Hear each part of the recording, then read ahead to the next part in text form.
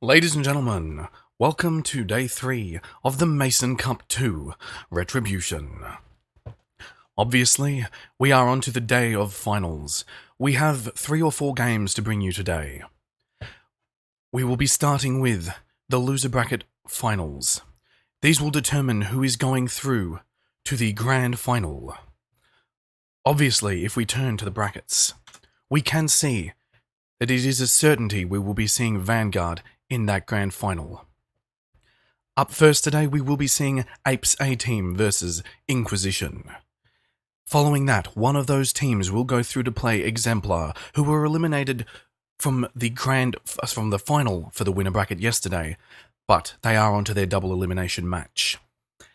Depending on which team wins that very final loser bracket game, one team will go on to face Vanguard in a grand final. If that loser bracket team wins, they will have to play against that winner bracket team again. If, however, Vanguard pull through with a victory, the tournament will be theirs. Yeah, okay. I feel severely underqualified to follow up that epic cinematic intro, but yeah, I'm here too. I'm some NA guy who also casts stuff named Ronguat. Alrighty, guys. Yep. We've got Ronguat here, and we've also got Flatty here. Yep. Greetings again. Greetings. Still stuck in the US. My tickets got cancelled, so I'm stuck here for even longer. Oh, no.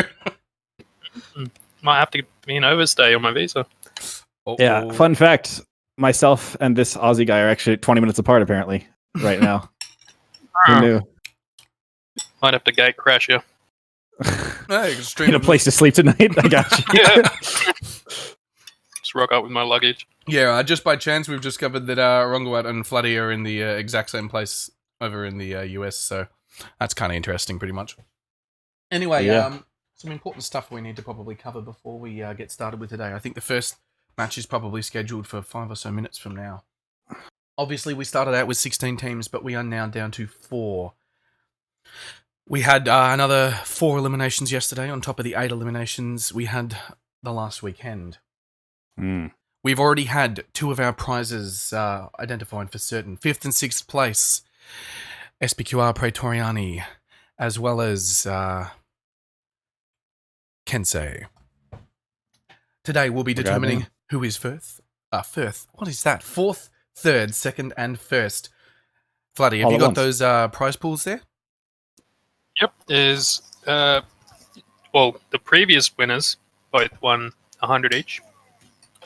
And 4th place, 200 New Zealand dollars with 25,000 in-game gold. 3rd is 250 New Zealand dollars with 50,000 in-game gold.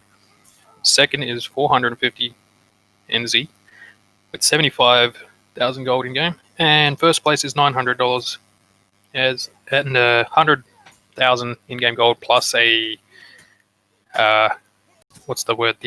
The wearable crown. No, is it the crown? Do they get a crown? They get the crowns, and the emblem is the one you're after. There's crowns in this tournament? Holy shit. All right. There are indeed crowns in this tournament. We had 128 players, I believe, so we met the goddamn the qualification standards for that. Yeah, I think we had the whole of OCE. I'm pretty sure all 128 of us. Yeah, so they get an emblem reward. I don't really have the details on what that actually means, but I suspect they get to create their own emblem. Yep. And wear it specifically for them, just like the crown wearers. Well, I think it becomes available to everyone, actually. Don't quote me on that, but I think it becomes available to everyone. It might not, though. It might just be available to them. That'd be a bit odd, but that'd be kind of cool as well. Yeah. Anyway, Ronguat, so those teams there, do you know anything of the OCE teams? Tell us what you know. So what I do know is I was taking last night and I was impressed by just how polarizing every set was. I think there was like a single set that was not a 2-0 or like a 3-0 the entire night. And I was like, gosh, so this is a really polarizing set. And then off the back of that, the only matchup that I've seen that went far at all was the winners finals. Correct me if I'm wrong on that. But that tells me that those two are kind of like the big boys of the of this tournament, you know? So what I'm expecting is to see those two teams in the grand finals. But obviously, given it was a 3-2 and how close that is, I would expect that bracket reset advantage that's gained by winning the winners finals to be probably what ends up deciding the set, if I would have to guess. Now, obviously, that's going just off of the numbers. I don't know these players well enough to make any specific analysis about them, but that's what I have to go off of as of now. So that's what I'm looking at.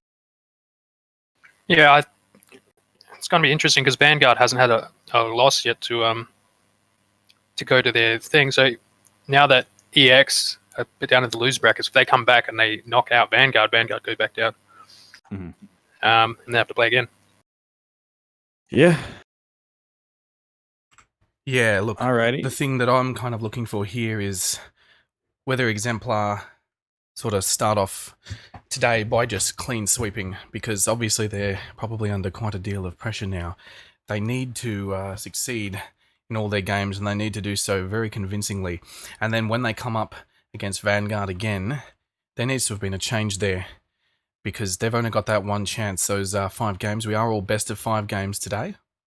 If they Excellent. can't pull through with something resounding, it may smell curtains, because if they win, they've got to play again.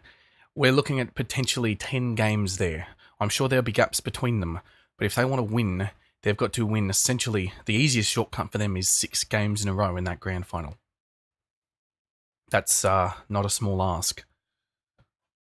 So does just to clarify, if Vanguard does lose their match against whoever that may be, if Exemplar go all the way through, that's what they're hoping to do, obviously. Yeah. Because there's no more loser bracket to fight, so do they just continue on again? Yes, that's correct. So the way it works is it's a double elimination tournament all the way through. So by winning the winners finals, it means that they give themselves what we call a bracket reset, which basically means that if in grand finals Exemplar win, even if it's 3-0, for example, it goes to a bracket reset and they play yet another best of 5. Vanguard gets their second chance, because then technically both teams would be in losers bracket at that point. Yeah. So that is how it is structured. I'm just. I think it's a pretty good structure. I think this is a nice comprehensive version of this lineup.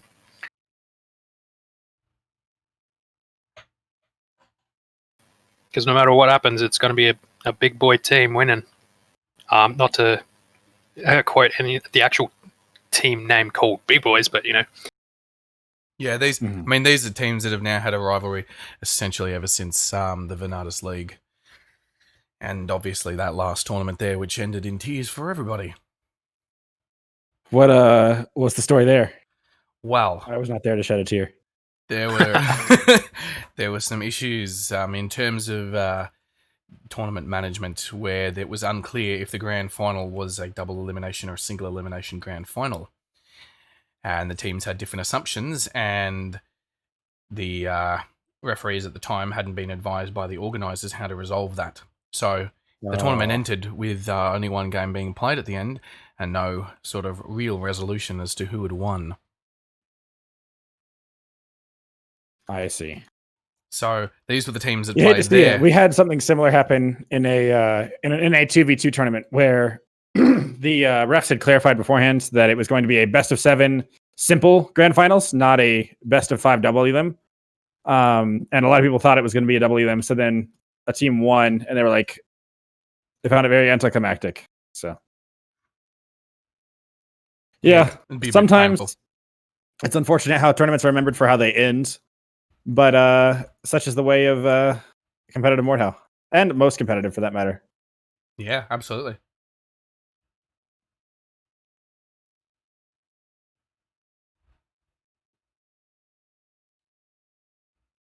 Okay. All right. So, hold on one. You're probably taking a look at the brackets to figure out who is playing up first and what the expectations might be there. Yeah. So based on, see, it's so tricky for me to judge if any of these sets are going to be close, considering every single one except for Big Boys versus Big Boys Team 2 has been a 2-0 every single set in the entire tournament. And then Big Boys versus Big Boys 2 went the wrong way. Yeah, exactly. So for me, it's like, it's either the skill gap is just absolutely immense and there's just like 15 different tiers of teams, or there's some like I don't know what's happening. So logically, my brain would tell me, okay, Apes versus Inquisition. It seems like it should be close because they both 2-0'd their previous matchup. But every team has been in that circumstance for the entire set. So Yeah, it's pretty both these teams got wild. 2-0'd by Vanguard and Exemplar, respectively. Yep. So I don't know. One thing it does make me wonder, though, is if either of these teams have a chance of making it to the grand finals. Based on what I'm seeing here, it seems like that is not the case. Well, yeah, even if one of these teams pulls through now, they now have to verse the team that essentially either eliminated them first, or if they go through to the grand final, they have to verse them either way. Right. Yeah, exactly. So it's you wouldn't want to be in Inquisition or Ape's shoes at the moment because you're looking at playing the person who eliminated you yesterday again. But whoever eliminated, if they were to somehow win, that would just be the craziest instance of upset. Oh, absolutely. Yeah. And Ape is still wild card. If Ape played seriously, and I mean, no offense to them, but I mean, run around with a fucking hat on and killing yourselves and jumping off the cliff. Yeah, sort of a bit of a problem there. Maybe that was their plan yesterday. Lure us into a false sense of security. Trying to get some highlights. Yeah, I should have got replays on all those. Yeah. When they just like, see you later, and then just run off the cliff. Just put a Pobo on repeat jumping off the cliff. Yeah, exactly. Do that with the music, slow-mo. Yep. All right. What are we waiting on here for this set to begin? Presumably players, we're waiting on the ref's in charge. He's down on the ground. Gotcha. Today's ref, also we should probably have a shout out to the refs. Obviously, Yui turned up yesterday and refed again. I hear on no sleep. And we got Spearsy down there at the moment, getting ready to start off. Looks like we do have Inquisition's players in. I guess we are waiting on Apes players. There's still about 3 players MIA. Gotcha. Make that 4. We've got lots of gaps today, so for those watching, we will be grabbing interviews where we can. Maybe if someone from the teams that are about to play wants to come for an interview, if they think there's time, we wouldn't be opposed to that, I suppose. Alrighty. And we are expecting Giru to show up, I believe? Well, we're expecting him to show up, yes. Okay. He just Seems says reasonable. that so he can make the suspense. Oh, I no, love I'm saying suspense. that because I have no degree of certainty that we will see Giru. Oh, not you, but him rumoring. Oh, yeah, maybe. Get his name out there. Gets the suspense. Everyone talks about him. Yeah, not a bad plan, hey. It must be his publicist that came up with that It's one. a professional. His managers organise it. We actually saw I'll skip Giru it. last time Flatty and I streamed. He ended up raiding us. We were streaming the presumably world's first cavalry tournament. Yeah, the Circus was 4. Yeah, Circus Maximus. And then he rocks up and what was it? Quote? Someone rocks up and says, "This is better than real competitive." I thought he said something like the skill cap's higher. Yeah, I mean, honestly, just aiming at a spot and then holding W is more skillful than 1vx, in my opinion. Well, That's just Actually, you don't even have to hold W once the horse is up to speed. You can just take your hand off the keyboard. you sure can, but that'll get you killed if you come up against any actual horse players. The professional horse players are scoffing at my technique. I understand. They are. Yeah. You're talking to one right now. Oh, are you? Actually, I had somebody DM me to talk to me about how they were like, yeah, there's some guy over from OC right now, and he's just such a godlike horse player. And I just love that I was like, what? What's happening? Somebody went out of their way to DM me, though, to talk about it. Oh, yeah. So am I to understand that that's you? That's the only one, yeah. Ah. There's Well, no I'm other. flattered. There's no other horse players from OCE right now. So what's in the the proper US form for proper horsing? Proper form is not couching. Is to use Right, spear. but you still don't need your hand on the keyboard to not couch. Well, keyboard and mouse, just like you would. But like, there's a huge like lancing is a extremely noob friendly thing. Right. Like, I've been complaining about the Mordhau feedback channels, trying to get it like some semblance of a skill cap there. We don't go that route. Like every tournament we have, like the lance is just banned because it's retarded. When it comes to like just normal couching, it has a slight advantage against infantry. But if the infantry just know how to parry, it's pretty simple because you can't like you can only couch in a gallop, so you got one speed, and it's very easy to predict. Therefore, it's easy to predict the timing of the parry. But a lot of players are kind of new, and they get a lot of free kills because they can't parry in time. That's just an unfortunate thing of two noobs clashing and one having a more powerful thing. But it's So just you're like saying people, use your horse's velocity as a mix-up and then only rely on stabs. Yes. Yeah. So at what point do you lose the one-shot potential relative to your velocity? If you mispredict the other person's speed. So does them It running depends. into you also change the damage, or is it just the speed you're Yes. moving at? There's on the horse? all kinds of multipliers that are in the game, and they keep shadow changing it in the background without telling us. So we have to keep relearning it every patch that comes out. And it's like, what Hashtag the free hell? horse They players. changed it. Yeah. So yeah, exactly. No, to put it lightly, the sort of analogy I've used in the past when talking about it is if you can think of the fact that there's some sort of, if you will, standardized moves or in sort of at the competitive level where there are definitely a set of mechanics everyone should know that are, you know, combinations of simple mechanics in the game. Horseplay has that. Horseplay has that in droves. It is, you know, the way we teach. I mean, we're from a clan. The way we teach our horse players at the high level. You know, they put in hundreds of hours of training. They go through regimented training programs. There's also, we have an obstacle course in our custom app. There's all sorts of things that they do to get to a standard. I mean, their standard for acceptance is to be able to maintain 70 to 10 on horseback consistently. Gotcha. So it's no mean feat. So considering the fact that it's an asset that has a 2-minute respawn time, it's not something you can spawn with and just take every single time. So there's a huge emphasis on trying to maintain a horse's life. Therefore, the 7-1 ratios is kind of important for as a goal setter. It doesn't. You don't always get that, obviously, but because all it takes is some people to spawn with some jabs and it's all over. But like attrition is the devil because you can't regen your horse. So if you can steal one, then you can sort of keep going, but it's not guaranteed because that you never know what the enemy do with their horse. You know. I see. Sometimes they're better than you, and you just lose, and then you can never get one ever again because they're just better than you. And then there's a 2-part skill cap. Really, there's horse v horse has a lower skill cap than horse v infantry. There's a massive amount of information horse v infantry because like a guy on the ground, he can do several different styles, which dramatically changes the way you approach to avoid damage. I mean, lots of people just gamble anyway, and gambles sometimes work, sometimes they don't. So you're like, they didn't work, and it might not be very clear from someone who doesn't ride horses that much.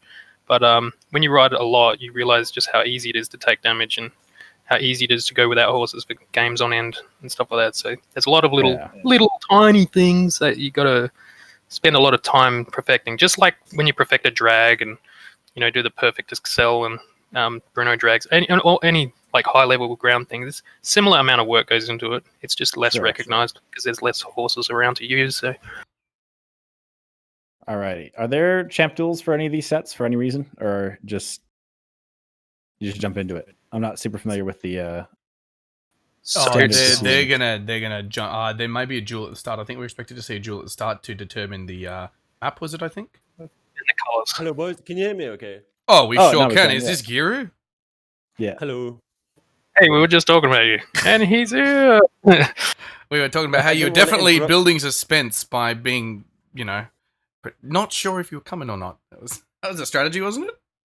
Yeah. Well, what I did was I made myself fall asleep at 5 p.m. so I'd wake up now and not be tired.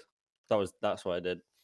Did it work? But yeah, the only problem is I've just woke up. I woke up like I woke up like an hour and a bit ago, and then I fell asleep again. Then I woke up. And what time is it now? It's 2:15. Excellent. That's gamer hours. Really nice. All right. Yeah, I didn't want to interrupt like the horse talk. Oh yeah, FlatkinG apparently is he's complaining about all the shadow changes to horse each patch and how horse players are oppressed, and I had no idea. I just wish I knew what the changes were. Looks like we're going to get this duel now, ladies and gentlemen. It's a simple calculus of all the different multipliers. Well, so we've got some like feathered hat role player versus a very skinny guy called Knightley. Nice. Yeah, on the left in the hat, ladies and gentlemen, we've got Cuban or Loaf, whatever you'd like to call him. and he's representing Ape here, and Knightley is representing Inquisition. I expect they're about to duel for color or Yeah, map. they've called live. It's on. He's just kiting around. I guess Are you in Knightley's the just gonna... server yet, Giru? Yeah, I'm watching them. I can't really tell what's going on. It looks like Knightley is asking Shiv too if he's playing Snake. So, Oh, the ref just fell off the cliff. nice. This is the standard for OCE comp, I think. yeah, this is a standard ape fight. Is he allowed to go between the arches? Who knows? Probably not, but we'll see.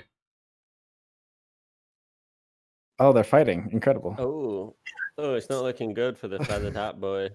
And he's He's kiting. running. And he's already Will he wasted get chase his mechanic though? That's the question. Is chase mechanic going to work? Oh, That chase was mechanic. simple. Oh, He okay, gets it. dead. Well, that I'm was sure that probably means something. Yeah, that was an epic duel. I expect we'll get to see colors on maps. Did you get a highlight reel?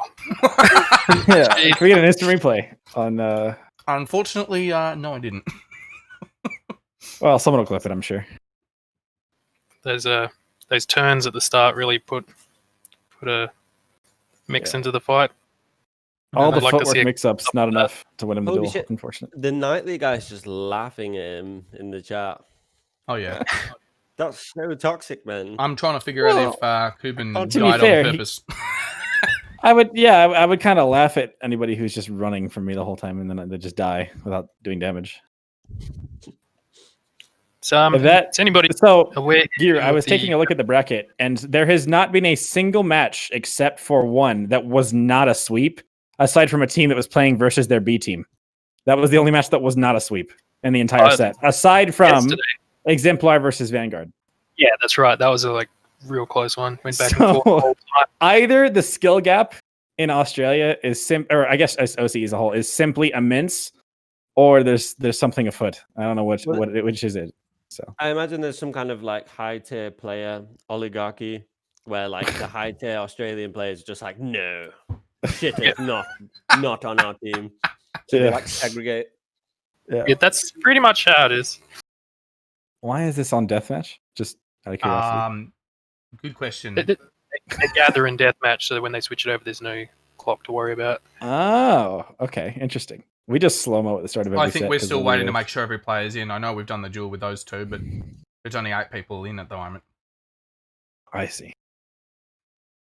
But I was wondering on those that 1v1 duel thing at the start, if there's a time limit on it.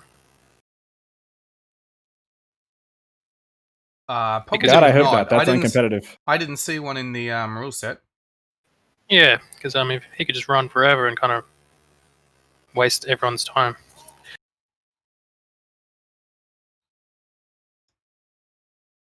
Did we see after that duel? Did we see the result? If there was a map or a color picked? No, I don't think there was. There was If there was, I missed it. Crap in the chat. I've missed it.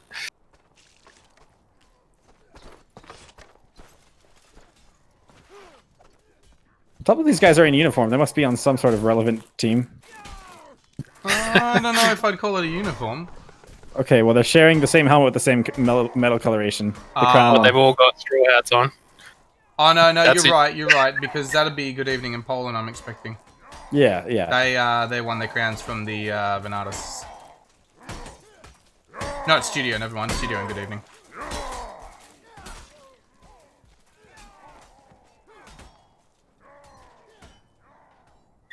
Oh yeah, speaking of Venatus, I think we're getting paid out soon.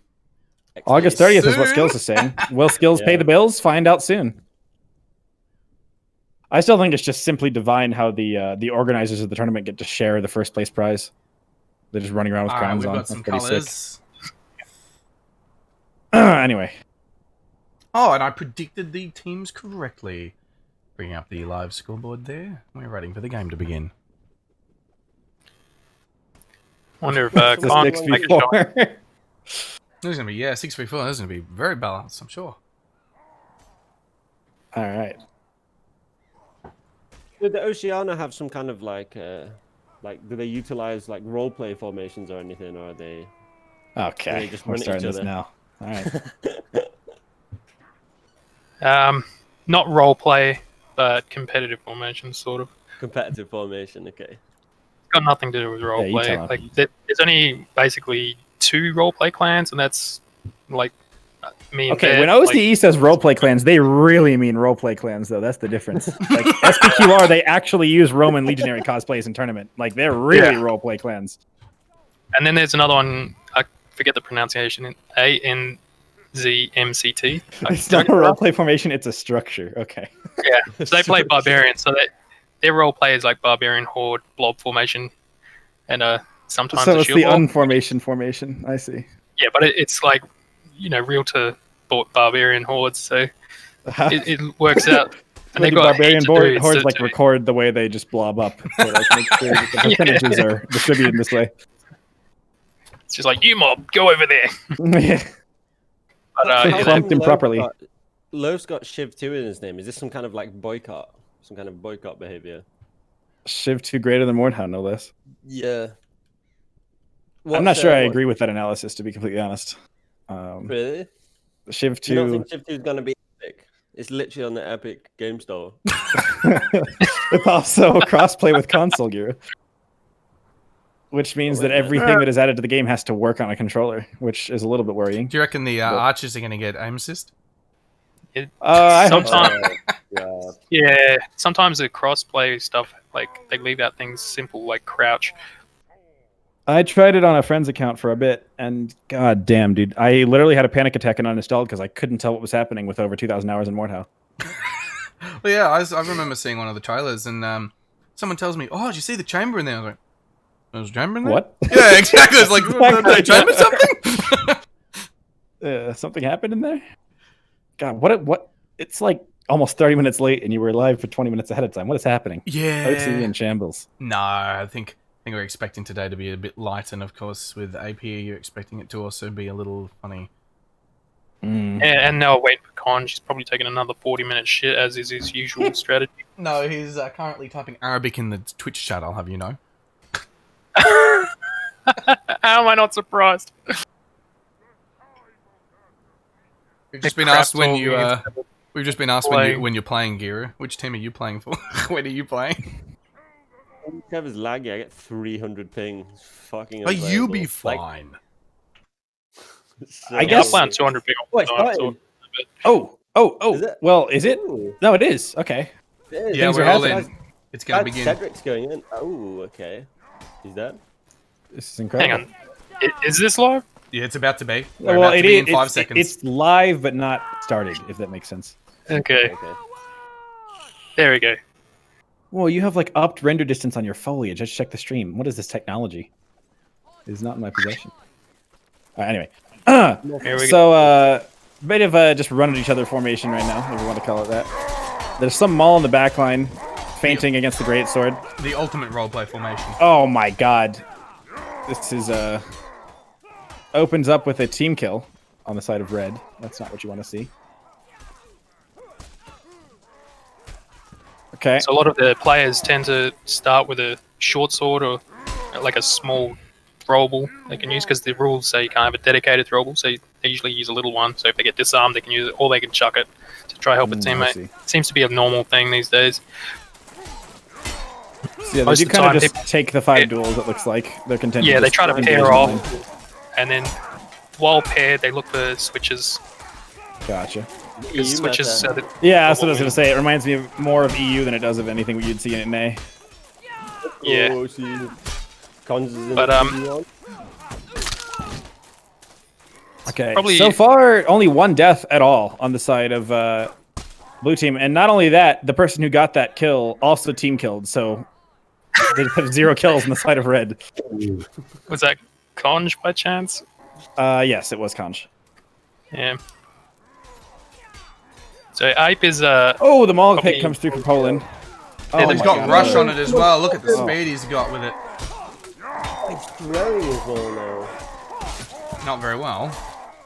This is looking pretty dominant for Inquisition so far. Is it true that in OCE, if you throw a maul, it comes back like a boomerang? yeah. That's actually true of all throwables. We'll need to get Not just Conjin to them all. ask that question later. He's thrown plenty of mauls. Sure, everyone picks him up and throws him straight back, so...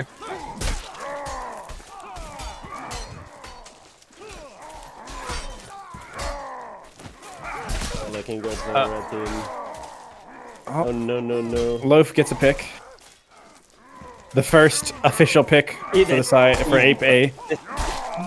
How is it that every single match was a 2-0 except for the in-house? That baffles my mind. We have fancy technology. Nightly was throwing things And at this his is friend's looking like head it's while going to be a he's trying 2-0 to as well.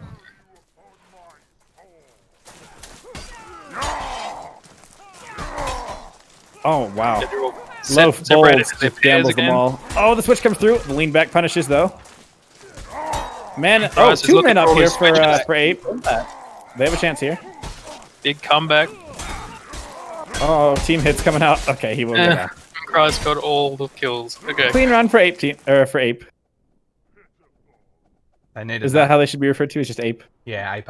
Okay. Totally. Yeah, they really needed that there.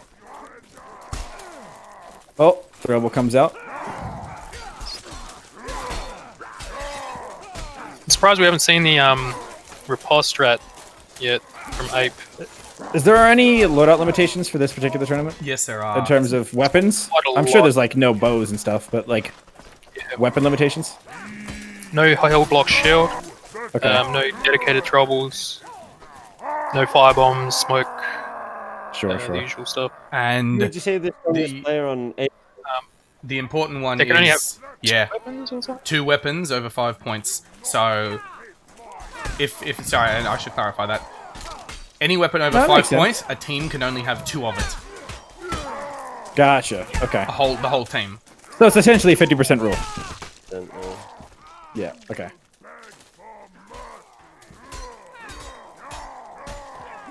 So you can run like double S stock. Yeah, but then no one else on your team can. Gotcha. So yeah, exactly. Yeah. And I mean, if someone themselves has, for instance, 2 arming swords in their kit for some reason, Is S stock living? Oh my god. Oh no! Good evening, living way too long there. You can see the 2 blue guys both have crowns on from previous Winnable. ones. You can do it, man. Oh, but not like that. Unfortunate. Can't One afford to miss mistake, those. one be accident, it's over. Yep.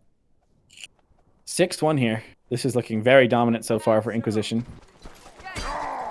yeah, I must say honestly, across the tournament, Ape's performance hasn't been as strong as I might have thought it would be. And you Well, said they they were had the doing potential to pretty play good, well, but they weren't playing as seriously as they could have? Was that the analysis? Sirius isn't in their modus at all. I see. Like they'll they'll dominate a whole team and then they'll just hit their suicide key randomly at the end before they Oh, win. speaking of Ape, though, it looks like they will get another round here. Unless Good Evening is able to pull out some madness. He's not, though. Good Evening, back when I used to follow OC, was considered one of the better players. Is it still the case? Yeah, I'd say so. Like, top 5? Was that a stretch? Ooh, I'm probably not the best judge. Okay, so he's in contention if it's that close. Yeah. Okay. No, definitely. I think.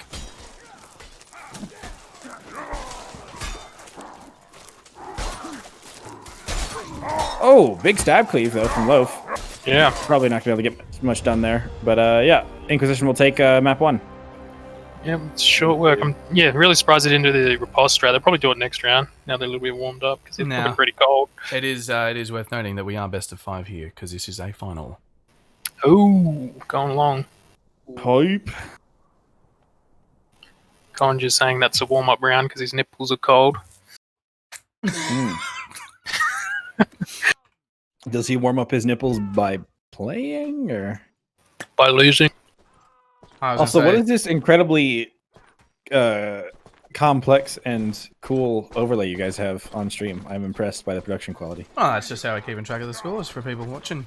Tuning in, Yeah, it's kind of well, it's hard cool to that it know shows where the the, score's at.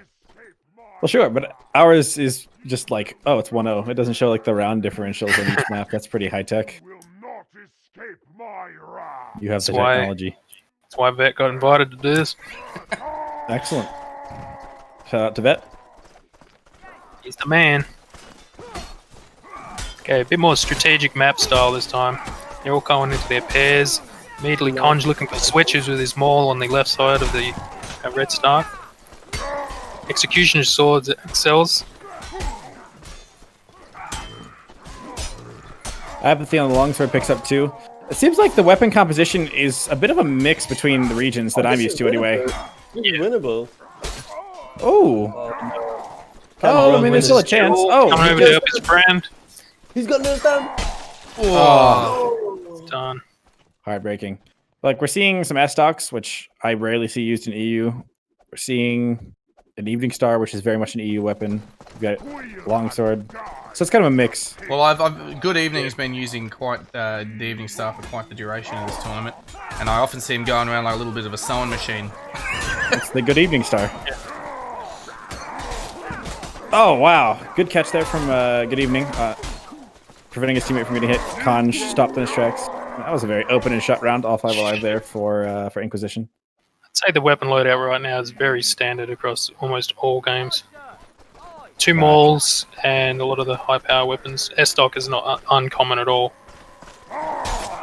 S-stock are really invisible switches, and they're really fast. 2-hit kills versus heavy armor. So. Alright, this is looking somewhat even so far. Looks like the health advantage is actually in the way of Ape here. Yeah. Well, they do have 2 2v1s. They got low HP players, but they got more bodies, obviously. Oh, by apathy. Yeah. And they just they get their first round on the board of the map. They just spotted him in the end. Are Ape gonna break the sweep cycle? Yeah.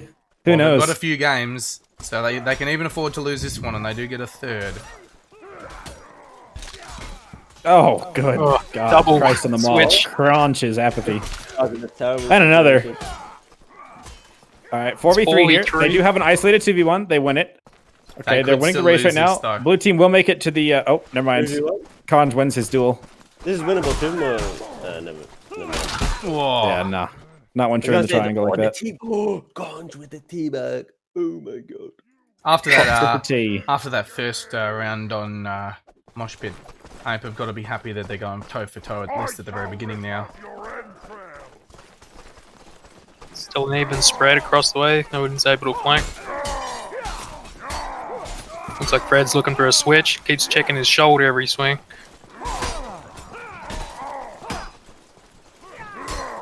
Fred's popping off in this 1vx. Oh no, he has to read the S-stop. Oh wow, Conj picks up 1 in the 1v2. And takes an Evening Star to the brain.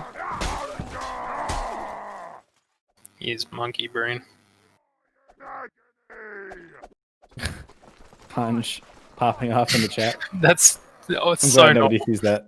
Yeah. Yeah. Despite the opportunity for these 1-hits, I have seen quite a few mauls not delivering them so far this tournament. Oh, the poleaxe is going to go down. Yep, Knightley taken down pretty early here. I've just seen Christ jump over an Evening Star. Nope, team hit. Insane switch on Fred. No kill though. Oh no, Bruzik just taking a bandage instead of actually going to help his team. I forgot health regen is a thing in OC. Interesting. Oh, the ball! Huge. Oh, Okay, set up for the 1v1. Bruce needs stamina now though. So he's going to make anything happen. He's forcing his opponent to chamber FTP. This is good. Oh, huge drag. With the drag. Poland's out of Oh stamina. no. Yep, he gets punished no, there. that. Messer has the stamina though. Yep, there it is. Look at Conj in the chat. What a psycho. We have the chat turned off on the stream. Well, because, yeah, so in that case, S-stock, you have 18 stam drain and 12 negation on swing. Or on stab and 16 drain on swing, whereas Messer, you got 20 and 18. So it's such a huge stamina disparity that even when you're down in stamina, if you just riposte battle, you still typically win. Oh, wow. Price just clapped up against the pillar. That will give a man advantage to Inquisition. What will they do with it here? They do have an isolated 2v1. They win it. Now it's a 4v2. Ape trying their best to play close together to leverage this advantage as long as they could. But now it is a 1v3. Footwork not going to be enough. He will go down. Much closer map than we saw on map 1, though, which was a 7-2, excuse me. Yep. We're finding big score differences actually on the map switch. This plays such a different game than the other one. You see the style clash.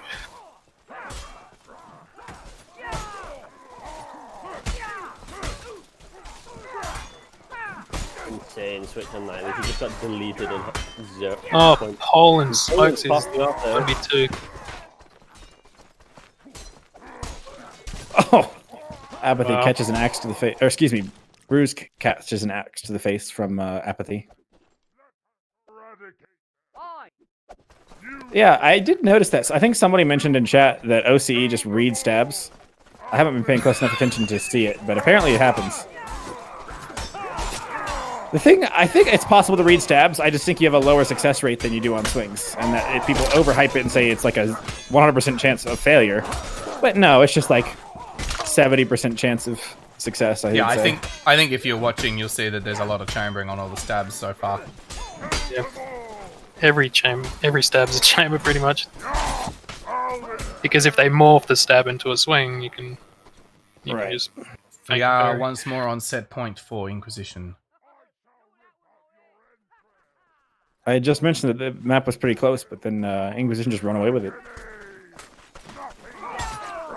Also, if your ping's like slightly higher, like if you're a 60 ping or 100 ping or whatever, chambering the stabs is beneficial to survival. Yeah. Oh wow, this is a pretty Parrying at the wrong time is bloody bad. brawl here.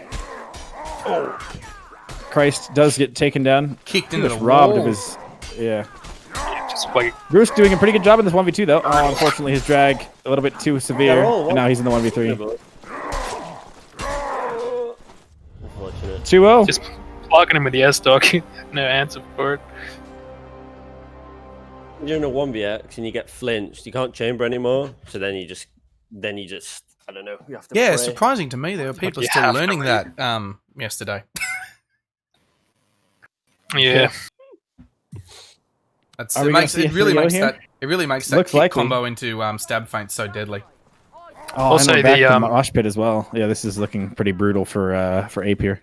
And Ape have 2-0'd every team they've played so far. Keep that in mind. It's just so bizarre to me. Aside from the teams that they got 2-0'd by. And I would not be surprised if the team that comes out of this, if Hype don't turn this around and Inquisition goes through, I would not be surprised by another 2-0 in the game after. At all. That'd be a 3-0, but yeah, yeah. 3-0, yeah.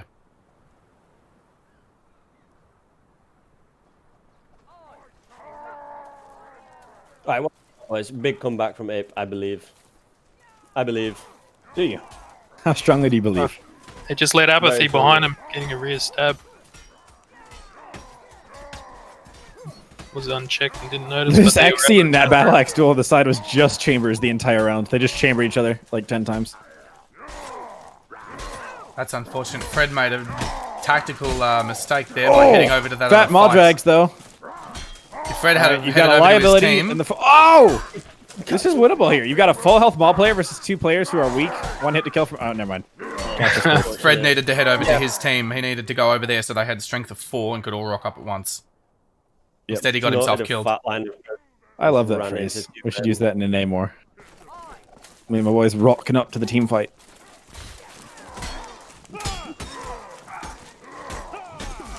Oh god, this Maul in the duel on the side versus the Messer, Clown Fiesta. Meanwhile, though, Ape are they're getting several picks through the engagement. Although I don't like this 3v1 while leaving both teammates to duel, and they both lost their duels nonetheless. Now you have the 2 strongest players from what I've seen on Inquisition, Poland and Good Evening, both the crown wearers, looking to make something happen here. They are playing relatively close to one another, providing threats. This red player just taking himself out of the fight, content to let his teammates duel while he double bandages. That's pretty much a flex at this point. Oh my god, but they're winning it! The double bandage is going to get punished. What is Yeah. happening? Your full health isn't going to save you in this point. We have seen that a lot this tournament. We have seen people go Good off to bandage. God. We've seen people go to join the wrong fights, and it costs them dearly. Don't just take the region, man. No. Just help your teammates. He even bandaged slowly, like he didn't pull him out quick. Yeah. I get you're trying to make a statement, but you just look stupid after that.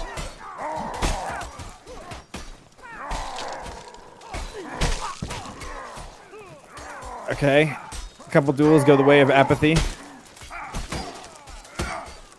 I don't think we've seen Ape win a single round from behind, and we've seen them lose several from behind, or from ahead, excuse me. So Oh gosh, this master's going wild. Looking for some backswing shiv shit.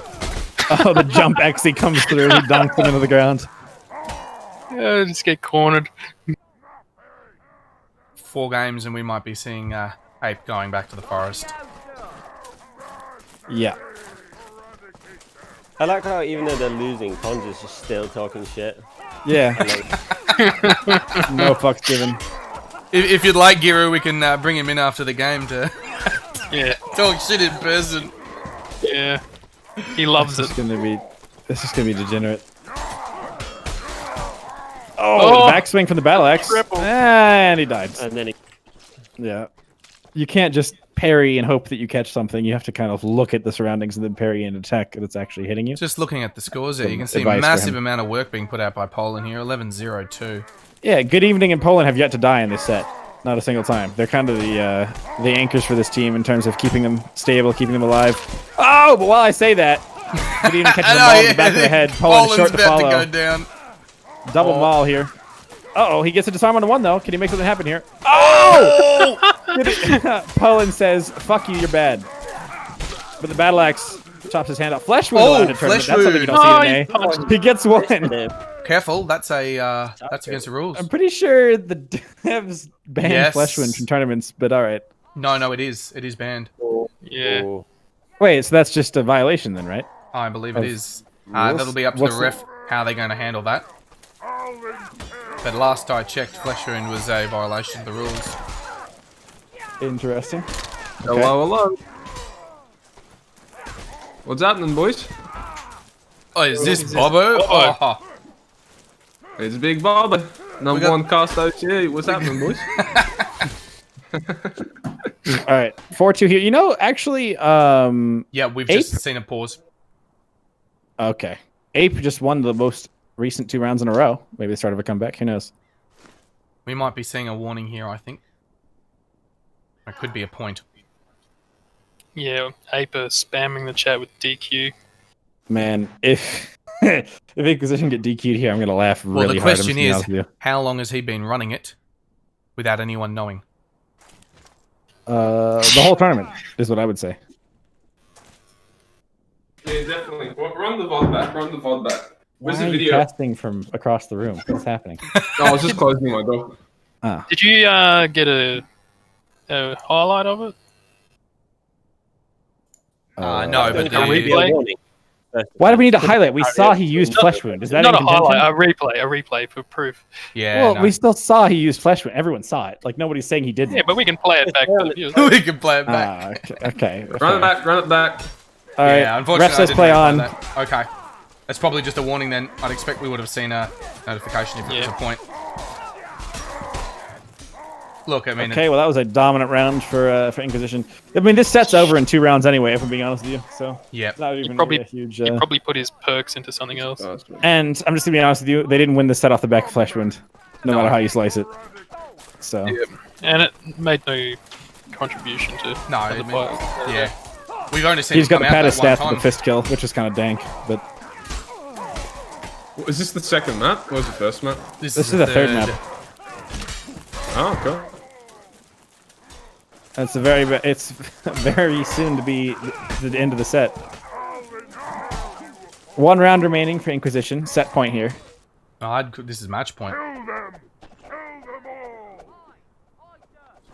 Well, yeah, match point for... Somebody in yeah. chat said I've been paid off, and that's why they weren't DQ'd. Oh, they're right in the middle.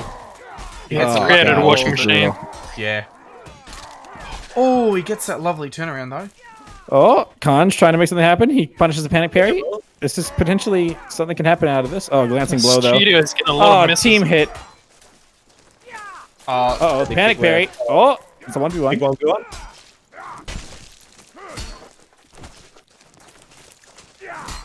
He's got stamina advantage now. He literally just regen 30 stamina in half a second. Oh no, the chamber feint, FTP. And that's the set. that's it. 3-0.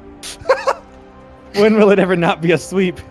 I gotta restart my PC. Be a bit. And we'll just get a replay of that final kill there.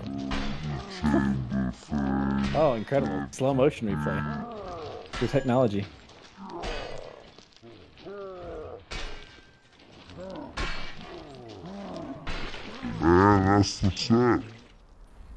Disarmed, but Goodbye, legs. that's not disarmed. That's dislegged. Apologize for the slow commentary on a slow motion replay on Twitch because the 10-second feed. Unfortunate. All right. So now we get to see. Okay, hold on. We get to see According Exemplar and to Inquisition. math, Inquisition versus Exemplar. This already happened before and was a 2-0 to Exemplar. Yep. So, logically speaking, we're about to see the team that just 3-0'd get 3-0'd, which is mind-blowing to me. Possibly. I guess the gap is just immense. So, From memory, though, I think Inquisition didn't lose by a landslide. It was like really close during the matches too. They just got 2-0'd. I see. Yeah, a better way of putting it might be that they got 14-12 or something. We'll bring Yeah. those scores up I momentarily. Inquisition didn't have the full lineup? Okay. Because, I mean, the Inquisition we just saw, I mean, I can't deny that every match has been a sweep somehow, but they did seem pretty strong, pretty cohesive. They seemed pretty demonstrably better than their opponents. So there is at least some sort of a gap there.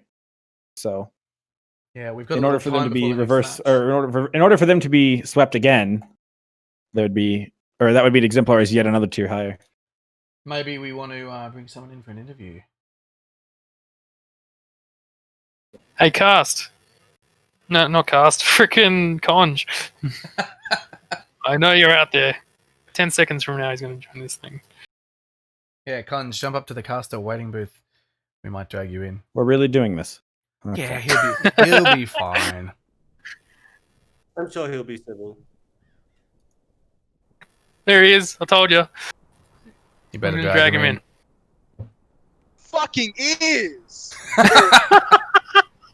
1 second. I'll take off Tarkov. It's like burying into my ears. Well, you're already playing Tarkov.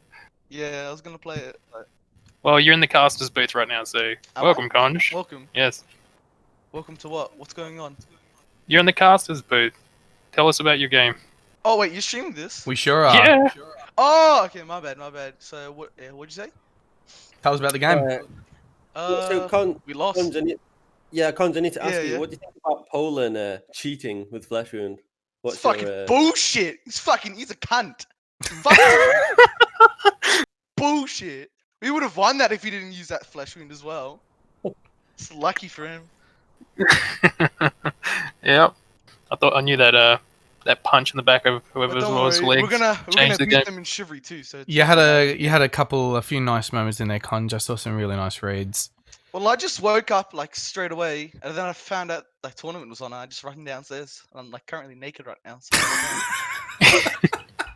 like my tits are out, but we know currently, but it's all good. I just realized. So wait, what's going on now? How much money do I get?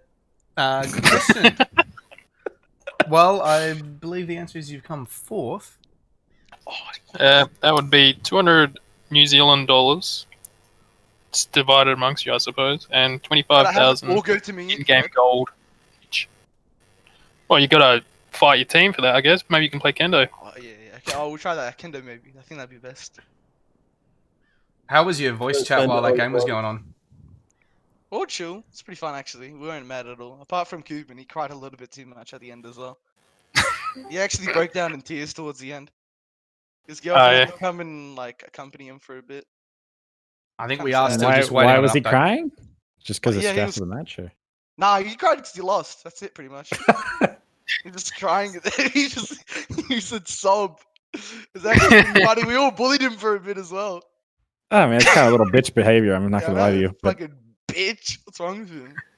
You know, you talk some smack into him. Go down to the casters waiting booth and talk some smack. Actually, bring him up here. Bring him up here. He's crying waiting right now. in the waiting Yeah, booth. bring right him there. up here. Bring him up here. He's Wait, crying who are right you now. talking about bringing up? I know who's got the. Cuban. All right, I'm just saying this guy's a danger to the stream. Nah, he's good. He's What, Conj isn't?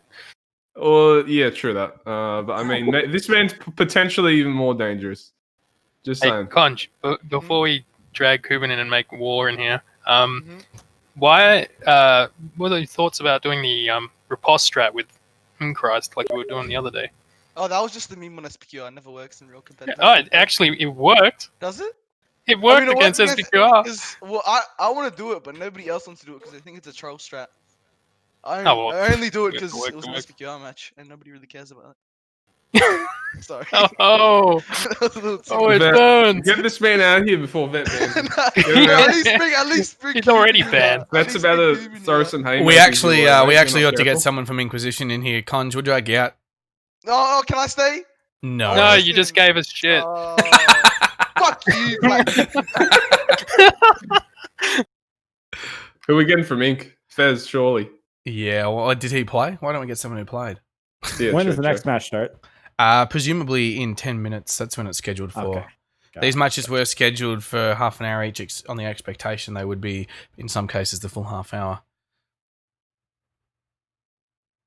All right, I'm in the server. My PC's not lagging, I think. Pog. Actually, they've been given an hour each, I've just realised. We'll see if we can get someone from Inquisition in here. Yeah, I'm not seeing any of them online. No, I see them all. They're down in the channel now. Ah, down there, yes. Yeah.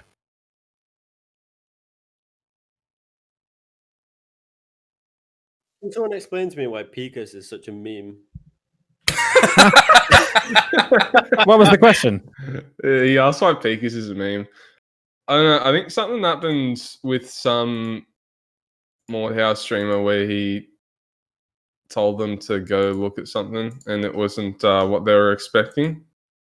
Something along the lines of that. Do I have the story right? I wasn't there when it happened, but it was a very controversial moment, and he's been a myth ever since. It seems to be everywhere oh, in thank- anything. He's talking right there, about though, man. Mordhau. He's in the channel above. That's not a Maybe- myth. He just muted himself too. I was gonna just shadow drag him in here, but be like, "Hey, who are you?" He's saying in Twitch chat, "Drag me in." He's safe for gotta the stream. undeafen himself. Oh, there he goes. He's undeafened. I'm gonna drag him in. Ready? He's very safe for the stream. Oh, what's going on, boys? Peakus, you've been dragging me You're for an waiting interview. for it. Absolutely, I'd be more than happy. How do you feel? That's the question. How do you I feel? What do you think about the allegations? Is it true?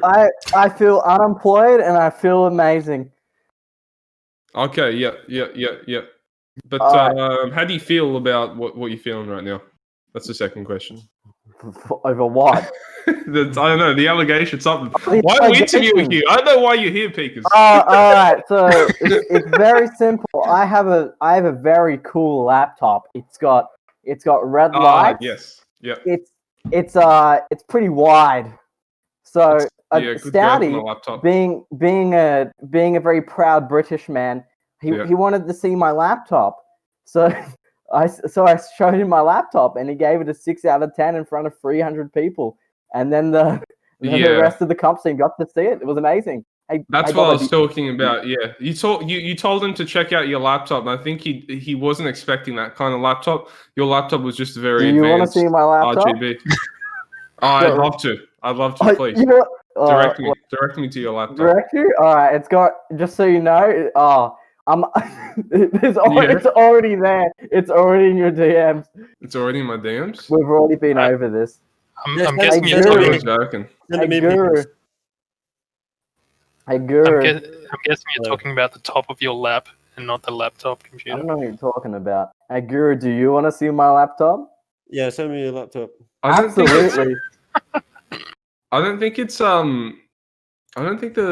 is that controversial as stage mate. That's a bit. Look at just that. a nice laptop. Look at those red lights, Guru. Look how cool it is.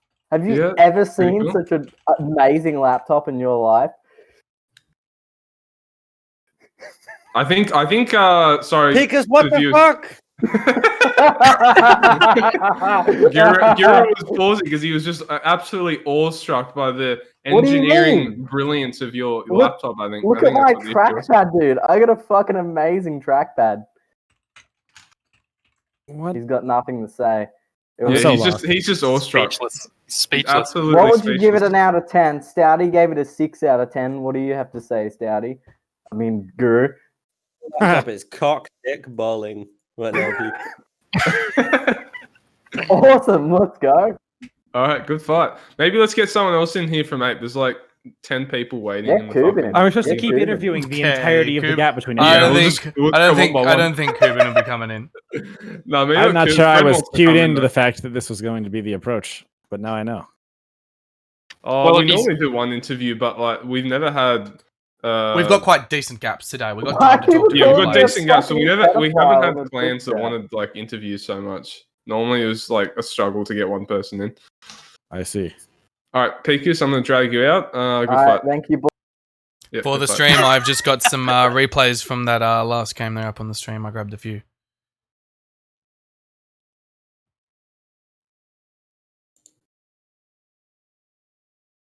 We got Knightley up there. We might get Knightley in from Inquisition. Knightley, if Oh, you're yeah, he's listening, good. if you are listening, Knightley, we are about to pull you in. Hello, Knightley. Oh shit. Hello. Hello. You're Well, Got on the stream. spot. Yeah, Don't be you- nervous, right? There's only I was just probably in the other chat. 5,000 people watching this right You now. I haven't were- checked the numbers, but it should be 5,000. You were in the I- caster waiting booth, Knightley. I yes, but I was also chilling with the fucking. I wanted to chill with the other boys. That's why. So fuck you, casters. That's why. You gonna Fuck. start a revolution against the casters? We're just like, Yeah. Do you want us to? capitalist- Do you want us to drag you back? Ah. no, I mean, you're if you not guys have- going If you anywhere. guys have some questions, I can. Yeah, not we really. can See ya. question. Oh, okay. No, that's my move. That's my move, Flatty. You can't see that. Well, you know, but I tuned in late, so I didn't really get to see that game. So I reckon Flatty's probably got some questions for you. Yeah. Well, Fine. let's go. I'm going to steal your line. So, how do you feel about that match? Fair enough. It seems to have become like every other match that we've been in, besides probably what's going to happen with EX and VG, where it's going to be an actual match. So Did you think? Why it would, is every single match so stompy? Why is I everyone have just shit no- compared to I each have other? Explain no it. fucking clue. I actually expected Ape to do a bit. Well, it's just better. everyone's dog shit versus each other. It doesn't make any sense. It's Yeah, in this region, there's the top 3 teams, and like there's a big gap between the rest of the teams. And a lot of people like to sort of include Ape in that top tier. I think though, because they fuck around so much, don't really scrim properly. That are very much a meme clan, just like with pretty good players. They're still pretty much outside of that like top tier, just outside. Although they have potential, it's mainly like VG, Inc, and Exemplar at the top. Yeah, Ape is their own worst enemy. Yeah, they are. could also be that we're just a fucking inbred community. Possibly, yeah. Could just be that. It's very careful analysis there. Well, the genetic pool of Australians is pretty limited, so Yeah, exactly. 120 comp players. Let's go. What do you think your chances are, Knightley, coming into match up against Exemplar? You think you guys are taking them this time around? I didn't get to watch the first match.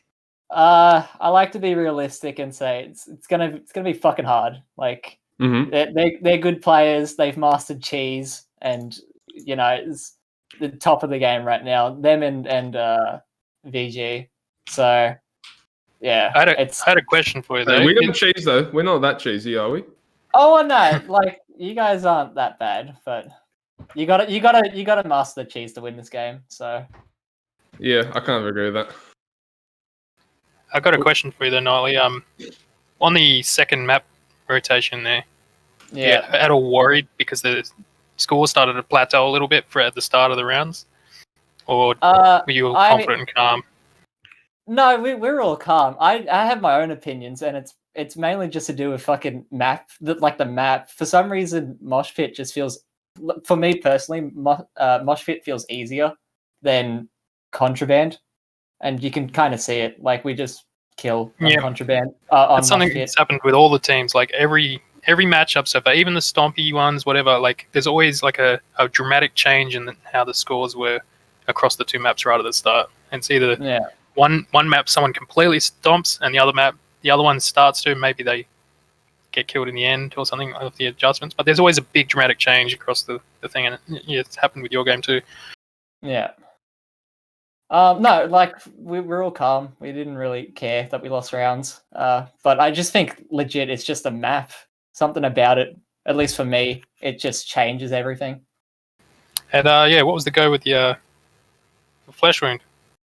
Yeah, trust me. I took a shit before the match, and I didn't realize that there was still more to come out after what happened with the flesh wound.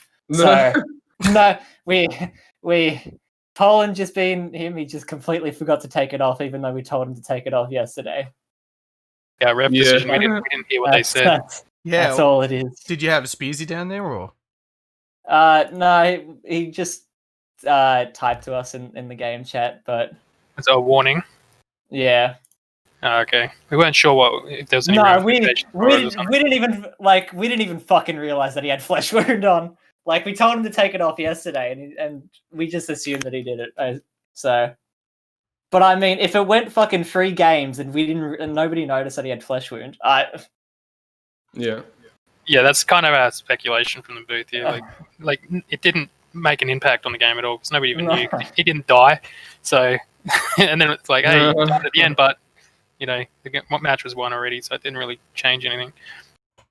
So I'm getting Conj. Conj wants in the booth again. Conj is move mine in YOLO bitch CD.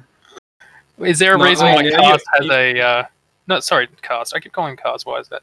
Conj has a server mute, like an admin has muted him. So even if we drag him down, he can't speak. So I can have some good guesses as to why that happened. I'm pretty sure. All right, Nightly, we might drag you back to your friends. Can we talk about the fact that the match starts now and there's no one in the server? Yeah. Let's talk about that. Nightly, how do you feel about that? It's just because we've been hanging out, being friends. That's why, having a good old time. Fair enough. That's actually a good reason. Fuck it. Let's just wait another half hour, eh? I'd say it's probably because Yui's not here to enforce the rules, but Yeah, we are expecting that exemplar Inquisition match right now. We better send you down, Nightly. Okay, thank you for having me on. See you, buddy. Good luck. Bye-bye. You always get a little insight on what it's like having to cast tournament with Conj in your region. It's probably in your fucking DMs all the time. This is what I have to deal with every tournament. This cunt just asking all the time to be in the fucking booth. Yeah, he comes in and it's like, what do you want to talk about? It doesn't really say anything. Nothing to say, but it just wants to hang. I love Conj. He's a lovely goof. little boy. Yeah, he's a funny little boy. He's a SPQR raised as well, which is a not proud thing. I think he's very proud of it. We're not proud. Got to erase his name from the histories. I think we violated the terms of service. We broken the sacred agreement. Yeah. Is this the RDM or is this the champ duel? Looks like I think it's just RDM. I'd expect they're just on the map waiting for everyone to get in. Okay. There's a loot playoff, but then I realized it was Bobbo. It looked like some very official duel with Bobbo and his absolutely fucking atrocious Frankenstein of this. Dude, it's Simon Simpson. Don't bash it. How did that phase? You just phased right through his. Oh. All right, that's it. I got my wizard class going out. You're all dead.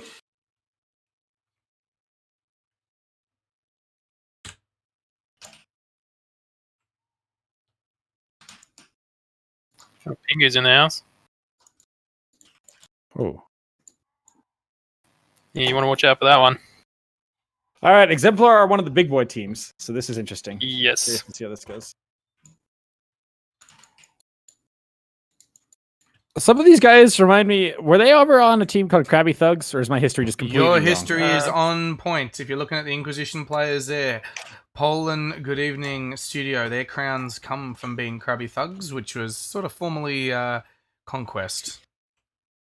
Gotcha. There's a bit of history there as well. Don't die to the NA player, Kingsley. Or Knightley. Fuck! All right. So we're just waiting on players to get in the server. I mean, the server's nearly full, so surely the players are here, right? Coming into this match, the place to look out for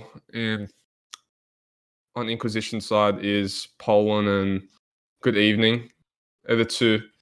Well, actually, Studios from CT as well, but they're probably the standout players from that old CT roster, the one that won the crowns. And over on Exemplar, Imperialism's definitely been the best player. I think he's put a lot of hours practicing the game.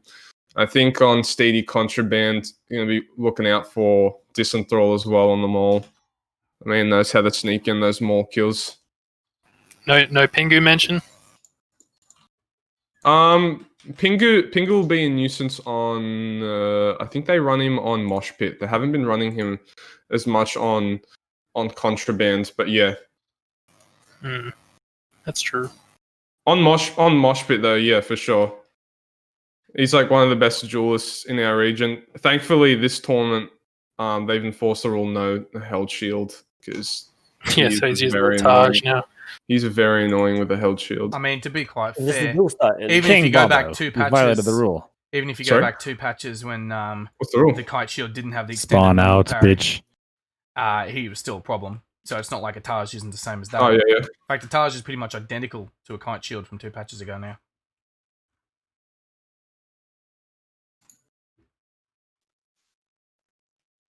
Nice footwork from Poland there.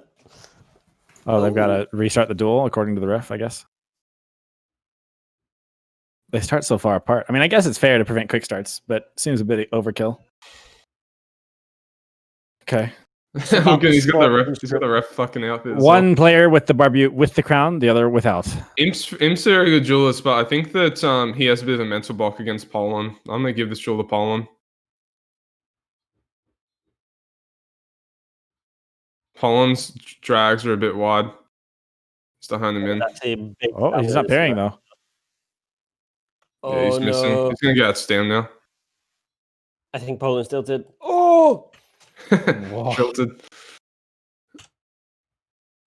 Is it just the best of one? I think so. Yeah, it should be. There's Just a that quick finishing blow incoming here, just on the replay. There it is. That was Poland going down, which means Exemplar get the pick.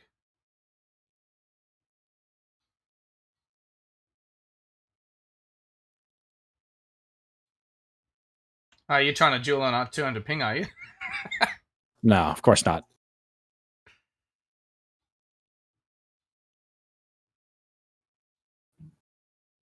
Just wait till someone Excel finds you. Or just anything fancy.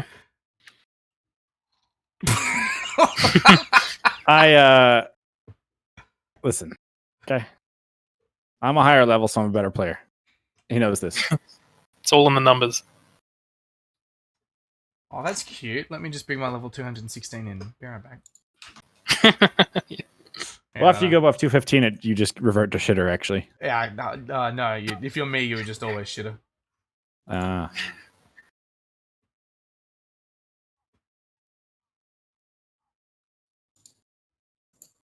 What team was Pingu's OP on? Exemplar. He was always on Exemplar, huh? Okay. I like how the EX teams got like proper roleplay, like loadouts and like profile pictures on Steam. Yeah, and really... most of them are also like ranked in the ranked duel playlist. Yeah, it's really cute.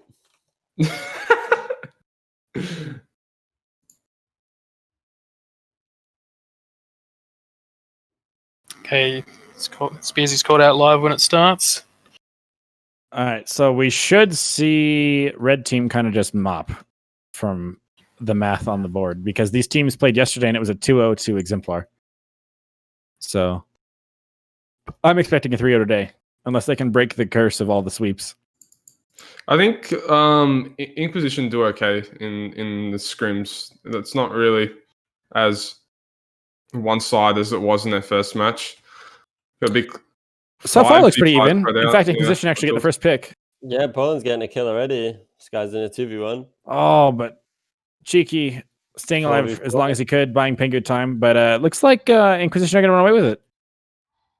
The S-Stock submachine gun comes through, puts a couple rounds into Infernus and Vengeance.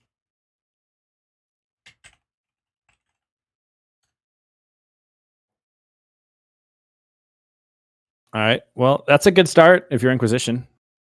Very good start. You're the underdogs in this matchup. They're so like starting out. They're like spreading out like 5 duels on us. Actually, there's a 2v2 cost on the right, in which Inquisition gets their way. They get first 2 picks. Oh first my 3, god! Poland on the S-Stock putting in so much work there.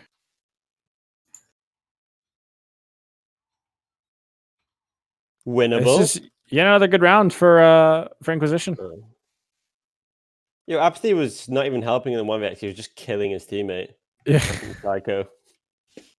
It's a powerful feint. Like when you go to pretend you're going to hit the enemy, just hit your teammate. Assuming you're both running friendly, Out I of the guess, but it's mistrap. kind of an expensive feint. And just using health instead of stam to feint your attacks. Yeah, like why not?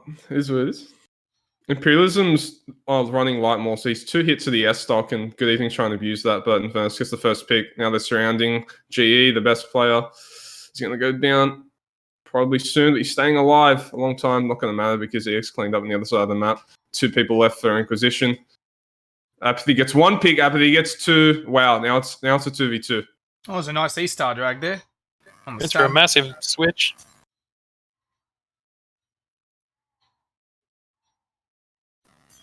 Imperialism pausing. Imperialism, I feel like you can't even tell what team he's on. gonna do He's this, just man? blacked out. Apathy's putting in work Oh, he's right out now. down now.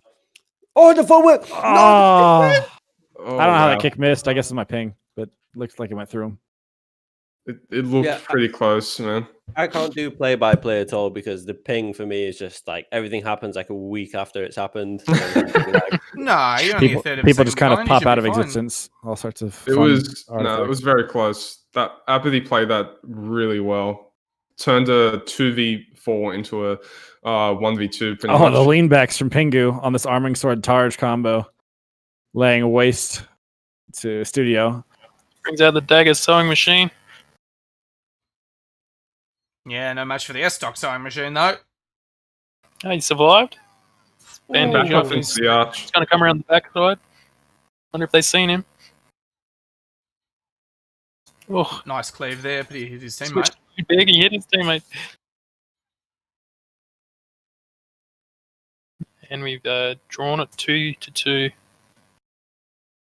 EX not worried. Still rocking their all black uniform with the 2 red jocks like they were yesterday. I have been told to inform that the game audio is muted on the stream. Fish, thank you very much. Apologies for that.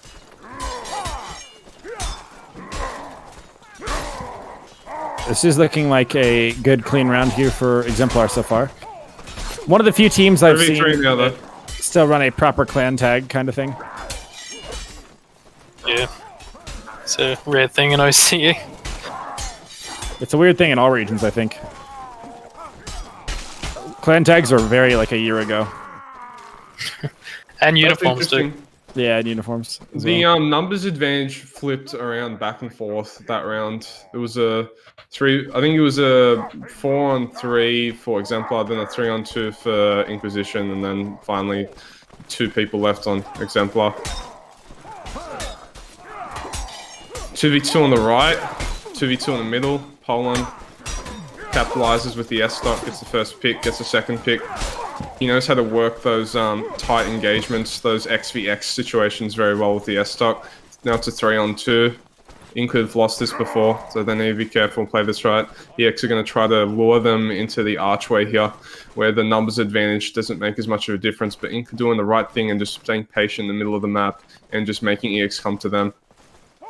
Now they're playing it right. 2v1 and 1-on-1, that's how you want to play 2v3s. Yeah, Imperialism not able to make anything happen though. Shiki and a 1v3 like this, you've got a tall ask.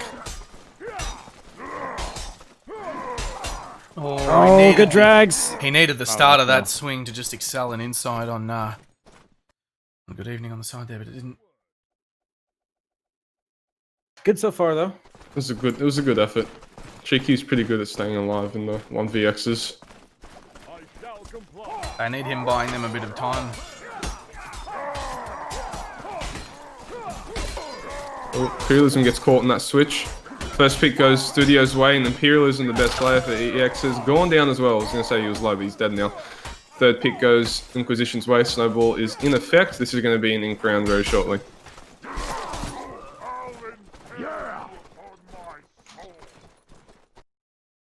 Here we go. Now Ink has a lead. This is very, very doable. The first map of this series could be going their way.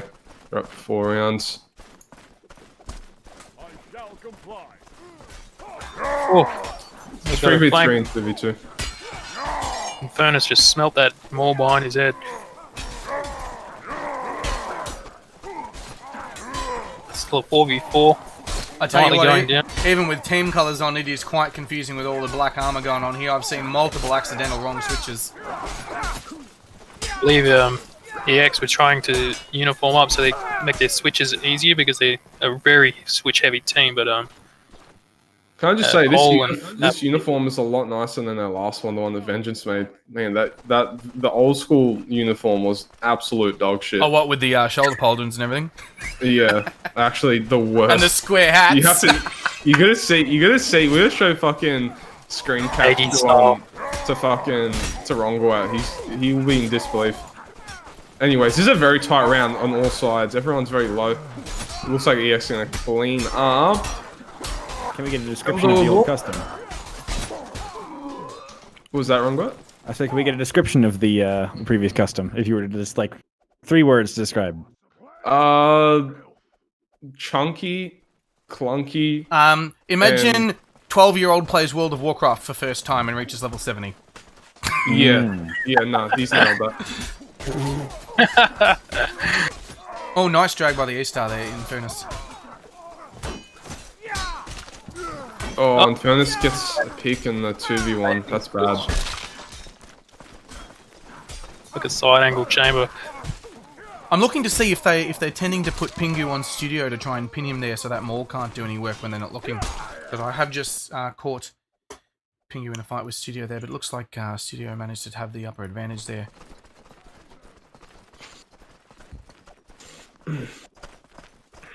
Yeah, Pingu's on this Maul again. EX have clawed their way back though, pretty quickly.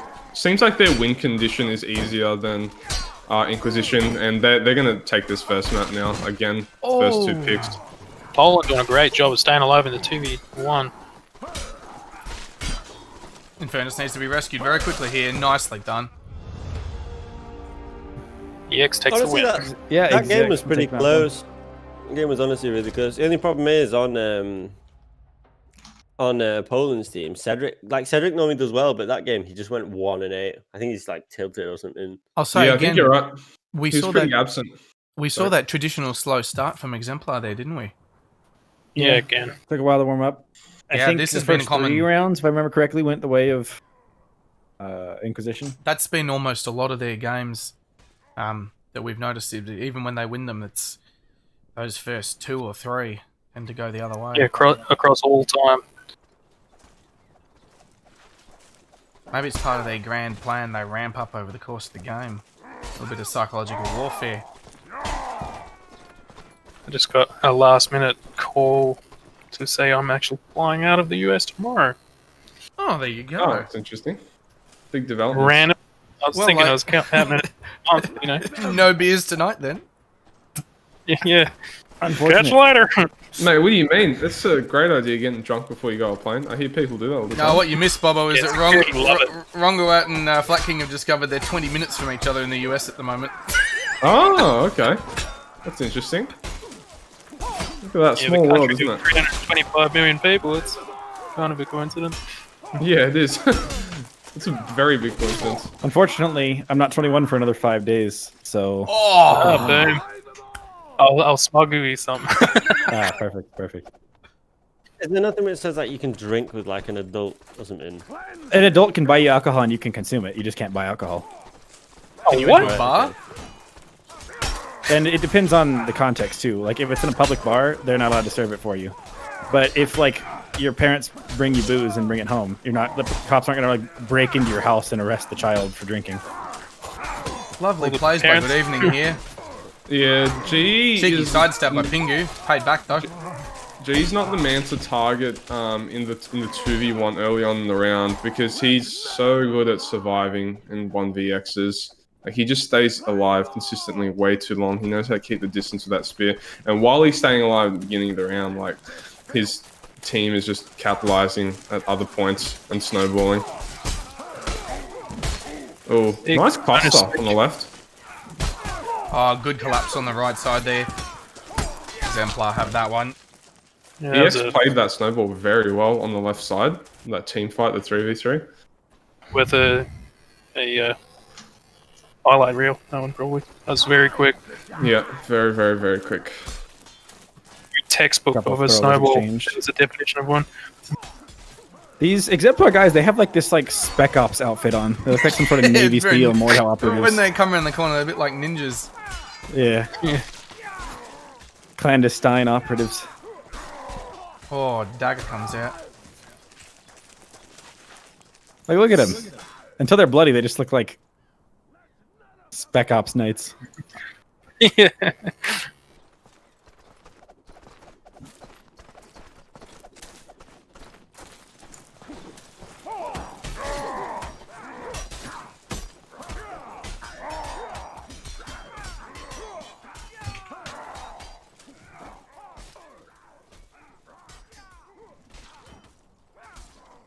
Cheeky gets the first pick on the longsword and Ferns gets the second. Yeah, this is just a snowball for Exemplar here. 100%.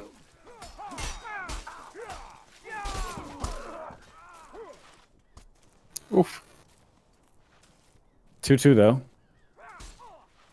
Knightly standing in the way of justice for no more.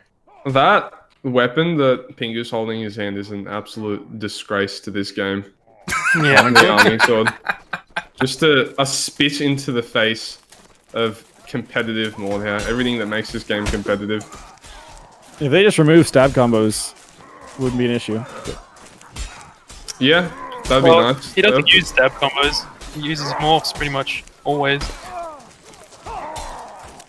Well, the mix-ups become more threatening, knowing that every time you mess up could just be a true combo. So, Just to excel. Like you guys for straight hits most of the time. They need to nerf the combo speed as well, because if you like miss time a parry, even by like a tiny bit, he can just combo into the next swing. It's a free hit. Oh, his 'Cause it's first that one's far. really, To an his XL. first one's really got to be a drag to do that. Plus, the other thing, arming sword, you can't punish a feint by stabbing them. If you feint at them and they panic parry, generally because of how early they panic parry, you can't punish it. You can't follow up with a stab because they get their double parry back.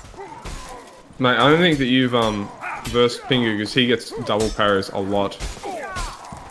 Yeah, no, I'm saying that you getting double parry against him, you'll get a double parry against his feints if he tries to follow up with a stab. I saw it repeatedly yesterday. Yeah, I train don't get so fingers. much against him. I know what you're saying.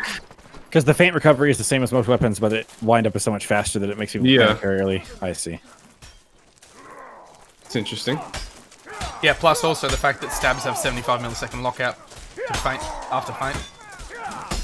If you feint, then you try to stab. There's 75 milliseconds before the wind up will start. Attorney Vet is making a good case for the armored sword right now, eh? Oh, Pollen's about to get hit in the back. That's good evening. We are really starting to go the way again. We saw those two matches go to Inquisition at the start, but honestly, at this point, it's like Exemplar have this tactic played perfectly. Yeah, they do. This is the best of 5, isn't it? The losers bracket? It is. Yeah, I believe so. Yeah, all these finals are best of 5s.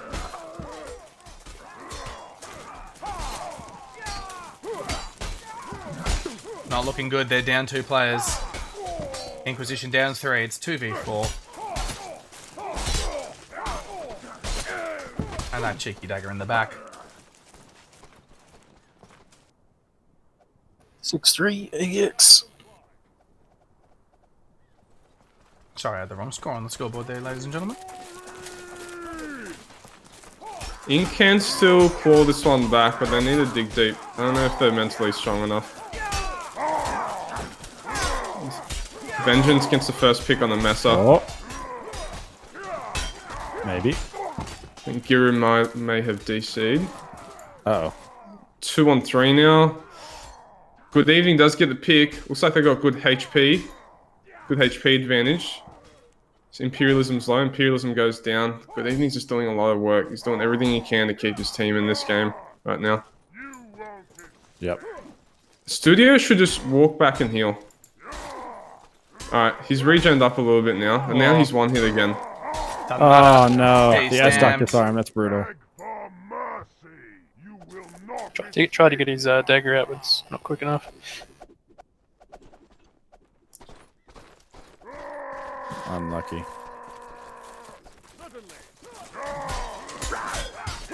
Alright. Oh, okay. Couple of key hits, there you go. Inquisition, get 2 early picks. They should have the opportunity here. They get a 3rd. Okay, now they have a 2v1 and a 1v1. 1v1 does go the way of Imperialism, but he's not quick enough to hop his teammates. And, this is good. This brings it to 6-5, eh? Yeah. Not bad. And we do have a pause on hand here.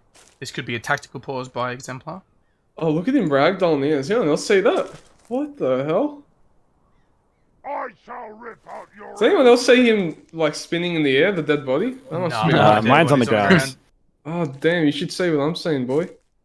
This is crazy. I believe it. Stay off the drugs. Mate, I wish there was a drug that could make me see shit like this. I bet you It's do. very entertaining. I do, You don't need to. All you have to do is play Mordhau. True. Yeah. Mordhau is like a drug. It's a very sad trip. addiction. It's not an enjoyable experience, just a very sad addiction for all those involved in the competitive scene. Yep. I hate to see it. King has changed his loadout to be one of the red jocks. That could be the change they need. He might want a little more speed or something. No, this is going to be a tall order now. Yeah.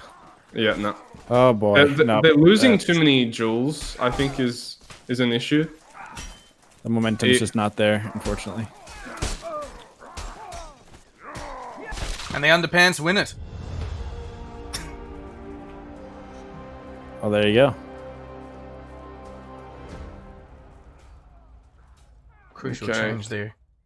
I think that it's going to be difficult for Inc. just because they may dig deep and start playing well, but this contraband I think favors the Exemplar a bit more. I'm gonna hop in. I'm gonna hop in the VG Discord for a bit, do some practice because I may be subbed in for this next game, guys. But I'll probably be back for the next game. The next game. Oh. The next game is your game. Yeah, well, I'll probably be casting that one. I'll probably be casting the next game. I don't think I'll be playing, but I should get some practice in regardless. So I'll see you boys soon. Well, All right. cheers for your work. Yeah, I guess he's gone. And he's gone. And he's gone. So Stop that guy. if you are Exemplar right now, you're hoping to just pull through with this one again. You're going to start off, going to lose a few at the beginning, and then you're going to bang them. Yep. That's sounds the about plan right. here, Exemplar. Solid words. Oh, Never mind, Exemplar going hard from the beginning. yeah. This is looking pretty one-sided so far. The kid gloves are off and the underpants are on. That's how I would have put it. Yes. Nothing will stand! Nothing! I'll impale you on my sword! Alrighty here. Okay. Big damage here so far for Inquisition. Oh, okay. Looking pretty good here. Exemplar on the ropes. They will go down 1-1. Quick answer back. Keeping themselves in the running.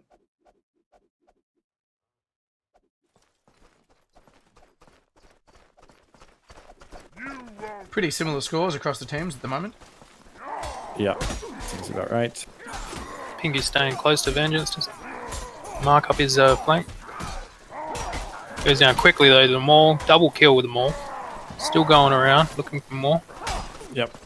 Oh, That's 3. oh God, another crunch. That Goodness really gracious. screws that Very team clean up. rounds for Inquisition. We have some calls to update the scoreboard. I don't know. The scoreboard is up to date. Yeah, I don't know what they're crying about, but oh well. Unless this is actually the fourth game. No, it's not.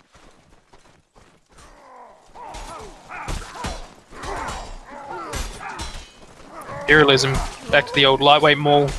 Oh, Flank is 3v3 fair. here. It's resolving pretty nicely so far. Knightley in this duel versus Cheeky, trying to make something happen as best he can.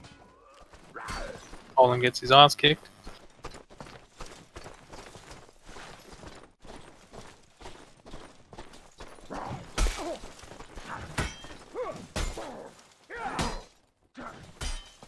Alrighty. Can you make something happen here? It's using the walls to his advantage so they can't encircle him. Trying to slide along him. Oh, goodness. Suddenly And it's a very big different double set. drag. All it takes is one, though. Oh, the panic parry. Oh, the double parry. Oh, Drag. he reads that heavy Oh, drag. my. The wall hit. Wow. And first, an insane 1v2 clutch. Bring it up, tied 2-2. We've seen In Fairness do things like that before. I'm pretty sure I remember from the last Mason Cup there was a great... There's a game that Exemplar played and In Fairness was just crazy in it. He had Wow. multiple 1vx's and I'm pretty sure he won almost all of them. That's crazy stuff. I remember who did the 1v3 on this map yesterday, one of the big highlights.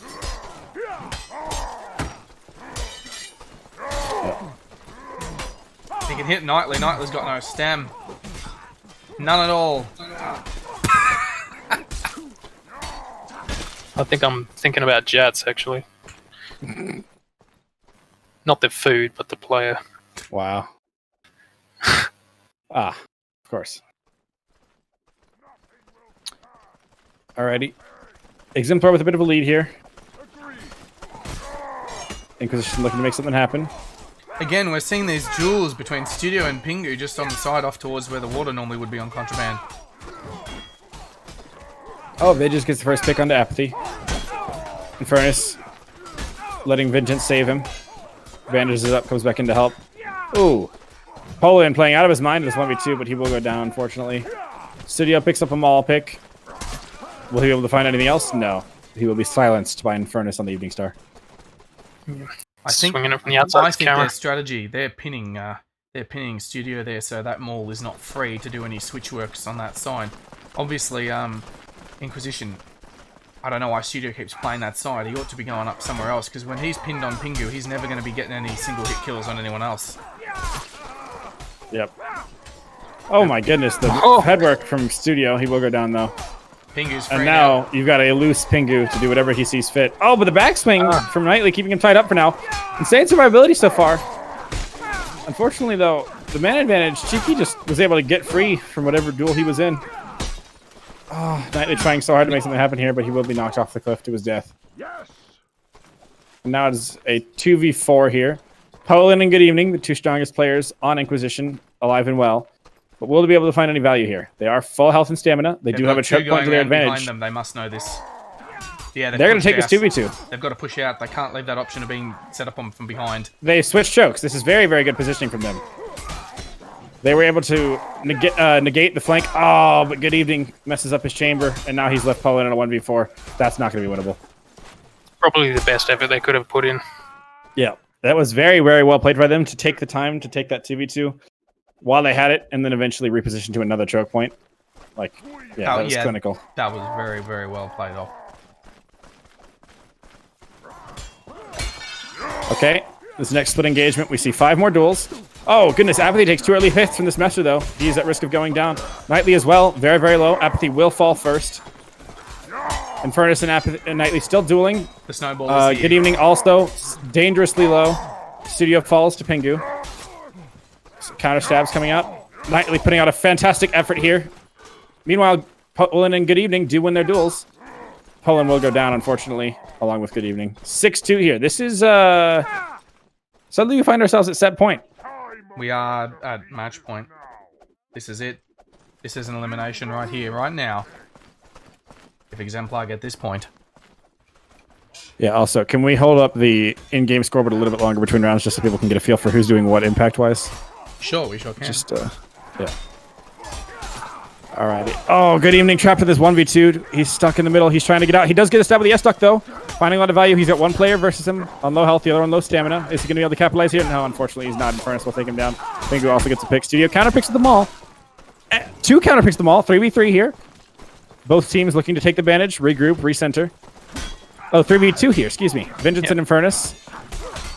Listen, they can lose this round, and it's not a huge deal. They've got a lot of breathing room. They're up 2-0 in the set. 6-0 in the map. All they need to do is try to style on him at this point. Infernus will go down. Meanwhile, Vengeance does win his duel. Nightly switches to the secondary, though. He will be okay. Ooh. Poland in studio, though, here to clean him up. Oh my goodness, Vengeance staying so... Wow. Incredible survivability positioning. His kiting is on point here. Reading these misses, but eventually he will go down. Reads the stab miss, stone cold.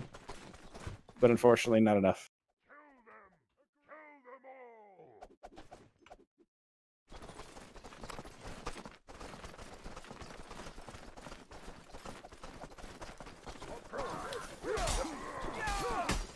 Yeah, starting off slightly close this time. They're usually starting really spread out.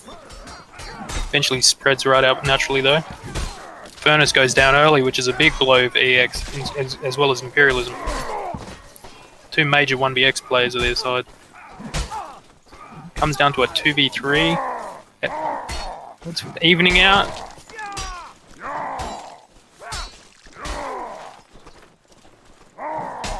Oh, even that Chamber Fate to parry doesn't save him. Excels and drags are just working for him.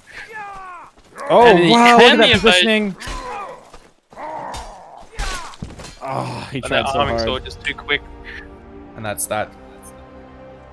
That is a match. A 3-0 stomp. It's still high-level plays going on. Oh, absolutely. It's just crazy to me that every single set has been a stomp. The Inquisition has been ended. They are now eliminated 3 games to 0. Exemplar taking it home 7-4, 7-5, 7-3.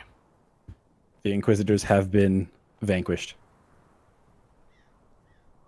I've got some good highlights in of that. exemplary fashion, if I may say I so. do indeed. myself. I do indeed have some good highlights. I'm going to be bringing the highlight reel up just in a moment. Oh, some epic plays there.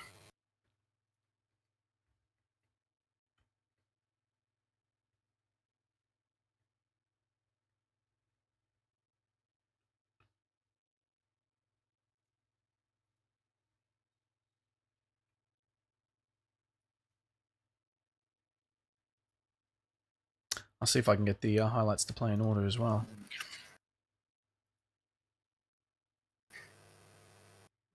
So that puts Exemplar against Vanguard again.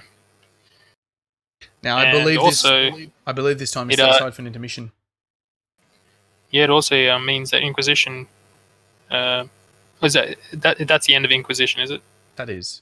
Just to be clear. Yeah, so that means they've come in 3rd place then. $250 prize pool, New Zealand.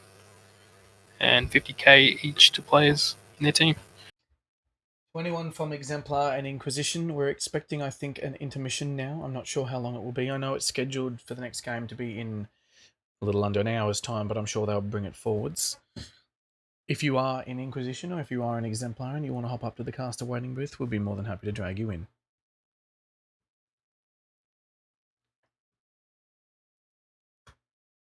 In the meantime, I'll get some juicy replays up.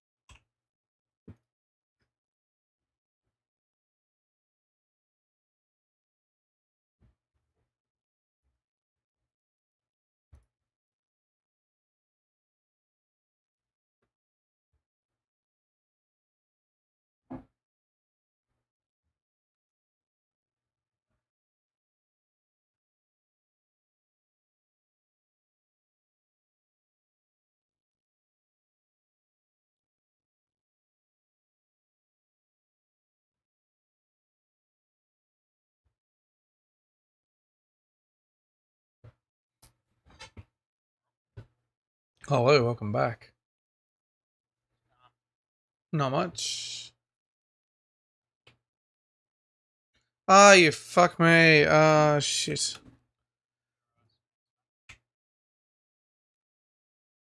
Yeah, I know, but Not muted.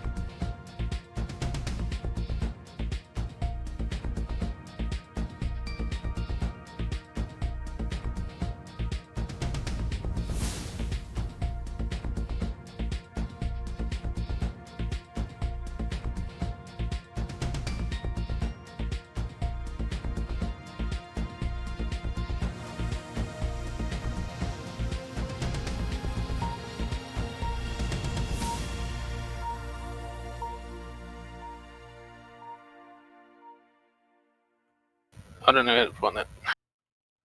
Ladies and gentlemen, we are back with some pre-match commentary just before we go live with the grand final here. what we're going to do for you all is recap all the matches we've had so far this tournament. Bear with me just a second while I pull up that information. Now, on day 1, that was the big day. We went through all of the winner bracket and loser brackets, round 1 and round 2. So, in total, that was 20 games, I believe. Just counting there. 8, 4, 4, 4. Yeah, very quick maths, hey. Could be wrong still, though. 12. No, that's 20. We went through 20 games.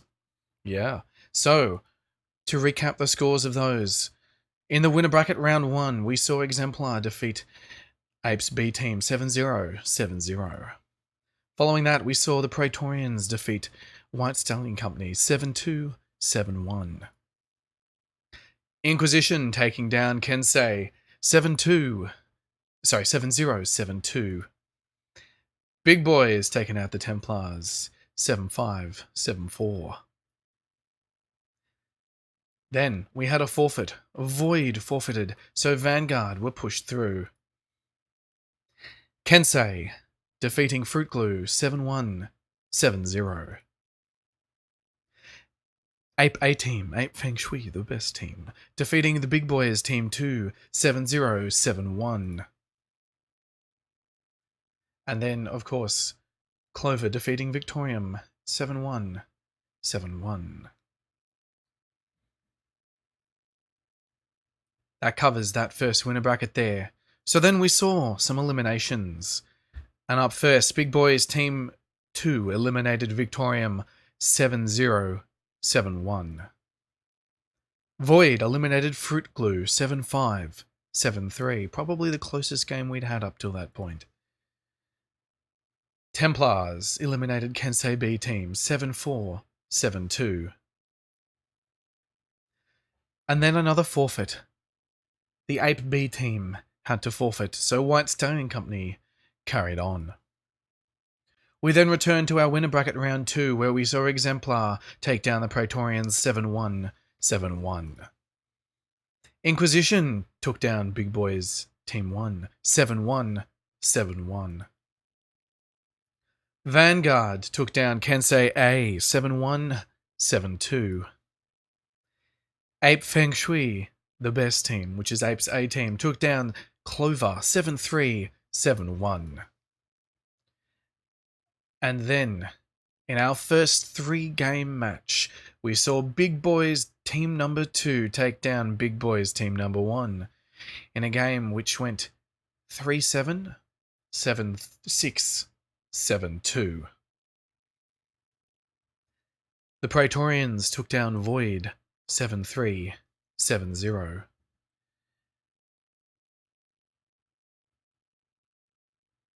And then Templars took down Clover 7-4, 7-1. Kensei's A team took down White Stallion Company 7-0, 7-0, which meant up till now we'd had 8 eliminations. Victorium, Fruit Glue, Kensei B, Ape B team, Big Boys, Void, Clover, and White Stallion Company, all eliminated on our first day. Then, yesterday we went live and our very first matchup was Exemplar with Inquisition. Of course, we saw Inquisition bump down to the loser bracket with Exemplar taking it home 7-4, 7-2. Then Vanguard 7-0, 7-4 over Ape's A team.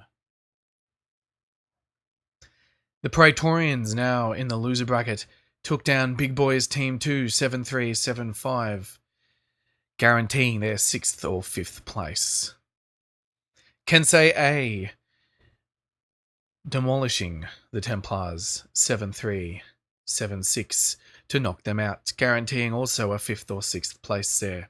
Then we went back to the winners bracket where we saw the winner bracket final, Vanguard and Exemplar, with of course Vanguard taking it home in our first 5-game match, tightly contested 7-4, 4-7, 4-7, 7-4, 7-3 to Vanguard. And then of course Ape eliminated the Praetorians 7-4, 7-6. Kensei removed from the tournament by Inquisition 7-0, 7-1. Then, today, in another eliminator, Ape being sent back to the forest by Inquisition 727372. And then, shortly after that, we had Inquisition taken down by Exemplar 747573. Now we're moving on, ladies and gentlemen, to the grand final. This is the end. This is what these 3 days have come down to. It is Exemplar and Vanguard. Vanguard in the winner bracket. Exemplar returning from the loser bracket. A tightly contested match. We saw them play earlier right to the end of 5 games. They might do it again. For Vanguard, we have Haikun, Jats, Blade, Rufy, Foe, Mano, and Bob. For Exemplar, we have Infernus, Imperialism, Disenthrall, Cheeky, Pingu is OP, Post Meridium, Night Owl, and Vengeance. Gentlemen, what do we think? Place your bets. Well, firstly, have you ever considered doing ASMR? Because I think you'd be really good at it. Secondly, just looking at the bracket, I would say Vanguard, that bracket reset, particularly given how close the sets were, I think that can do them a world of good. It gives them so much extra cushion. So I would have to go with Vanguard. Just looking at the math here. Yeah, if you look at the numbers across the entire event, Vanguard hasn't had hadn't had their first lose yet. So they've only played 54. They've had 54 round wins, and Exemplar, because they've gone through, got to them, went down into the loser bracket, and now they're back up again. They've had 77 wins. So that's 54 to 77. So Exemplar actually have a lot more victories. But the question is, how many losses do they have? How many points did their enemies get? Yeah.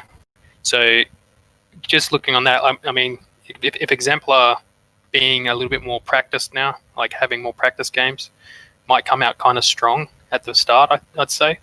But if Vanguard does get knocked out, they have extra rounds to catch up because they still haven't had a loss yet. So they still have a lot of untested area, if you might say. But we'll see what happens. Has Picus' team lost yet? Which team is Picus on? Please say yes. This is awkward. Please say yes. Isn't he big boys? Picus was big boys, I believe. I think yes. I think he's long gone. Picus, long gone. I think he got eliminated by his B team. That was him? Really? Oh, God. It was the only non-sweep in the entire tournament, Giru. Oh, really? Yeah. The B team won 2-1. Yeah, he was in Team 1. Yeah. I'd be like if VKB beat VK 2-1 in a tournament. I'd just be like, what? This doesn't make any sense. Yeah, and there was actually one of the most exciting games too, watching them both smash each other. All right, it's worth pointing out, I've just done the count here. Throughout this tournament, Exemplar have lost 37 games to opposing teams, whereas Vanguard have only lost 31. Well, I still feel like, math aside, the bracket reset, considering when teams are close, the bracket reset almost always determines how it's going to go. Well, the bracket reset sort of determines which team can endure longer. If they're both at approximately the same level of play, but you're both forced to endure a bracket reset, whichever team can maintain its concentration for those possibly hour and a half worth of games there, that's the team that'll come out on top. It could be those last 2 games when one team's fatiguing. That could be it. Yeah, so fatigue is a factor. And also, what about the time we're playing? Just a little delay we're having. Maybe players can't be there for that particular time, so they have to sub in other ones, and that may have a different matchup versus the other teammate. Also, the maps, because this is going to be quite a long go for it, some people benefit on different kinds of maps. So if they're playing Mosh Pit over and over, and that it's better for one team and not the other, and there's an extra round of that particular map or something like that, there's a lot of little sway points that are very minor when not considering just the straight up skill levels. We have had a question. Can they explain The bracket reset. Well, the bracket reset is what is going to occur if Exemplar win their grand final first match. Because they've already been eliminated but Vanguard haven't, Vanguard actually get their double elimination match. They haven't been eliminated yet, so technically if they're defeated this match, they get a second match. So they get a second grand final. So, because Exemplar are coming from the loser bracket though, they don't get that. If Exemplar are eliminated, it will be their second defeat in the tournament. That will be it. It will be all over. So, for Vanguard to win, they just need to win this one grand final. For Exemplar to win, they need to win 2 grand finals in a row. 2 best of 5s. Yep.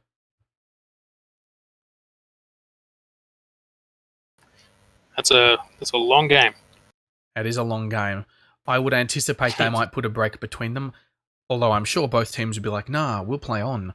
But we have seen mistakes like that in the past. We've seen strong teams lose to theoretically weaker teams in previous tournaments because they were forced to or they decided to just play on again for a second game in a row. And I have seen this happen with EX in particular too, where they start to slide off a little bit because of fatigue. So they must be playing at a really high intellectual level or something and just frizz out. And they don't have a lot of long-term play in their gas tank, I'd say. Memorably, we saw an elimination. We saw in a few tournaments ago, we saw the SPQR team eliminate AE with Nacho because they had to play on. They just played a match. They'd gone through a hard slog of a match, and then they had to play on again. And although they were seeded higher and on a raw skill level probably should have carried the day, they just couldn't. They were fatigued. It was really visible. It is a big factor. SPQR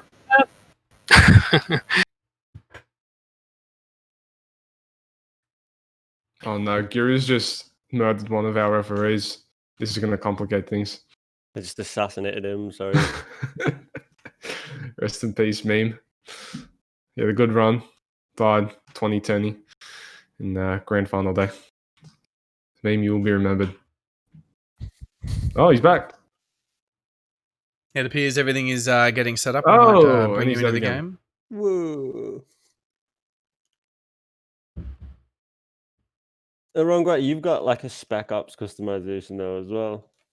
It's kind of like yeah, I guess you're right, actually. I think it's just more just blacked out than it is objectively Spec Ops. But yeah, it's just some 2-3 hybrid concoction.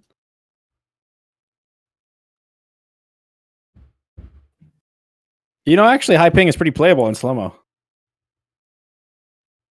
Yeah, you could just I do mean, like so is a low ping. fatty drag.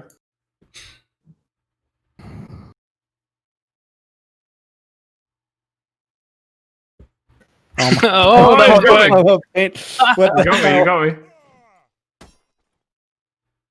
I thought you were doing a cheeky toe drag there. The stabs are still a little bit difficult to.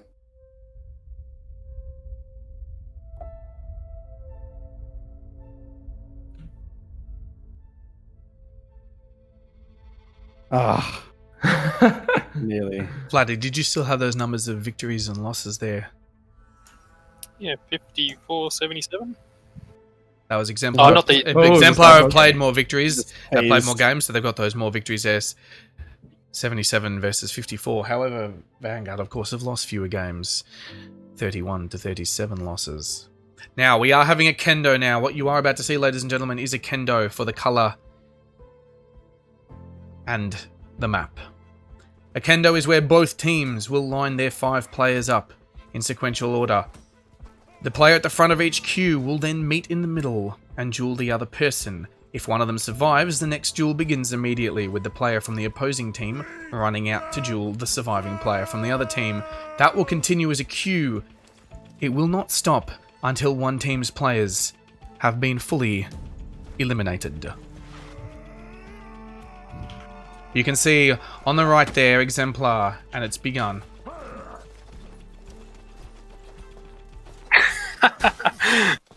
Yo, troll fame. That Vanguard player doesn't want to be playing quite so close to Exemplar's lines because he's going to get stuck there and immediately hit by the next player when he runs out. Oh, the evening star vibrating on the drag. word. Yeah. Just I think it might be a ping vibration thing. drag.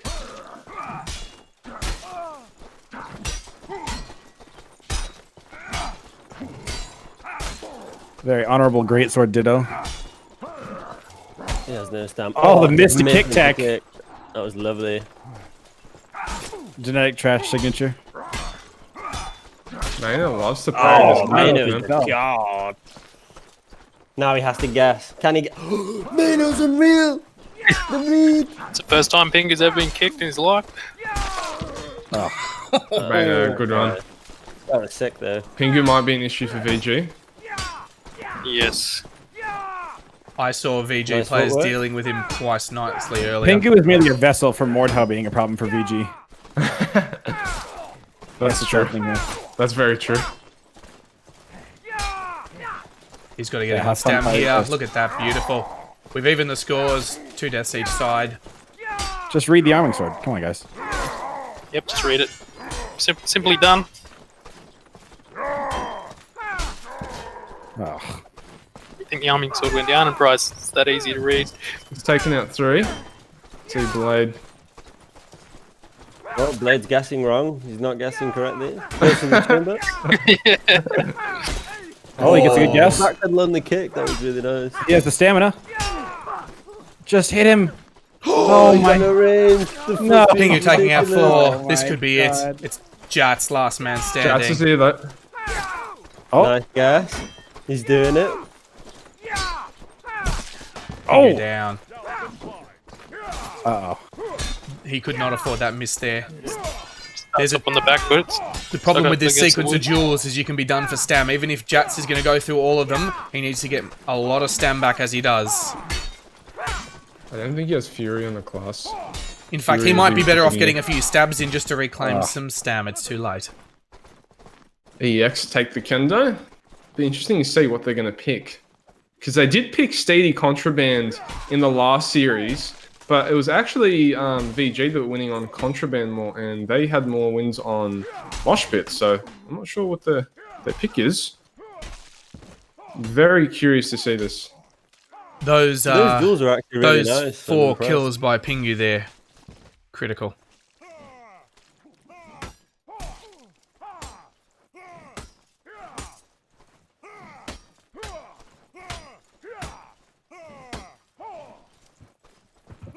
Pingu is Crush's answer to Super Soldier.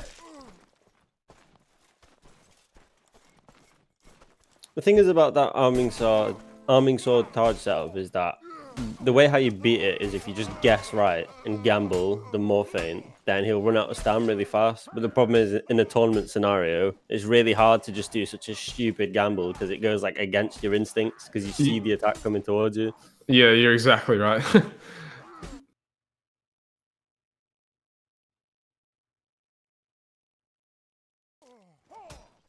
No, that's pretty much exactly how you gotta play the... And we've just had the arming sword. call. Exemplar are red and Vanguard are blue. And the first map Alright. is Contra. I'm excited to see some high tier OCE play because from what I understand, these are the 2 best teams. So Yeah, these are the 2 best teams. By a long way. I'm hyped. Yeah, I mean, just OC. judging by too. the duels, the standard of play is actually pretty fucking high, so it should be interesting. Yeah, I agree. I would say they're a bit more mix-up intensive than what you would typically see in EU. I feel like kind of recreationally compare swing manip, and then whoever has the better swing manip, they just are allowed to win the duel. Whereas in A, it's just like, all right, have fun guessing correctly for the duel. And OCE seems a bit more like a mix of the 2. Yeah, there's some interesting stuff like in our scene. We have like a weird stab animation thing that's been circulating a bit. There's a couple people in EX and VG that do it now, like this like stab wiggle that I don't know where it originated from. The stab wiggle, surely that's Infernus, the famous wiggle stab. No, actually Zenmore was like the first guy in EX to do that. I remember the But first person it's I ran on- into was definitely Infernus doing it. I feel like But that's now- like the entirety of We're NA starting, comp. by the way. Yeah, I think NA. I've definitely seen the wiggle stab for a very long time. I couldn't even tell you who came up with it because every player on every top level team does it like consistently. It wasn't popular though until recently, which is interesting for this tournament. Keep in mind, we want to be watching out for Jats on VG and Imperialism on EX. Oh no, big team hit from Exemplar. That's not what you want to see. Not friendly though. Oh, big switch. Furnace positioning himself well here. He's got an opponent on low stamina. Big UV star hit. All right. Yeah. VG will be the first one to go bad. Yep. Gets outstemmed. This is looking good for Exemplar so far. Looking very good. Clean Big wipe. No one dies. No one dies on the EX side. That's an important first game. To break the animations as much as possible. I feel like that goes to EU, but maybe I'm crazy. VG also had the initiative on start too with a really good clean switching. Didn't pay off in the end. Interesting. The 2v2 on the right's looking a bit better this round. But Vengeance actually does get the pick on Maino. There's a lot of people low on the side of Exemplar, but it doesn't look like it's going to end up mattering. They do have at least one full health player. Foe's doing really well on that 1v2. Those rotations were really good by EX, swapping players out for other players mid-duel. Still not a single kill on the board from Blue. Yeah, Vanguard, yeah. Not a good start for VG. Which are the winner's side team, Giru. So they're undefeated. In the tournament. They did actually beat EX as well to get to the winners bracket. It's interesting in the best of 5. They'll pull it back, I believe. Definitely be close. It's definitely gonna be close either way. Oh, this Poleaxe is putting in work. It's looking good. Vanguard, it seems like some of their players are better, but it's just too slow. It seems as though Exemplar are more evenly distributed, so their best players are matching the worst players on Vanguard and able to get kind of speedrun picks and then go to help the teammates that are struggling in their matchups. Yeah, EX are getting those picks quite quickly, yeah, which is a concern. And it's not even the maul, you know. It's not necessarily the maul that's opening up every round. So, like, VG just got to dig deep and start winning these XVX and duels. And Maynard does get the first. But Jats goes down and he's the best player for VG. It's a problem, but VG are just going to stay headstrong. Looks like they are going to take this round. Big snowball in effect. This looks like the first round on the board for Vanguard, more than likely. I am seeing a lot of requests for first person. I don't know if that's something that you would be wanting to do. We are in first person at the moment, and we have been for the last 2 games. Given that it's very duel intensive, I would say first person does kind of make sense. Just to kind of relish the mechanical skill on display. But I personally am a free cam ganger. Yeah, I've seen you like do that. Distant Thrall's kind of got behind him there, but he's missed with the maul. It's taken a while to make anything happen. And Jats is going to get picked. It looks like he's going to go down shortly, Distant Thrall. No! He gets a big on Highcoin. That's bad. Big XL. It's a 3v3 now. Jats is staying alive.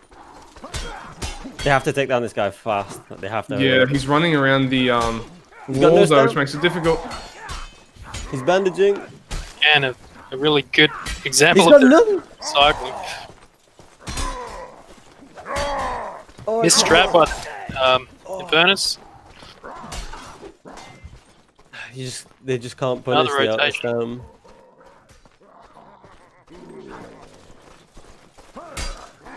All these typewriters getting in from every side. Cheeky did a really good job wasting time in that 1v2, just like circling around the big wall. Whereas on the other side, you had, I think it was Jats or Foe just trying to stay alive in a conventional sense, but it didn't work out. This is very split off, pretty much 5 duels. And Imperialism gets the first pick. The Blade gets the second. Looks like they might get the third as well. They need to watch out for this longsword and Imperialism though. He's at their backs now. Justice gets another pick. And Vanguard making a bit of a comeback here. This round does look good for VG now. Sad to see. There's no way he's going to not be outstammed with a dagger in his hand. Alas, Spec Ops Warrior taken down by the XE. So, Bobbo, when it comes down to 5 duels, EX seem to do better, honestly. Like, if it's just pure dueling. Yep, they are. They had that issue on Mosh Pit as well. When VG were losing to Mosh Pit, it was essentially very split up in 5 duels, and that's how they were losing. It seems that VG actually likes the team fight better. I think that's where they found more success. switch didn't end well. Yeah. Realised your teammate was in front of me. I had to slow it down. He also switched and hit the wall when it was a really good lineup too. Fortunately, the wall was too close to him. Jats, gonna try this one vs. Jats can win this. He's very, very good player. He has a very strong chance to get a big hit or a big cleave or a big I think his dagger is going to confound him, trying to guess the timing of the misses. There, look at that. It's actually really smart to switch to a 1-under at the end because you can just miss with stabs. There's no. And not only that, it costs like 6 stamina. And the other thing is, if he flinch parries that dagger player is going to get another attack on him. Yep, and it's 3 hits kill as well. 5 head. Yeah, there's a problem in this game with the one-handers. They're not balanced right. Imperialism looks like he might clean this duel up again. Harkon's wasted a lot of stamina. Disenthrall gets a first pick on foe.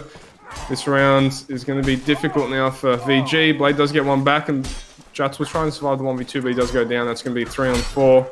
VG have some time. They can finish this guy quickly. They make it happen eventually. But that was an insane parry from the central. Yeah. Oh, those are some nice parries by Mano there. We are set points for Exemplar to take home the first map. Yeah, pretty big lead as well. Like if they win this, they might be winning at 7-2 this first map. That's a pretty big margin. This is not the same Exemplar we saw earlier. Yeah, they were better. Very focused. This map is almost surely going to go the way of Exemplar. For sure. Perhaps the Vanguard team needs a bit to warm up, you know. That's true. They did just come fresh from a best of 5, so Mano is doing in work. It's gonna be 3 and 2. Switches ended up turning against it straight up. This is Vanguard's first time playing today, from what I understand. Yes. Yeah. That certainly can have an impact. They are starting to pick it up, though. Starting to pick it up. They got plenty of time to warm up, which is good since they came from the winners bracket. 2 best of 5s potentially. Jats has warmed up on the execution, so it's a bit as well seeing him come now to top 5 position now. Disenthrall, quick pick onto Jats though. He's gotta be careful in those. So he's doing very well on that 1v2 on the side. Does go down there.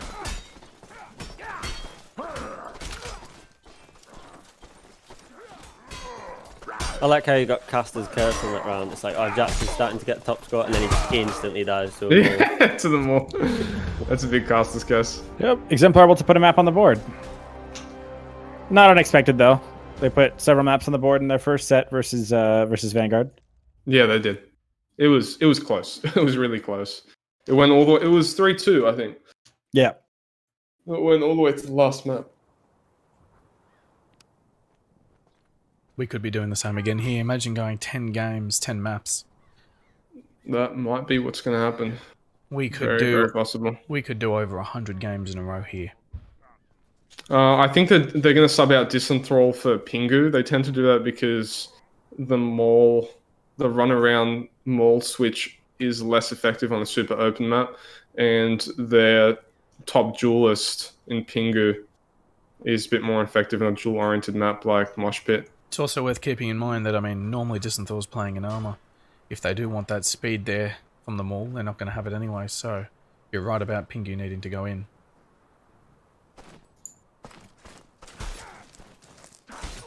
VG have mixed success against Pingu. I think that actually Mano, the young man, the newest recruit, is probably the best against Pingu. I think hopefully they're going to get him to match Pingu. He's got a very good playstyle. Yeah, one thing I do want to talk about is the fact that all of these players on Exemplar seem to be able to survive very well while their kind of star players are able to get picks right off the bat. And on a map like this that's so open, you've got so much room to roam and kind of take these fights isolated. It seems to me like it would favor Exemplar, the way I've been seeing them play so far. Obviously, Vanguard have not warmed up maybe as thoroughly as they would like to. They're fresh onto the day. And I mean, as we've seen this round in particular, they won pretty dominantly. But typically, from my background anyway, where I come from NA, the fights are very, very close and they end extremely quickly. There's almost always a pick in the first 10 seconds or so, and then a snowball off the back of that. And it's all about playing for the first pick at all costs. It is. So this is a little bit foreign to me in terms of what I should be looking for as a kind of a spectator. Like what kind of key things, where to direct my eyes, you know? Mano running out of stem here. He cops another parry after this one. He's done. Doesn't even get to it. If like for those asking for my NA opinion, I guess what I would say is the thing that I find so inefficient about spreading out and taking 5 duels like this is, yes, it is a very safe way to play. It's all about individual skill. But assuming you do win your duel, you spend like 5 to 10 seconds just running across the map trying to get to your teammates so you can find value. It makes it less about the first pick, actually, than when you play normally. Right, yeah, exactly. So right here, Haikun got a pick, but it was right next to the team fight, so he was actually able to have value immediately. And even given that, Imperialism was able to counterpick onto Mino. So, like, look, now it's just back and forth, whereas that would almost never happen in an A. That's an extremely rare occurrence. Yeah, now it's a left in the 2v2. Imperialism Cheeky are very competent in the 2v2. 2 1v1s. I think Haikun's going to lose this duel against Imperialism. Imp's playstyle, he's very good at winning the duels quickly with that longsword. He kind of uses that weird stab animation to make people always chamber his stabs, and then just goes between morph excelling and morph fainting. Really Jats is doing really well. Crazy footwork. They have to be careful. They can run out of stamina. This is what's beautifully played by Jats. Somebody stop him! This is what most people consider the best for a reason. Oh my god. That footwork was incredible right there. He just he so confidently backstepped that dagger stab and just cleaved through. That's why I said, boys, watch out for Jats and watch out for Imperialism. These guys are absolute monsters. That was insane. And he had another 1v2 like that against EX in the previous series. So, looking at Jat specifically, I really like the way he plays so cautiously. He respects his opponent and does not let any hits come through. On the like right there, he parried out when a lot of players you'd see kind of try and, well, that wasn't it, but a lot of times you see him willing to parry out of something in the name of survivability and yes, yeah, I know what you're saying. You're exactly right. If he's in the 1vx, he goes for a riposte, and he has the option between hit trading with the riposte or parrying it. He parries. Yeah. He does like that. He likes his stamina and he likes to stay alive. I think extremely solid defense. Yeah, extremely solid defense is one of the strongest things I can look for in a player. Like, if you've practiced how to swing the perfect swing versus a bot in like a custom lobby for like 10 hours, sure, your offense is scary as hell. But being able to stay alive is so much more valuable than being able to put down players quickly. If you find yourself in a 1v2, if you find yourself in a situation where you need to play from behind, survivability is what's going to win you those sets, not lethality. So it shows. I think you're exactly right. It shows a lot of experience as well, because they have to read the strange stuff coming, which is quite easy to learn, where reading that stuff is not. Mino trying his best to make something happen here, but this dagger is causing him so much problem. Oh, he gets a good back swing cleave. He gives his back to the dagger. That's not what you want to be looking for. No, probably not. And Furnace gets bailed out by his teammates. Yeah, he realized that like the duel wasn't going his well, so he literally just stalled it out as long as he could. Because if he died, then it could have potentially been really bad. Right. Bonus points because he was starting to work his way towards his teammates as well, while also stalling it out. Exemplar have very good fight IQ for things like that. Like knowing what the best thing to do is like to win as a team and not play greedy. Ooh, Pingu actually counterplaying versus Foe's missed a kick tech. Wow. Pingu, I have respect for Pingu's defense, even though his offense is pretty degenerate. But he's honestly playing the game the way Crush designed it to be played, so I can't really hold him too accountable for that. I know what you mean. Yeah, and he's only using the Taj in this. Ooh, Imperialism getting some early value here in this 1v2. Fortunately, he takes a couple key hits, and Mino's there to clean him up. But good awareness. Good decision making. Suddenly, have my word. Actually, I haven't seen Pingu throw his shield yet. That's a fair That point. could be what changes the tide. Just a huge. His offense is pretty degenerate. Yeah, I mean, no one has fun playing versus Arming Sword. I'm just gonna be honest with you. Yeah. Nobody's like, wow, I'm really enjoying this gameplay experience. For me. I get that when it comes to the small axe. So he's been doing pretty good in this 1v1 against him, but he's pretty low right now. This is looking good for Vanguard. Oh, Oh, he almost wins against Pingu. One pick on the side of Pink. Vengeance just kind of ran in and provided a health and stam to the other team. On Pingu, showcase. Showcase. Oh. He did well. Are Jats and Imperialism like some of the best players in OCE, would you say? Jats, in my opinion, Jats is the best. I'd put Imperialism. I haven't seen much of Imperialism outside of this tournament. Like we haven't scrimmed that much against him, but based on how he's playing on this tournament, he's definitely one of the best. Probably the second best. He's playing absolutely insane this tournament. Gotcha. Oh, Jat's not able to find any value there in that particular 1v2. This is looking good for Imperialism. They really are trading rounds back and forth at this point. Both teams seem extremely confident on Mosh Pit. Very good defense there from Hyquin. Unfortunately, in a 1v5, what can you really do? So, Attack of the Ninjas.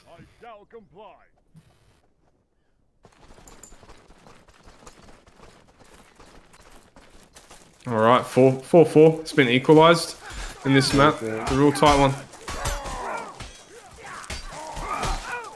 Nice search and vengeance there.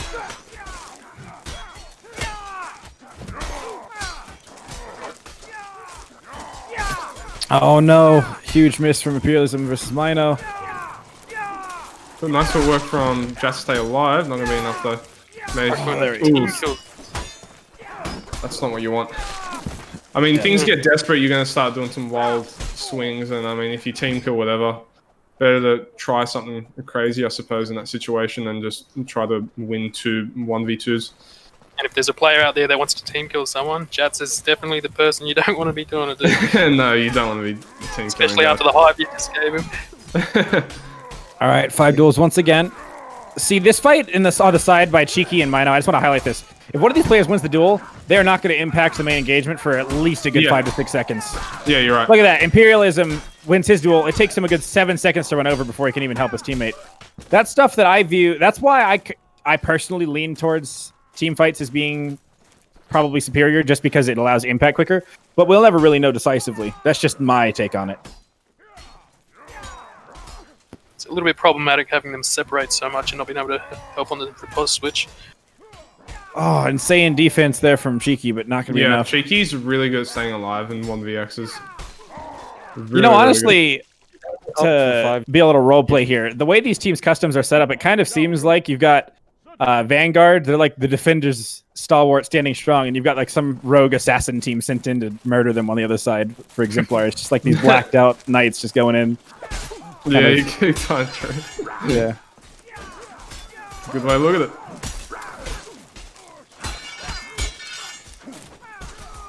Oh, Pingu loses.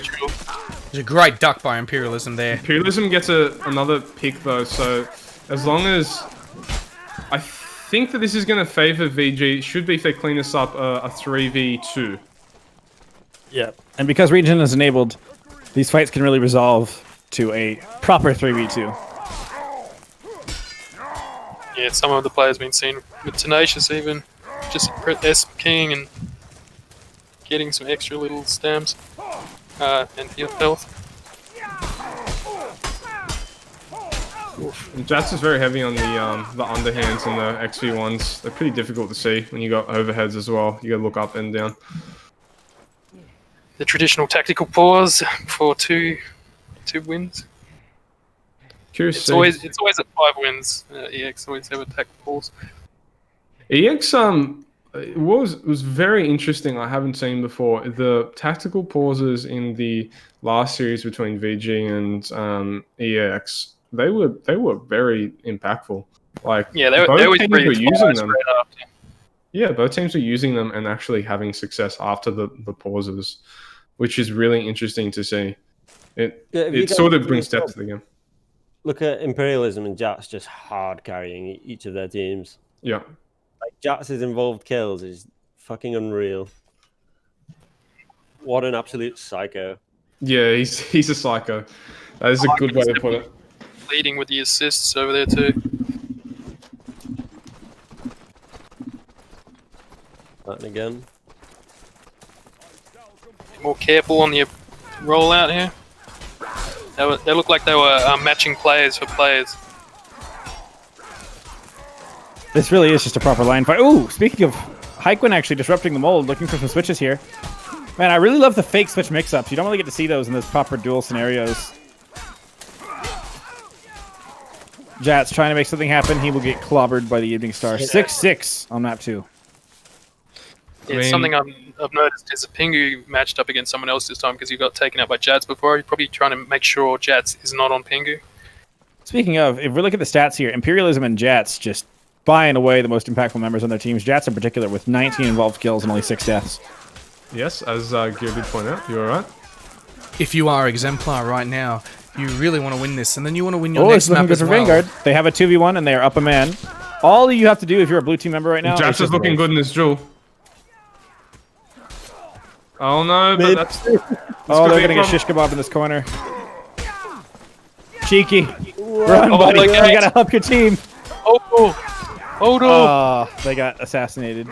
That was actually looking scary there for VG. They could have lost that in the Right, in the that's killer. an example of when I'm talking about how in a proper team fight, Cheeky would not be just running there trying to save his teammates for like a good, what was that, 7-8 seconds? Yeah. 1-1 though. Out of the map. So we're playing now to at least 4 games. Stand in the corner and it was just teabagging. Yeah. It's right up. Who's he teabagging? Right up, you say Someone out to stop it. This time it's the opposite. That's pretty funny.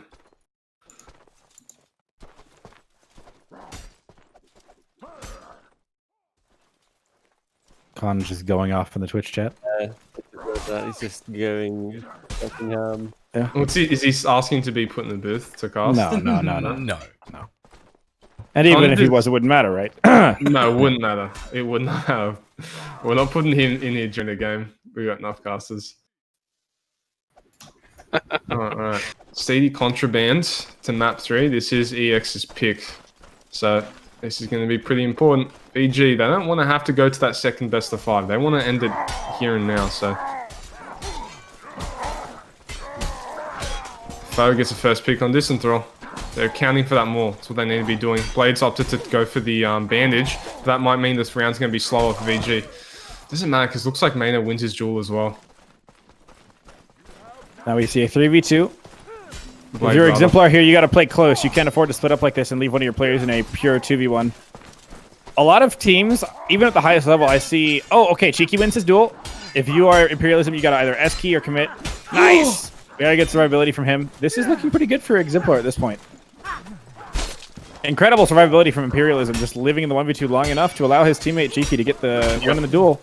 Oh, meanwhile, though, Mino not going to go down without a fight. Gets a big cleave to open it up. He's got no stamina. He is one hit to kill. He is out of stamina. Oh, boy. Disarmed and farmed. Yeah, they take too long to win that 2v1. Imperialism does a good job of using the wall and S-King hugging the wall to like stay alive there. But you just got to adapt to that. Have someone run sprint key around him. Imperialism and Cheeky actually picking up all 5 kills in round 1. I'd say the Cheeky's the second best player. Quick picks for EX is going to be an easy round for them. Oh, Mino answers back though. They've got a couple players. Oh, no.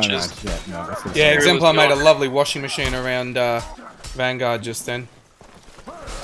Pick I out guess the there's some daggers interesting terminology. I've heard washing machine, sewing machine, just like several home appliances that are being used in team fights. Yeah, that's true. I had to read up on my lingo. We have a lot of the expressions here. One that I've been using frequently is the bag of cats one, which I think the boys are a big fan of. Like, for example, 6 kills on Imperialism. He's going off harder than the bag of cats. Oh. I see. You know? Because if you put... Yeah. If you put a bunch of cats in a bag, they're going to go off. Yeah, exactly. That's my point. See, he gets it. Ronguat gets me. What if they're dead cats? Well, they probably what if they're won't dead go off. players? That's a dumb argument. Yeah, don't try to undermine my expressions. Don't try to undermine them. If they're dead, they High-level can't go shit. off. Simple logic. Well, they can expire. Okay, well, the team isn't expiring. They're going off like a bag of cats. Exactly, exactly. Bag of cats tied to a You could say the team is expiring like a bag of dead cats if you really want to start that expression. He wants to popularize it. I can get a quick kick kill on Distant Throw. That's big. Jats gets a second. Could be a snowball for VG, taking back some momentum. Could be what they need, what they want. This will be their round. Oh, nice reads by Infernus there on those one. feints on his left. VG orbiting the map like Goon of Fortune. Yeah, they are. Yeah, they are. I'll pay that. I'll pay that expression. Yeah, I just threw that one in so these guys wouldn't know what I'm talking about.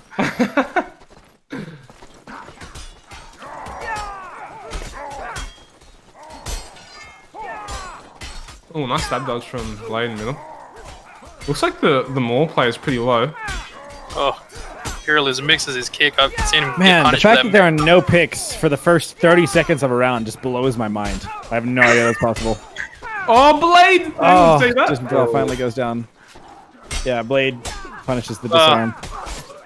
Wow. He got disarmed and then he picked his sword up and parried the next hit and then killed. Actually, the something else happened. He swapped to his dagger so that it would be his dagger that got disarmed, so he could swap back to his longsword on 30 seconds.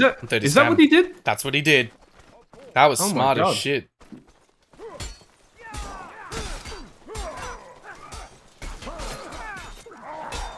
Is that really that big brain? I feel like the longsword has a longer draw time.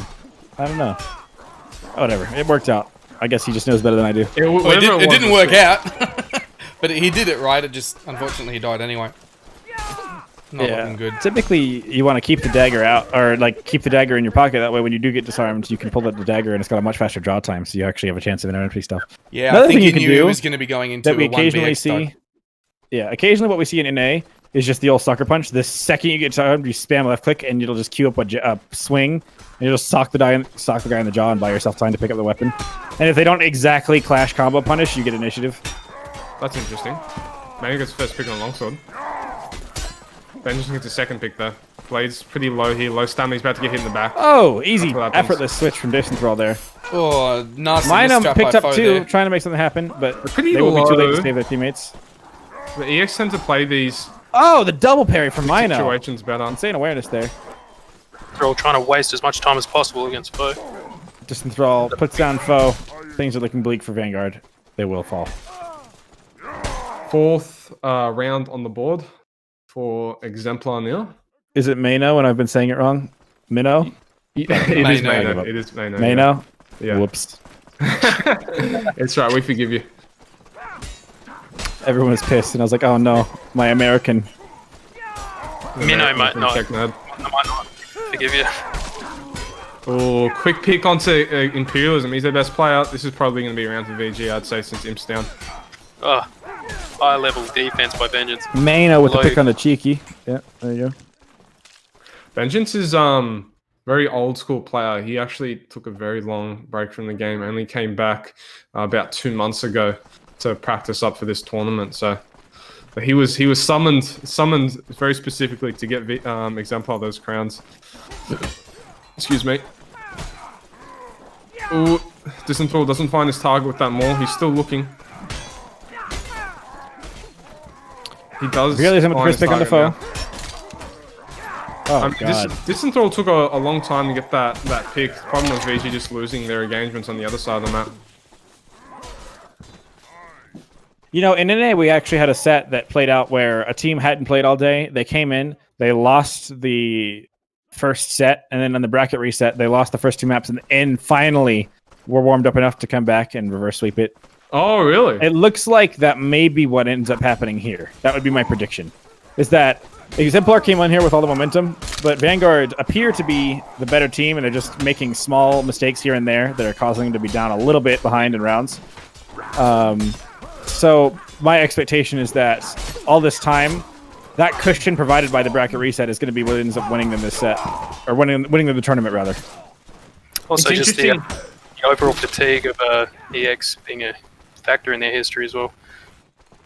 It's interesting you say that because for that precise reason, I was counting the winners bracket game as actually being very important. I think VG does benefit a lot from warming up. Yep. There are specific things that EX do, like getting caught out by the Maul and stuff, that they got to warm up to. Yeah, because even if EX succeed, they still have to keep playing on because the double elimination. That's You true, know, but he just go actually- down very quickly. Cheek doesn't have stamina though. He's gonna get out-stammed now. Well, double parries though. Triple parry. Triple parry. Both teams, he they had will no bandage stamina. up, prepare themselves for the upcoming battle. You know, So- interestingly enough, I would say in pretty much every other region, there's one team that's definitively on top, whereas in OC, it appears these two teams are very, very closely matched and both at the top they of are. the game. They are very close. Oh, no. No stress at all. He stays calm, even though he's getting belted in the head by 3 dudes at once. Look at these parries, the precision. Oh, not gonna be enough. Vanguard will take the rounds. They are on map point here. We have just had And actually, they could prove me wrong here and now if they win this map, because that would put them up at a 2-1 lead without the bracket reset being needed. And then That's suddenly the true. pressure is on Exemplar to come back and win the set. Well, I think that what you were saying about like them warming up still applies though, because they True, lost the yeah. first. They've lost the first map like 7-2, I think, which is a pretty big margin. It was dominant. 7-3. 7-3. Still, it felt very dominant for EX. So there's their 5 wins. Tactical pause yet again. That's his Tactical tradition. pause is also unique to OC, I think. Was it that Exemplar caused that pause there? Yeah. Yeah, it was. So Inferno. you guys don't use pauses, tactical pauses in Oh, your absolutely region? not. Unless there's a substitution, there's never a pause. Yeah, so it's only like a technical pause, really. Hey. So that's probably a factor of also having extra teams in North America and Europe as well. Oh, yeah. So it's In North probably America, long- we're up to like 36 teams active right now. It's something obnoxiously large. I really Imagine all like. their pausing. I really like. We haven't seen tactical pauses be as impactful or as significant as in this tournament, though. Normally, they're not this important. I really like to see it coming from watching on Pro Counter Strike, where they can really turn the tides. I think it really adds depth to the games, and this is going to be important that game. And Imperials gets the first pick on Defoe. Second pick too. Mano not looking very healthy here, and he goes down. The thing that I find so satisfying about watching this particular matchup is you can take any one duel and just watch the two players fight, and it looks really fucking even. Any matchups in this set. Yeah, And that's really cool to see. There's no player on either team that really feels like a liability just being out playing, you know? And So correct again- me if I'm wrong, but looking at these teams, I don't see any liabilities on either team. Like, even the just- bottom scoring players just like on both Bobbo teams. That tactical pause, they come back. EX again just takes another sweep, like every time. Yeah. But now Hyquin's called pause this time, so let's see if it gets reversed in the other favor. Because it's 6-6 right now. Hyquin's popped off this game, by the way. 13 kills, doing really well. The leader, Vanguard, really leading them right now. I think he's popping off in those jewels and that poleaxe, just dirty XLs. That was a big flank coming out from Realism gets Imperialism. They behind. might be punished now. He's lost his health. Infernus also low health. Switch but coming getting- through. Oh, but he gets punished. Distant control. Punish his foe. Very faulty switch there. Hyquin evens it up. Here is safe. Oh, the maul, but he parries it. That was huge. That was Oh, huge. wow. That pair right there might have just won Vanguard this set. Oh, but the bandage gets punished. 2 big hits. Feel like the Oh my central god, ran Imperialism out. rolls through chats. The carry's dead. Wow. That's poor communication there from VG. Jats shouldn't. He was bandaging with his back to Yeah. Imperialism. Interesting. I just tried to update the scoreboard out of habit. Good lord. Those daggers are doing some work. It's working close. Oh yeah, Giru's here. I wonder how many kills daggers are getting over their main weapons by comparison. A little bit. I don't know. Imagine if we had like actual stats to pull from and display in a presentable fashion in between matches. I do want to collect some stats on everyone and get a system up to do that. Secondary kills, chamber to parry ratio per player, etc. Stuff like that. Can you imagine It'd be really being cool to see. Can you imagine being the poor sod who has to manually write down that data? Well, it shouldn't have to be manual. It should just be collected from the game itself. Yeah. Well, I don't think the devs actually collect that kind of data at all. Otherwise, they'd use it for Right, balancing but purposes. there's no world. I mean, we have the technology. It's just not been added to the game, but it exists. It's not like we can't track chambers. Yeah. If the game can determine that a chamber has occurred, it's very easy to just Oh, write it 100%, down. 100%. It's also very easy to hack your server with that. There is stats already in the player profiles, like in your Let's own get the personal stats ones. again for the- They just have to have it reset and per match.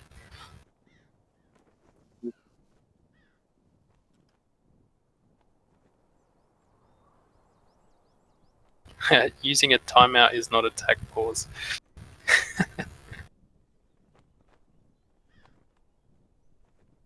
Oh, they're different things? Interesting. I didn't That's realize. what Furnace said. In essence, it kind of is the same thing because it's for a reason. Therefore, it's a tactic, I guess. What's the thing with timeouts anyways? So a timeout can last for up to 5 minutes. It cannot be triggered if more than 2 rounds have been played into a map. It's generally used for substitution or resolving issues early on in the map. Urinating. Maybe even someone taking a leak. Yeah, exactly, something like that. A nervous wee. In terms of pauses last a minute. They can be called up to 5 times a game. Per team? Per team. Holy. Alright. That's a lot. I didn't realize it was that much. That's like a pause per round.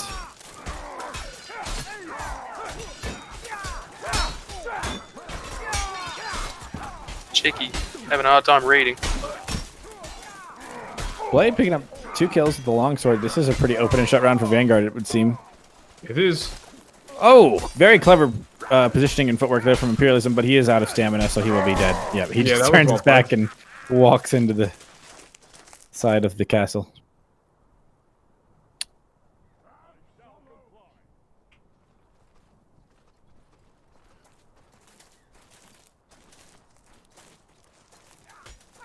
Just going on the right side. Normally goes in mid. So if he wants to maybe win some jewels. Oh, Cheeky just assassinates Hyquin. It's over for him. That's a 5v4 now. Keep in mind, it took him about 8 seconds to run from that kill to the actual fight. Meanwhile, he's getting farmed to the 1v2 by Foe, putting in insane work on this messer. But, oh my god, Foe, you're insane at the video game. Look at the amount of pressure Foe's putting out with this messer. Literally forcing these players to tag team battle him single-handedly just because they can't get a hit. Oh my god. That was insane impact from Foe. And yet, his teammates aren't able to win the engagement elsewhere. Man, that's heartbreaking. Hate to say it. Foe has powerful 1vx.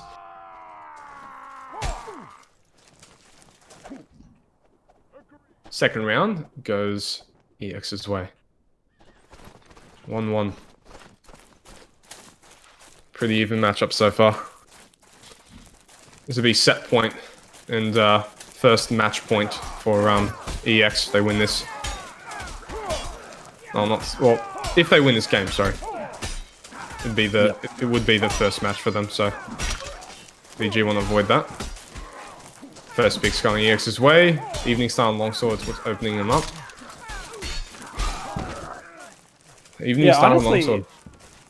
Based on what I'm seeing right now, it looks like Exemplar have the more even skill curve, whereas Vanguard's is a bit more jagged. Based on what I'm seeing. So it looks like typically it depends on who matches who, if the match is going to be won or not. Because on Exemplar, you've got all 5 of them can survive pretty well, but occasionally certain players on Vanguard just kind of explode, you know? Yeah. Yeah. And it's up to their carries to kind of compensate for that. Oh, Hyquin does well on that duel. Gambles the initiative. Vengeance gets a kill in the 1v2. That's big. Look at that switcheroo. The trading of players every time they hit.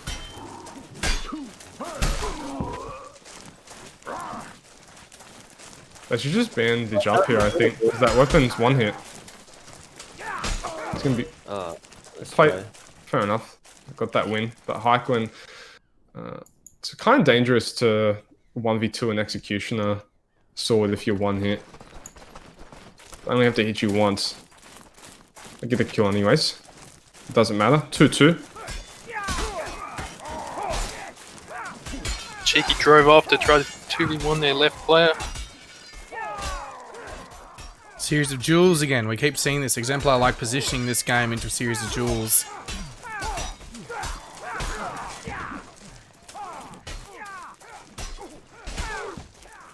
is not going down Maybe- well. 3v2 here. They want to keep it 1v2. They don't want the EX guys to be together because then they can switch and work off each other. Yeah, I have noticed. It's trying to separate them as much as possible. And every time they even look over their shoulder for a switch, they seem to run in the way and block the avenue.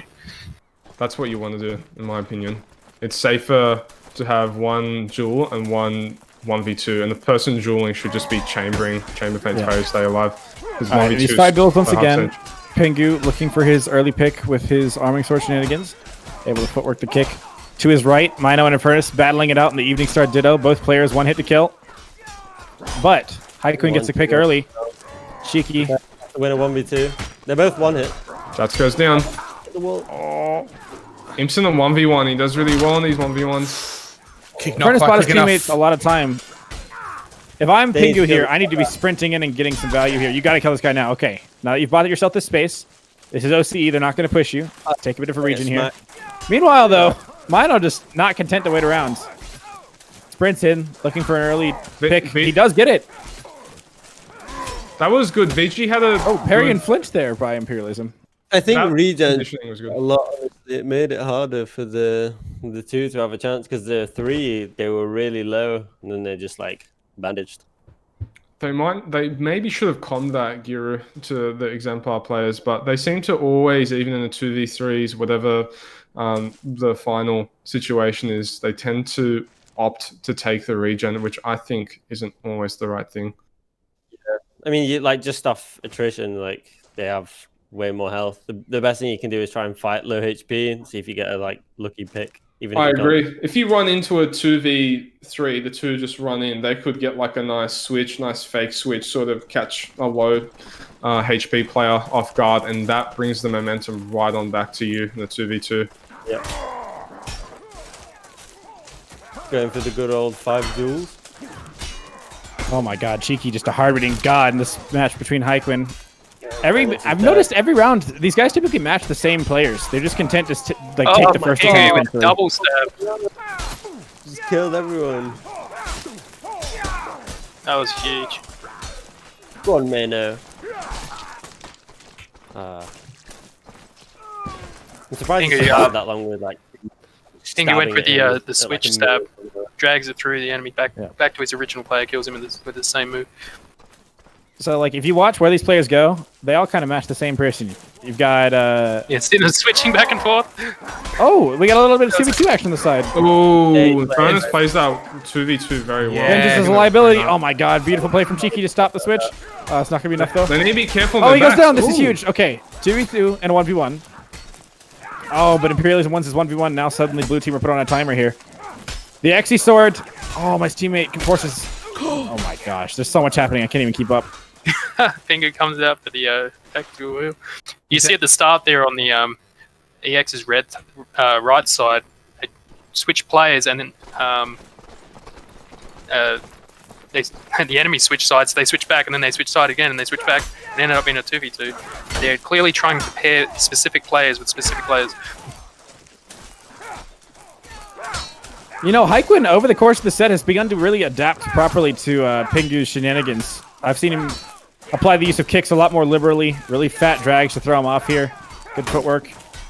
Being able to survive consistently as long as he does versus Pingu, I think, is a feat that should not go under-recognized. I think you're exactly right.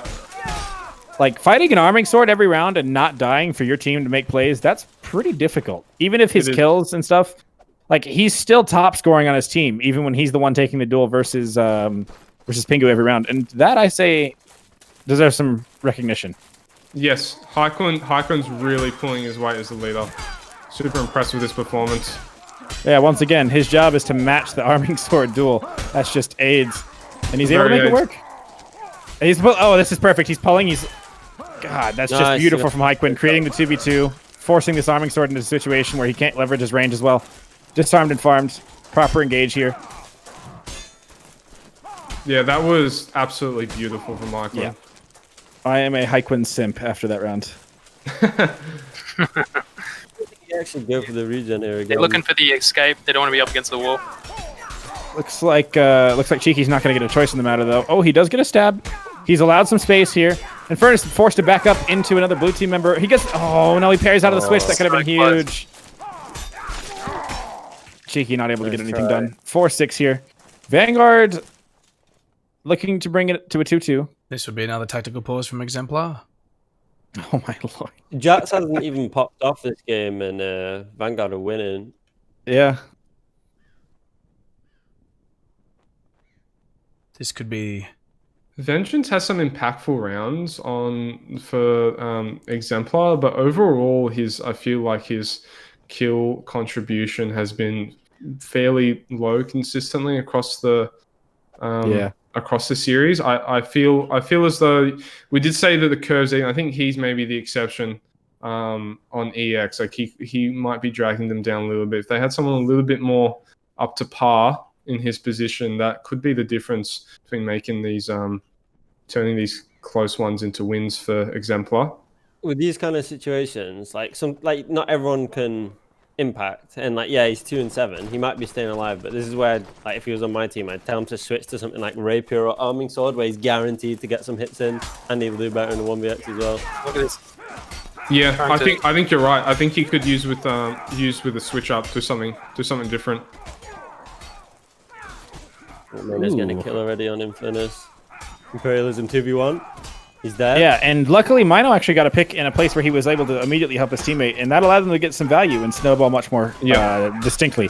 That's kind of what I'm talking about, is when you're playing close to your teammates, it allows you to get instant value whenever you get a pick, instead of having to wait and run and have this kind of loading time. Right, watch this. Pingu's going to win this. Watch this. 100%. Look at this. With the arming, so this will be impressive. He's unreal. You noticed how much active parry he got there. That was disgusting.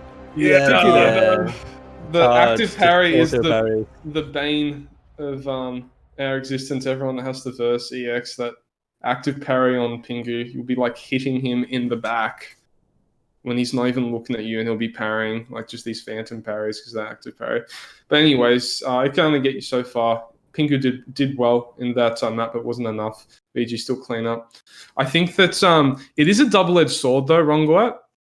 What you're saying about the taking duels closer to team fights, because if you're less confident in the duel, or for whatever reason you lose a duel, and you decide to pull it close to a team fight, then the enemy has a big advantage there, whereas they wouldn't if the duel was a bit further away. So.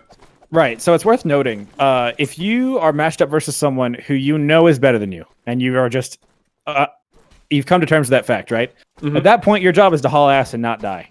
Yes. At that point, your job is just to burn time off the clock, do what you can to support your team, and allow them to have the space they need to get done what they need to get done if you're going to have any chance of winning that set. In the event you find yourself fighting someone you know is better than you. However... This is match point, right?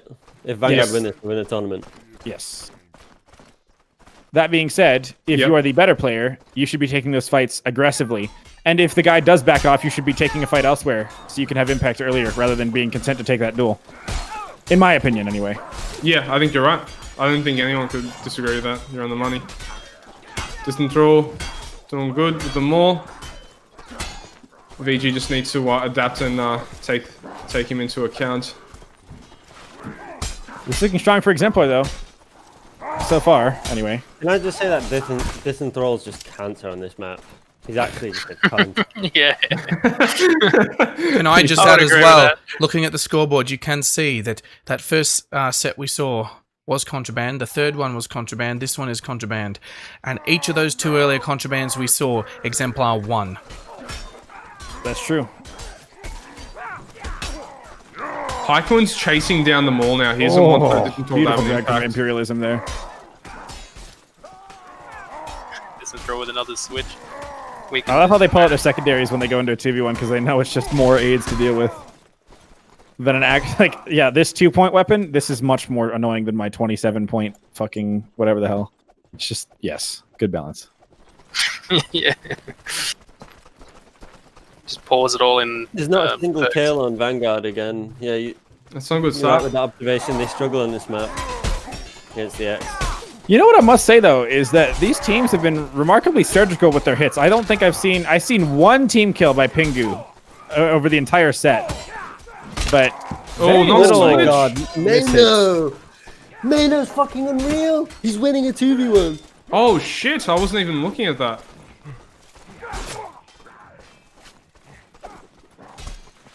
He's unreal. Let's go, Mano. That was his game. I was specking the wrong side of the map. Well played, Mano. Another player that's got really good 1vx. And a 12 ping. How do you even get that? That's something I think that's a pretty good skill set on all of VG. They're all actually very, very confident in 1vx. Yeah.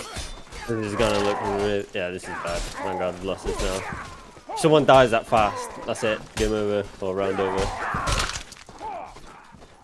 Yeah, Mano gets knocked out. The I thing about the honestly maul when it think, gets that pick as well, the subsequent picks are really quick because it's the maul. What were you saying, Giru? Vanguard should take a spare, honestly, because that maul is causing them fucking issues. Yeah. Then you get some calls happening. Give it space.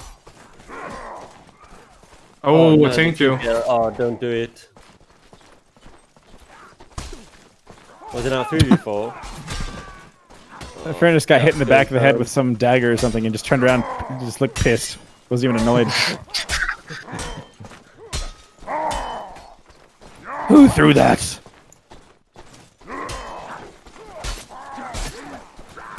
He's just getting missed by daggers. That's so weird. What can you do? Well, I mean, it costs him 10 stamina per combo miss, Giru, so, I mean, honestly, he'll run out.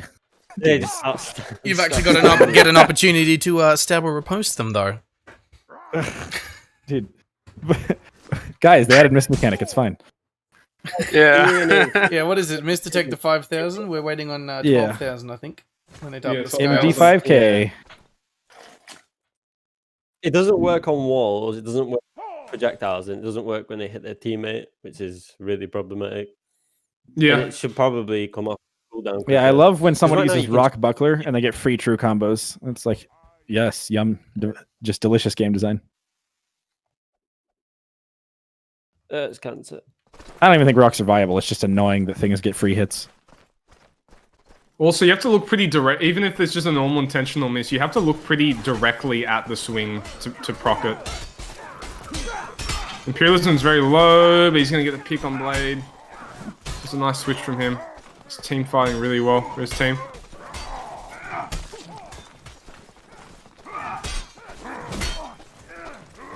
Oh, nice pick from Jats. Nice Jats. I don't know how they brought that back. That wasn't looking good for VG. Descendro fight and everyone with his fists. Honestly, what making them happened scared. Vanguard, they like someone just dueled the Central, so like he didn't just have stupid impact. Yeah. If Is they this a who? They'll be fine, I think. Who called this tactical pause? I'm curious. It's not paused. I think it's Spearsy is pausing to let them know they did something wrong. Yeah. Yeah, what did I do wrong? I missed it. I might be an Technically, idiot. it is against the rules to suicide, so it could just be a heads up on that. Oh, yeah. yeah. I mean, the round. Okay, fair enough. Central, I mean, rules are rules, I multi-ball. guess. There's Suicide good is reason illegal that- in real life too, so it makes sense. Yeah, exactly. Nice E-star Makes me switch wonder there. We wonder if Ape got any warning for jumping. big Ooh, clean that's from another Jats. pick though. And look at this. Since the team fight is so condensed, they can get value off of that immediately. And now you'll see a pretty heavy snowball here. Look at that. Look how much cleaner that engagement is. The second you get a pick in the middle of a team fight engagement like that, such an easy snowball. You can have impact within seconds of getting that pick.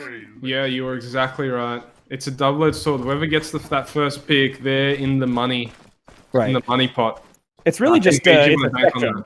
It's much safer to take 5 duels, but much more rewarding to take a team fight. So Yeah, there's. I There think is VG more should risk it. unexpected angles of switch as well, though. Oh, Jats goes down quick. He needs to chamber those stabs, man. Imperialism does do the wiggle stabs, but like you gotta just hedge your bets and chamber him. oh, brutal. 5-3 though. Exemplar have yet to lose control of this map. They've got a pretty strong hand on it so far, looking like they will get the bracket reset. Blades -1 and 6. Is he trolling? I don't think so. I think he's just not having a great game. He does have 6 assists though. Yeah, that's good. Big assist plays coming out from him. One thing pretty Vengeance consistent Nightwind chambering it about out. pretty consistent about Jats there, is you can always tell he's playing at the edge of his range. When we saw him with a Messer earlier, and always the XC here, he's playing right at the very tip of that sort of swing. It's going to be another round for Exemplar. They want another pause. The VG. This is looking good for Exemplar. 6-3. Vanguard are going to have to do something incredible to pull back this skirmish round. Skirmish game, sorry. I'm trying to figure out what's going wrong, but there's like so much shit going on, it's hard to tell. Like, if you look at the scoreboard, the Centaur's not doing what he was doing at the start, and it just looks like Imperialism's just popping off. Yeah. Pretty sure he's just using longsword as well. Yeah, that on that last round, he got the pick on Jats with just those wiggle stabs, and Jat, like, I think he hit him twice in a row with just those wiggle stabs, like not even morphing or more fainting. I think Jats is trying to hard read the stabs, which he's normally pretty good at, surprising him and foe. But like when you break the animation like that, you just have to chamber. Even if you're gonna go low and stam, you need to stay alive rather than die quickly. Yeah, the problem is though as well is that like if you chamber the stab, because he can run at you while morphing. So if he morph faints, he's at face hug, so then he can make it unreadable, which is like you're right. Basically a 50-50. Yeah, I can't really disagree with what you're saying. It's a difficult situation either way. Blade brings it back to the maul, gets 2. I'm not sure if you guys noticed, but there was huge there were loadout changes across both teams during that pause. Yeah. This is winnable for Vanguard. Wait, why does Foe have a maul on his back, but he's using a longsword? I'm so confused. Oh my god! Blade brings it back! Wow. He was just... I can't believe Blade survived that, man. Blade just went from -1 to 4 in like a round. Yeah, he was that an got 4 ace? kills. I think it was 4. Maybe I'm wrong. So the maul on the back, peak players usually picking up He may have done the majority potential of damage. throwables to Maybe deny 5. the enemy. Oh, that's Blade. barely good, picked. Beautiful switch from Tiki, though. I have to call it out. It was a nice switch.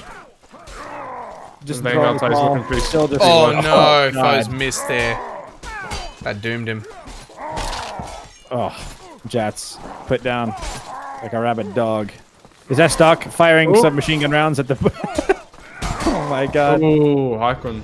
Did a lot there. Big gambles. Like, smart gambles, though. That's the bracket reset. It is. We're going to go to a second best of 5 now. Wow. That's the question. For a like an intermission. That is a good question. That'll be up to the referee. The teams may request one, although in the past we've always seen that they just want to hammer straight through, but we have seen teams lose by doing that. I feel like teams are calling for the intermission. Yeah, both teams just agreed to intermission. Alrighty, ladies and gentlemen, that's an intermission there. Obviously, we have just completed the first grand final match, but because Exemplar coming from the loser bracket took it home, they will get a second match here because Vanguard have only been eliminated once right now.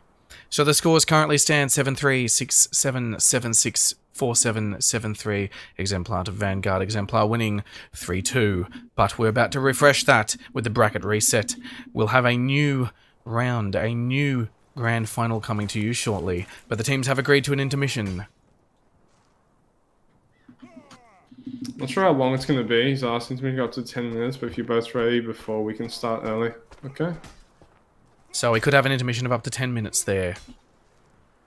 Alright, boys, get your bloody... Starts now. Get your bickies out. Go to the toilet. Have some water. Hydrate.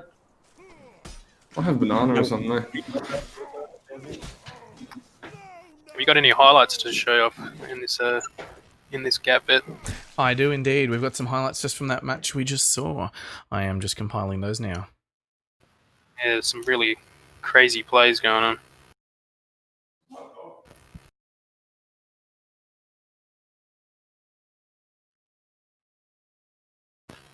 I'm actually curious to see if EX proved me wrong about my speculation of their endurance. If they can pull through and keep their edge the entire time, that'll shut me up.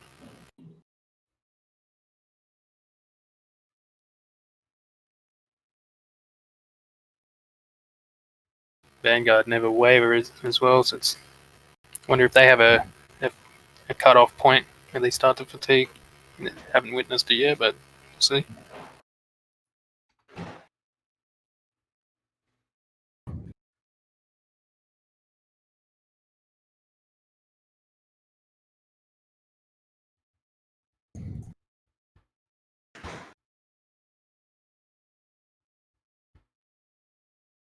Are we still live?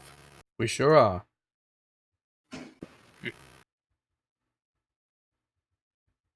Wasn't getting sound on my feed. Nah, that's okay. I'm going to bring up some replays in just a second, guys. Sit tight. Also, Jaffa Shark is asking for interviews. Absolutely. I think we should do a winner's interview. That has been requested there.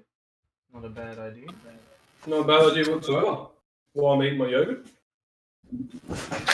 Go hard. Alrighty, guys. I'm going to bring you all the replays we've just had from that tourney there.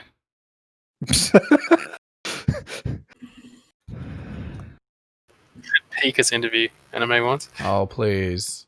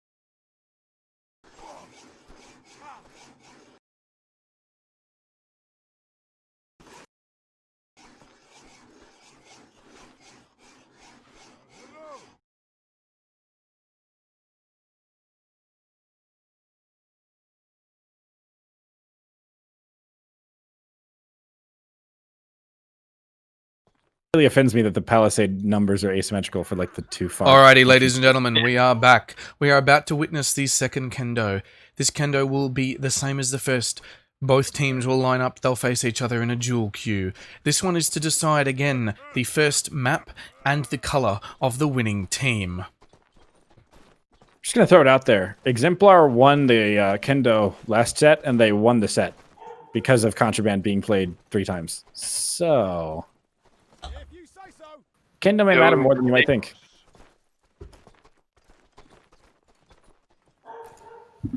That's gonna win. Unless they bring out counter cheese for Pingu.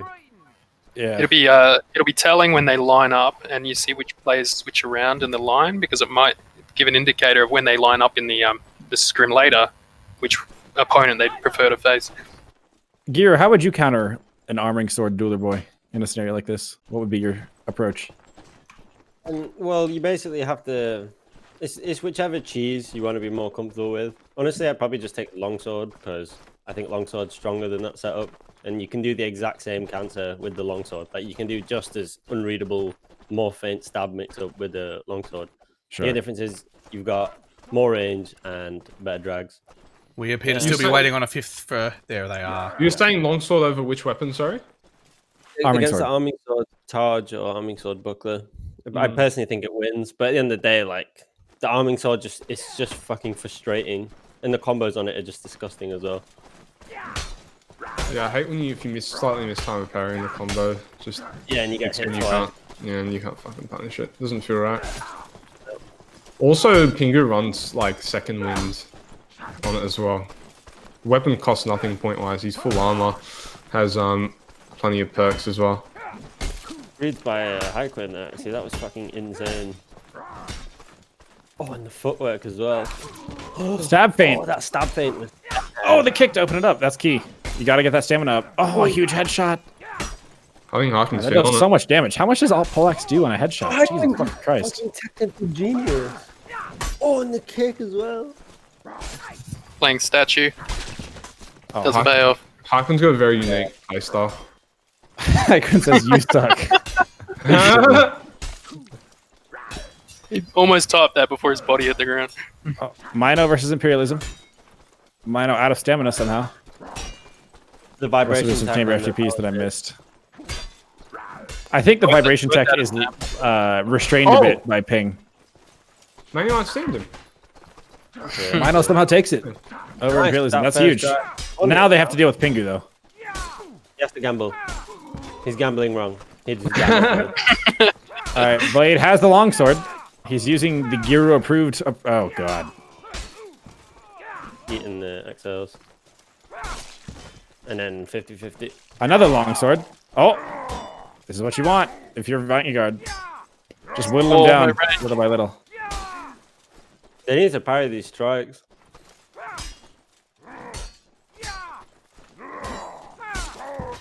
Doesn't help that Pingu has good dual defense as well. It's not exactly like you can just get free hits. Well, I say that. Well, That's the last one, isn't legless it? now. Is this the last for each? Oh, insane. Just let's go! Into the feint as well. This is last hit for both Kendo teams. Down to the wire. That's Oh, it. wow. Kiki barely takes. Was he low on stam? How come Jasper was backing off? Yeah, he started low on stam because he wasted a bit of stam when he started with In the Pingu. previous duel, yeah. Although he should have been making enough back with those kills. Now, I did take a replay of all of those kills in that kendo sequence there. All right, now the real duels start. The refs are versing each other with quarter stars. Let's go. I might see if I can bring up those replays quickly. I'm playing third person as well. According to Stouty, third person's broken, so should be an easy win.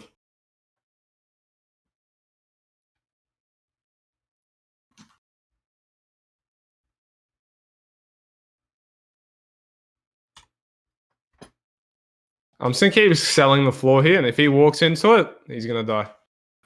Same thing as last time. Oh. We got a bit of robot there. Yeah. Flatty's just pointed out it's the same pick as last time.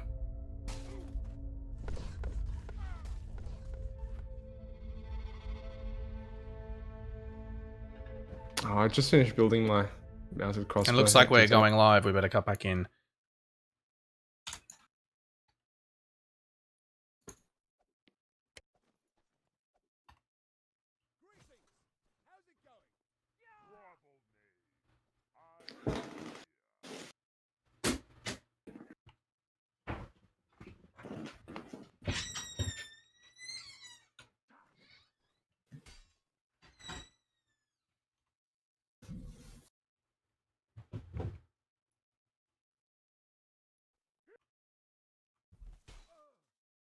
You're not as pathetic as some of these peasant rabble. You are little more than worms and maggots. Hello? Oh, I can hear you. My You right, Discord just Giru? Oh, I can hear you now. So. Oh, Ronguat's died Should as be well. Oh, what happened? No. He's just talking to himself.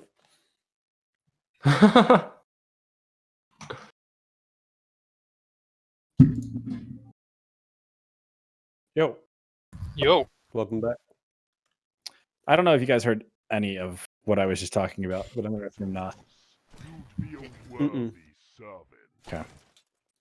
I did not, sorry. How come both of your Discords at the same time leaked out? That's weird. On OCE, I don't know. That's the only common denominator. Yeah, I'm not sure. But I was going to say... They're probably on the exact same internet. Well, yeah. Yeah. As There's of right actually now, been both some teams... weird transitions with the the internet and at certain times just randomly goes wild. As of right now, though, both teams have won a best of 5 3-2 over the other, and they are now in the final set, which Exemplar just won the Kendo too. So, as of now, I would say Exemplar have a bit of the edge. Both teams are hot. Both teams are fired up. There's no excuses now for being cold. You could argue the Exemplar maybe are fatigued a bit, but that's about it. Vanguard should be in the same boat, to be honest. I don't think anyone's fatigued, to be honest. The only thing that I hope for is that people aren't, that no one's getting tilted or anything like that. Yeah. But in terms of fatigue, they're used to playing a lot. It's the beginning of the day. I think they're all well rested. VG Yeah, I was going to say, included, so. what time is it in Oceania? It's like around like 2, 3 p.m. 3 in the right? afternoon. Yeah, 3 p.m. Oh, yeah. Yeah, there won't be any fatigue yet. Fatigue's Yeah, when you start going past like 6 p.m. if you've been playing since the morning. Keep in mind, it's been an hour and a half since we started this grand final. So we could expect another hour and a half. Yeah, but what you have to understand is that these people, they're not ordinary people. They're gamers. And that means they have like serious stamina. Yeah. Super Hermit Stam. This is it. So, Vanguard don't have any mauls on their team, but this Interworld has his again. This might be a denominator. Whatever happens. Oh, big early hits. Distant Thrall just cheesed the fuck out of... Oh, wait. Distant Thrall died. Other way. Wait, what just happened? That was weird. That was a weird interaction. Look at the wrong name tag. No, Distant Throw was on the wall and he was beating the shit out of somebody and then he just died. Just need to stop feeding parries. I mean, I suppose it won't matter now, but... Yeah, they were feeding a lot of parries there. Jats is... that's like one flaw, if I can say, to Jats, like the perfect robot in the game. He sometimes in the XV1s, he just like inputs. Just constantly inputs and like, doesn't faint or miss. I suppose if it's a 4-on-1, who cares? Quinn's dueling Imperialism's an important duel. He's very hot. Ooh, very condensed engagement here on the side. Okay, it's spreading out a bit. But all these players... Oh, nice switch from Nice switch from Haikuino. They played that really well. Oh, but Cheeky gets a pick in the 1v2 and Infernus wins his duel. Oh, Foe evens it up. 3 duels now. How they got here no longer matters. Maina's very good on this. Oh, Cheeky's got to have help now. Fox has to win his one going fast, otherwise his teammate's going to be in a lot of trouble. Oh no, 2v1. He wins it, but not fast enough. This is winnable, potentially. Definitely winnable. Oh, that's a big cleave. Oh, the stab! Punish is almost there. The dagger's got no stam. No stam. Oh, I think you should Just inputs. Oh, that's heartbreaking. Oh, he played. That was some pro level switching. Like one had to stop for health, one had to stop for stamina. They're just constantly bouncing back and forth. That's great communication. They cycled the duelist really well. That was nice. Yeah, they did. They played that right.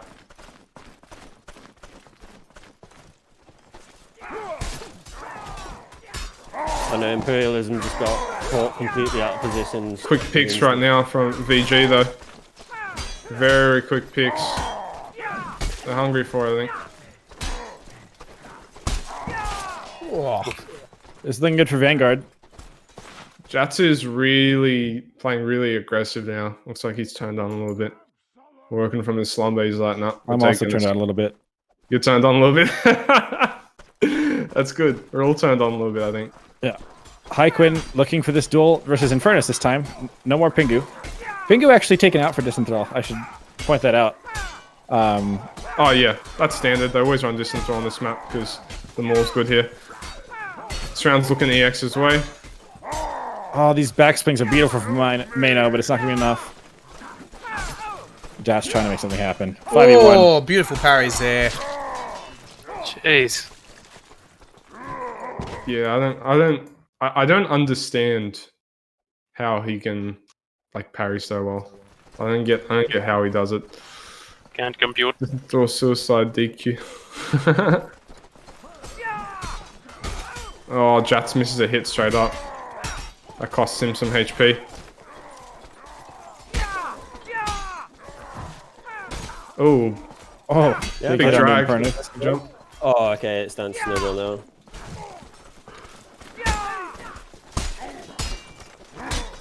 Easily winnable by Infernus. Nice try, Infernus. That's the first time. That's the first time Infernus has lost a 1v5. You like that one? That's a popular meme here in OCE. Rep said, warning for caster, no meme calls, please. Yeah, bitch. Okay, Jats looking for the cleave here on this Xe. He's continuing to back up a bit. Im's doing really well, switching between everyone, causing trouble. He's one hit though. Infernus does get the first pick onto Blade. The second pick comes out. They bring one back. No, Mano stuck in the corner. If he was in that choke, that'd be a much better engage for him. Ah, Foe created some space for him, but he wasn't able to he didn't choose to capitalize it. That was a close one, boys. Absolute butt clencher that round. Tell you what. 3-3. These teams are really fucking even in skill, in my opinion. Yeah. Like, you could play this set over and over and it'd be a different result each time.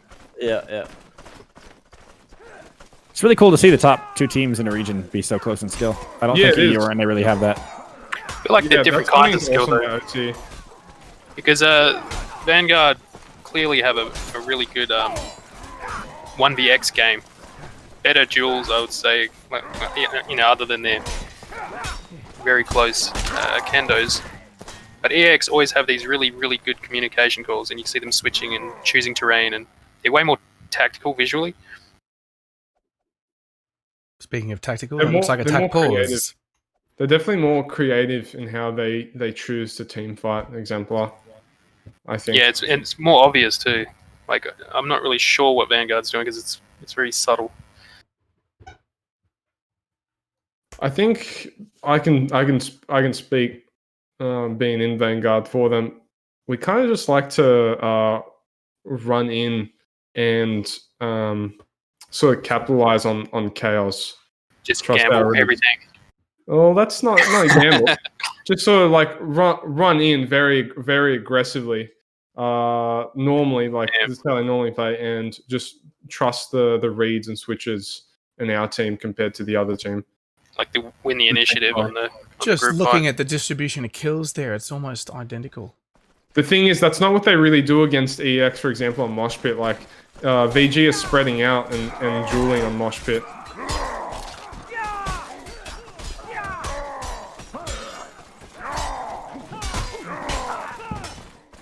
The more paying dividends for Blade that round.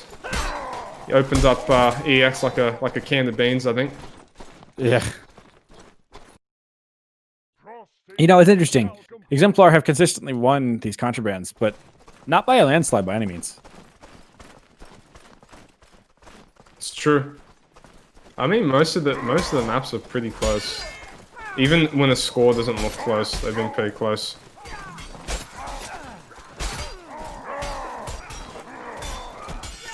I think Distantor's about to go down here. Finally, someone goes down. He gets the kill. It's a long, rally. We just saw some great communication there. Imperialism must have had a call from his mate over here. He's turned around and run over to help him. Finally, Jack goes down to the XL. Big reads. Rotated. Coming out of the maino. God, he's fucking insane. I do like that all of these players in the 1vx, aside from occasionally, I believe it was Infernus on Exemplar, they always are threatening the whole time. They're like whenever the last one alive, they're not just like harmless, you know. Everybody's still threatening. They've got to earn those 2v1s all the way to the end. This guy's wasting too much time in the 1v2. Yeah. Foe lived so taking long. way too... I'm talking about the EX dude, actually. I don't know who that is. Imperialism. He took way too long to kill. Yeah. Both teams had a player that lived for way too long. Right? Yeah. He did a really good job. That's a very cheeky kick from Ike. Ike needs to go help his teammate. Oh, not gonna be enough. Okay, they need to win this 2v1. Yeah. Have to kill him this guy needs to die. They do kill him. Oh, but they had to overextend to do it. That was a very nice sequence of back and forth there. That maul came out of nowhere. Exemplar on Suddenly, set points Exemplar, for the match. For the map.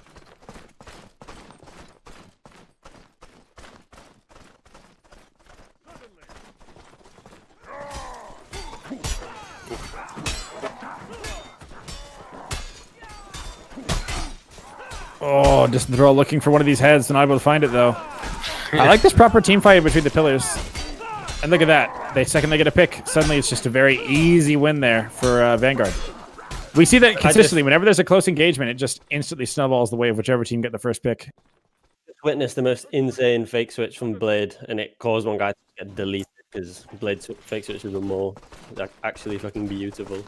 Excellent. Yeah, he's quite nice for that maul. I have to admit, Distantor has very nice fake switches on the maul too. He knows how to use that weapon really well.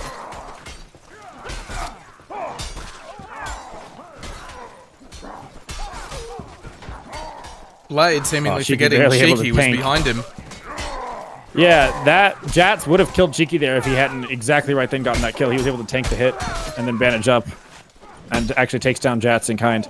Although it looks like it's not going to be enough anyway. Something I respect about Haikon, he's still like the only guy using jump kicks this patch. It's defense. I love jump kick feints. Those were so fun. This is fucking close.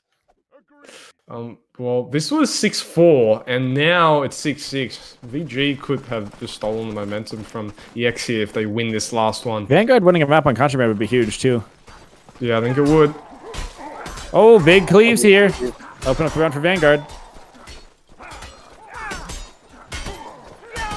Uh-oh. Blade is low stam. He's looking for a... Whoa, that was huge! The pick on a Cheeky. Wow. Haikon's just holding. Blade going off.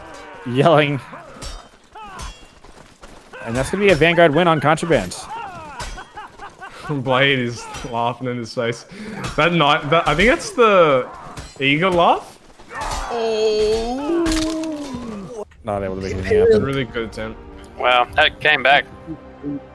Imp's 1vx is really, really good. It's not just like the 1vx's where he's like trying to win it there, but his ability to backstep and waste time, like he knows which mode of 1vx to play at what time, something that VG doesn't always do as well as he does. For example, if it's early on in the round, he'll know that he's not going to try win the 1vx and play it aggressive. He's going to play very defensive and just try to waste as much time as possible. Even just like his player position, locating walls, just instinctively, always just finding one. You never see him stuck in the open or something. Yeah. When he wants to stay alive, he has a impeccable capacity to use walls and his positioning to sort of accentuate his 1vx, which is it's impressive. I mean, some people like Blade in the interview yesterday says using the wall is kind of cheese. Like, it is kind of, but really it's not that bad. It's just smart at the end of the day.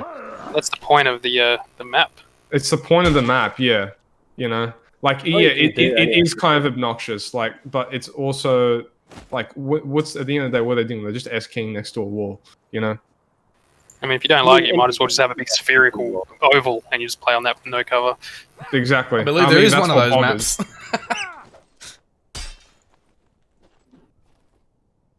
I think that the Steedy Contraband map is really good. It's got a nice amount of wall compared to Contraband. Contraband, that's normal, the walls just feel more clunky.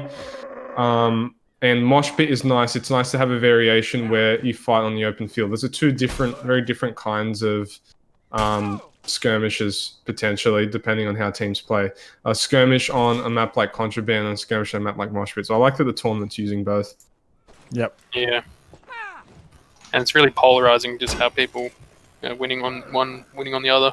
Probably not so much these two teams, but across the whole competition, it's been really diverse in which team starts getting the upper hand. I got those stupid fucking tiles which like elevate you little bits, which actually like causes consistency in the combat. It's really annoying. Yeah, but I think my biggest pet peeve is the bush. I don't know. I don't know, cuz I don't know how, but it just seems like so often the bush actually gets in the way when you think it shouldn't, because it's just in like two corners of the map. And what the fuck are they even here in Mosh Pit, man?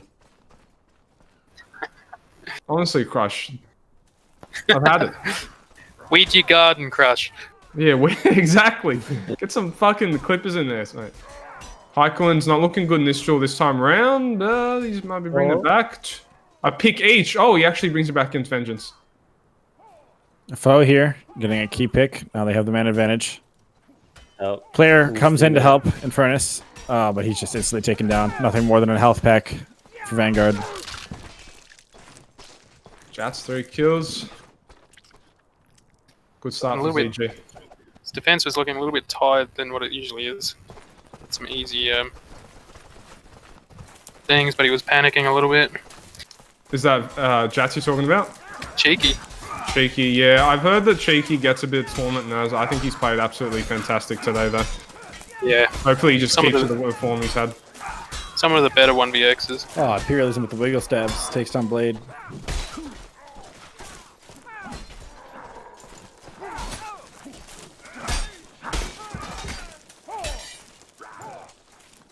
Pingu's running around with me. Stay alive, Pingu!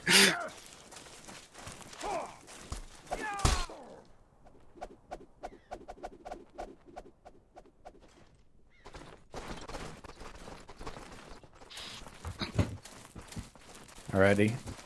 Another bit of a split engage here. Infernus kills Haken really quickly. Jats gets a big cleave though in the 2v1. Jats, let's stay alive for a while. Starts to panic parry a little bit though, and you guys doesn't go down. This is exemplar. What happened with Jats here? Because he was literally surviving a 2v1 for ages, but then his team still died. I don't think, like, it was a while, but the problem was Highquin died, like, immediately to Vengeance. Like, Highquin died within the first 5 seconds. Got the 5 duels going on. I think it's Dual meta, apparently. Yeah. Yep. 2 picks for Exemplar. Yeah. But it's Pingu likes to pick on Bo almost every time. For a pause now.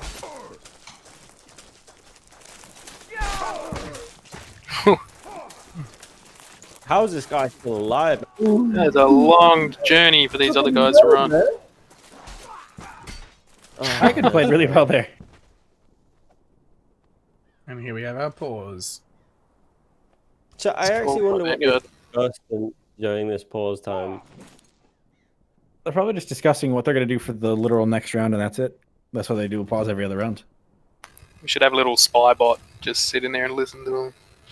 It's like reverse rhythm bot. It just listens and does nothing else. They're losing a couple of jewels that they could start winning, but I think one adjustment I'd like to see from VG is putting Mano up against Pingu, who typically Mano is a very good matchup against Pingu. He does quite well. And Foe sometimes does do well, but it's not happening at the moment for him. Honestly, having a bot that just recorded a call and then exported like a WAV of the audio would be kind of nice. Or even when it was used intentionally. Listened in one channel and then put the audio in another, so you could talk to people across 2 channels. That would be interesting. Some high-tech stuff. They're blobbing right now. That's interesting. They're trying to blob. Haikun's on Pingu now. Haikun has been doing pretty well against Pingu. I think it's a better matchup. Mano deletes Infernus. Cheeky wins his duel though, but I'm not sure what way this cluster's going to go. Oh, it's a 3v2 for Vanguard.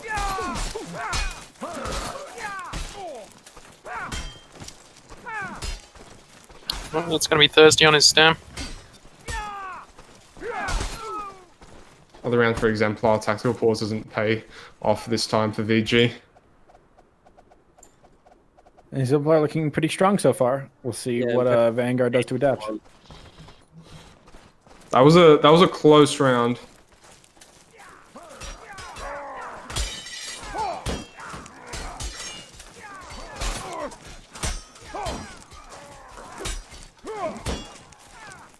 Ooh, Pingu not doing so hot here. Haikun once again able to just kind of handle him. Oh, would I say that? The tides have his turn. Anyone notice Mano over here doing his best Pingu? That's true, you're right. Except I think he was using a bastard sword to do it? No, rapier. Excuse me. Oh, that Kobe almost is the kill. Vanguard needs to stop going for the 5 jewels here because it's just not working for them. Another Vanguard pause. We might be seeing the limit of Vanguard's energy. Like we said earlier, we haven't seen them last a big stretch like this before in another tournament.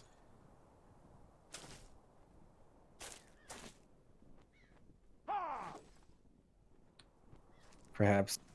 They did start. I don't know if it was this round or round before. They blobbed at the start. But then they sort of split off into duels. I think the last two rounds are sort of like that. I think maybe they should try sticking to the blob more. I think at least one person on Vanguard should take a light build or something, because I used to think it's pretty good on open maps like this. You can just run around like an idiot, and you can switch really easy as well. I don't think I've seen anyone like a full-on light build actually today.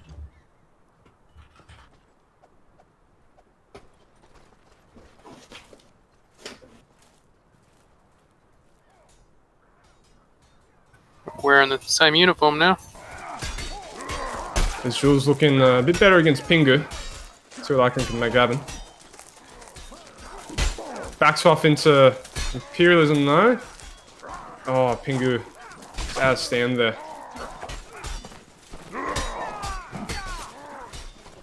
Looks like there's going to be another cleanup for Exemplar. Yep. VG make it happen. VG, they're playing too far apart. The odds of them both winning their 2v1s are extremely slim. Yep. Not against Exemplar. Chat's caught some great parries in there, but it wasn't enough. These players are ones that are going to punish when you are put in an unfavorable situation. Almost all the time.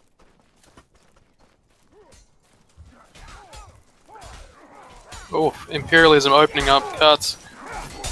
Oh, Haikun goes down so quickly. Oof. What can Exemplar do with this man? It's over already. This is a quick one. We haven't seen a dominant map like this in a while.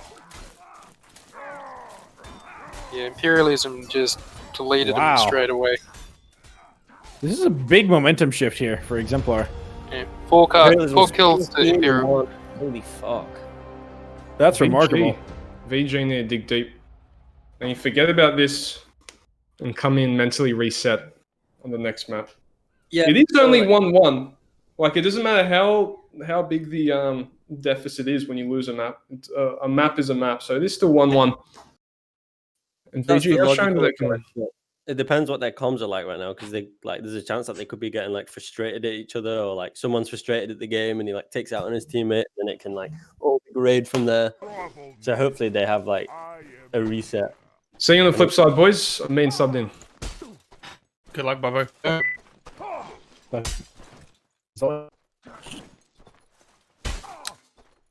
Was that you, Stephen Hawking? He's- Oh my god!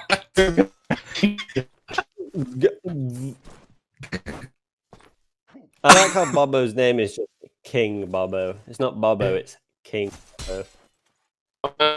That's just yeah.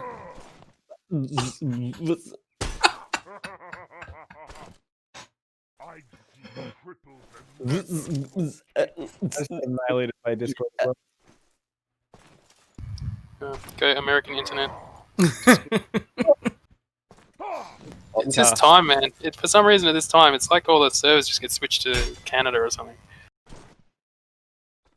Huh. We're kind of far from Canada. Yeah, I know, but like when you try to connect to different servers at different periods of the day, some of them are just awesome and some of them are garbage. Find that late night if you're connecting to the west, it's far better than early morning connecting to the west. It's just junk. So my money's on another 5-gamer. During this pause time, we should talk greater in depth about the horse counterplay meta. Why don't we show you a little bit of it after the stream here, Ronguat? Shit. I'll get my boys together. Shit. Yeah, get the equites. You have like it's literally the cavalry is coming. Yeah, literally. Yeah. You better ping them, Flatty. They got to be ready. It is going to be like 1 in the morning when this thing ends. But Yeah. what is stronger between Estoc and Spear? Is that a joke? It's obviously Estoc. No question in my mind. Yeah. Estoc's overall I'd say stronger, but there are times where the spear can be really useful. This is how fucking long it is, but not alt grip, just for playing long grip. Unless they secretly changed it, there was a value they changed ages ago in one of the patches to make the spear particularly like one different to all the other weapons is the knockback.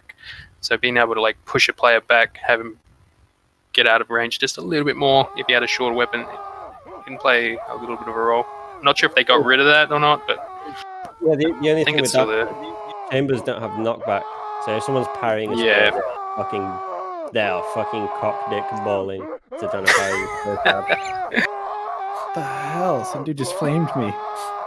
Good lord. I'm a waste of flesh. That's creative. It's become a copy pasta. It's conch. That's why. It was the original conch. Oh wait, no, sorry. The original was one fez. They're copy and pasting.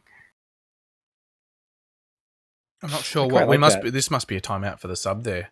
This is quite a long one. Ekel is begging to enter the casting booth. No. It's probably been about 20 people flame and run. Oh, Giru DC. No, honestly, I enjoy the creative pastas and stuff. Like the insults that have a little bit of truth to them and are just savage as fuck, I find those very funny. Just like well thought out zingers. It must be incredibly boring because I don't have one yet. Neither do you, Flatty. Oh, I get one every day. Don't worry about it. Well, Vet has had his like production value just shat on inevitably because that's just the way it is. There's like a 2-second delay between when he updates the score and they're like, oh my gosh, this is unwatchable. No, sometimes I miss a round. Sometimes I come back and update 2 rounds at once. Yeah, but even then, are you not paying enough attention to where you know what the rounds were? Like at that point, how are you paying enough attention that you notice it was off, right? Yeah. Like it's there for the people who don't already have the information, not the people who do. Oh, thank you, Sucrose. What is this non-talk? Oh wait, never mind. It is toxic. But you just got the like sloppy seconds. They didn't even change it at all for you. I know, but you know what it'll do. I like how there's some American friend of mine in the chat. He's like, "Why are you being a dick to everyone who asks you questions?" I'm like, I'm speaking Australian. It's a OCE. cunt whenever you Deal speak. with it. And they're like, "Hey, this guy's one of us." This is how they say hello. Sup, cunt? It's pretty much it. That was actually a good one. Usually when Americans try to do it, it's like, ooh, it's all bit You're weird. supposed to say "is doing." Huh? You're supposed to say "stewing." Stewing. Yeah. Oh, right. It's doing. Yeah. Stop, can't. Stewing. I used to be able to do a good Australian accent. I used to play Rust with a lot of Australian guys, but I have since lost that talent. Yeah, just call everyone a bogue and you'll be fine. My favorite was just it's simple as, mate. Little bit British, close. You gotta slow it down a little bit. Well, the faster you go, the less you can hear the inaccuracies. Yeah, the fast ones are usually the swearing. Yeah. My favorite is like the really not redneck. I don't know what the Australian equivalent would be. Just like the super uncivilized Australian. Ocker. We say Yeah. redneck as well, but you know, it means different to what it is in the US. It's more like our redneck is more like a hillbilly. Apparently, You are a fiend and a coward, and you have apparently the auto mod for the text channel there has withheld a message from Echo. This is a one hell of a Yeah. pause, by the way. I'm just gonna throw that out there. Yeah, I'm thinking. Yeah, I'm wondering. I'm wondering if Eccles wanting to do some more sword play in his bedroom. I'm just thinking Vanguard is just not having their players join the server specifically so that they get more free pause time. I bet they can't join the server because the server's too slow mode. While we're waiting. Sup, Echo? How's it going? What's up? How's your day been? Oh, you know, I just had to wake up early, like WA things. You know, you got to wake up early to get on. This is early. Well, like I had to wake up at 9. Oof, those mornings. Yeah, I know, right? Like, Lockout I'm morning. pretty used to it though. I'm pretty used to it because I go to school, but I have to wake up pretty early. Yeah. Hard times. Anyways, can we get like a live reaction feed? There's a live reaction feed. Yeah, like I'll put my face cam on, you put it like in the top left corner, and I'll just like have my face, and then like it'll be gorgeous. Throughout the competition. And you just give us your O face. Somebody just hits me overhead and just like gasps into the camera. That's Can you do me a favor? I have to reconnect to the I need to be dragged back in. I'm gonna go back into the casting waiting booth. This is just to make it so my camera works. You and I'll do need to some- be dragged back in. Well, it's up to you if you want to see some echo cam footage. I think if we actually do that, we're probably going to kill the stream. If Yeah. we've had another, we're already getting about 50 frames on okay, Mosh that's Pit. fair, If we drop it, we may get even less than 50 frames on Mosh Pit, which could be disastrous. Are you streaming on Twitch and YouTube? Nah, Or- just it's nothing to do with the stream itself. It's just to do with the amount of stuff that OBS is doing to keep this stream looking nifty and working. Well- Any more additional video feeds would probably make it shit itself. Well, Chicky, your boy, is offering $100 to keep it running. How about pay first? And we'll talk about it. Anyways, well, man, as soon as I dragged Echo in here, look at all these poofters lining up in the caster's booth. Yeah, Vanguard is very clearly delaying at this point. Yeah, I I'm do just have gonna a be lot honest of with you. fans, to be honest with me. Like, They're just following you around like a bad smell. like him Christ, I know he wants me low key. Especially that anime exterminator guy. Oh my god, he's a creep. He won't not leave me alone. He does not stop talking about me. He loves me. I don't know I'm gonna why chuck he's you. following me now. I'm gonna chuck you back in that channel. Oh Like no, don't do me Ragnar in the dirty. snake pit. Don't you dare do me dirty like that. Where is Vanguard? Oh, he's gone. Oh, he's gone. Where is Vanguard? That is, This is like DQ territory. anybody's question there. It's a map change. How long do they have before they have to be back for the next Timeout round? can be up to 5 minutes. It's been over 5 minutes. Hello, hello, hello. It's slowly Welcome coming back. Yeah, next map still hasn't started, Giru. They're still just waiting to reconnect for some reason. Even not all of the EX are there yet. Something going on right now. They're definitely just stalling the engagement. That's not even a question. Or not the engagement. They're stalling the match, so they can bond review mid fucking set. I can tell you what just happened. They pulled me into the VC, and they basically showed me like a clip of something that didn't make any sense, and they think someone might be cheating. That's why there's a delay right now. I'm just saying that for the sake of transparency. That's what the delay is. Who is they? I'm not gonna bring names. Yeah, so we're just waiting on sort of a referee decision potentially pending. Vanguard are saying that Exemplar are cheating. What I said for the time on, just play on, and then like the investigation will have to happen after. But one guy's being watched right now, and if he does anything shady, he'll get subbed out. There's no point saying who or what because it doesn't matter. There's a ref down there regardless. Doesn't matter. Because if it's not there, it's. I'm not gonna call any names because I don't want. Yeah, I don't want people to be like, "Oh yeah, fucking cheater, bitch." No, it doesn't matter. It doesn't matter at all. We have a ref. The ref. Well, I'm gonna say Vengeance is just a blatant hacker. I mean, we can all see it. So, anyway. I just picked a name at random. I don't know. Someone's gonna clip that now. Yeah. Who was the Elite 2? Was that Pingu? I think so. Nah, he's a cheater too. Yeah, I wouldn't be surprised. No, I believe it's called an arming sword player.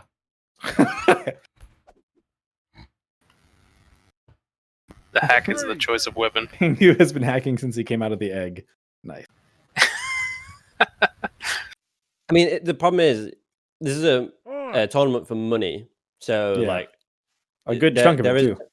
Yeah, it's a good chunk of it, and on top of that, this game has no fucking anti-cheat, and it's not that server authoritative. Like it is to some degree. The swings are to some degree, and the movement is. They might be looking, but not things like parries and feint recoveries and stuff. Yeah, a lot of the timers aren't networked. They're not checked by the server at all. And like the turn cap, for example, because checking the turn cap, I understand because you'd have to do it on every frame. You'd have to check every frame for the turn cap, which is fucking expensive. So what you have to do like a analysis post game, but that's not done. So this probably is going to weigh on whoever's mind, the accuser's minds. While they're fighting, because they're just going to be like, "Oh, they only did that because of that," and then instead of adjusting to the situation, they're just going to, call it out. There is some movement going on in the referee lounge down there as well. It's really annoying if you're a player, like you know that you're a legit player, and you think that someone you're playing against is cheating in any game. It really like affects your mentality because you just feel like, oh, he's just fucking cheating, and it's like you'll play worse as a result. Even if the guy's not cheating, if you think that he's cheating, it's really bad. It deletes your ability to progress on your performance and adjust to things and going, oh, he's doing this, so I'm going to use this as a counter potentially. But rather than, oh, I can't do anything, so therefore I'm not learning. These grand finals have been going on for more than 2 hours now. I just want to throw that out there. We've just had an unfreeze. Yeah, it's live. We are going live. They're coming out slowly. They might as well push. What's the current score again? It's 2-1 to Exemplar, right? No, it is 1-1. 6-7, 7-1 to Exemplar. Okay. Yep. There we go. Okay, now cool. They just reset for a second live call. Let us begin.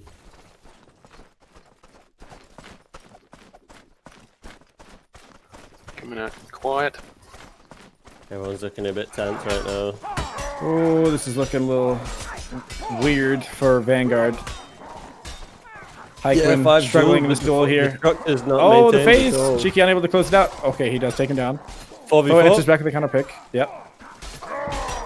Oh, that was a liability. Mino goes down. They need to kill the even star fast. Nice. Cheeky's got to run King now. Bobbo trying to make something happen. He just dies.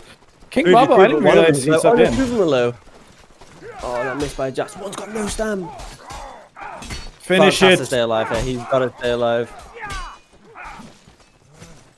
Vengeance stalled that so well. I don't know. I believe in Jax. I fucking believe in Jax, man. He can clutch this. Ooh, it's Jax. Let's go. Oh, he's being missed. He's reading his stab pin. He's not enough. Nice try. And Imperialism was also out of stamp too. Yeah. Just do some first person on Bobbo. Yeah, actually, let's get Bobbo on the camera. Bobbo. right, Stays on Bobbo. the side. Oh god, he's coming in cold too. This is not good for Vanguard. He's just been casting for the past hour and a half, if not longer. Oh, chamber parry there, spelled the end. Maybe not watch Bobbo. This is not looking good for Exemplar. Yep. Should be a 1-1 here. Mano is popping up. Can we just say Mano is fucking popping off right now? Oh, look at that miss as well. And he made sure that he hit the floor just to like fuck him over from the miss detection. What a dick. What a dick. That needs to be quoted on a book somewhere.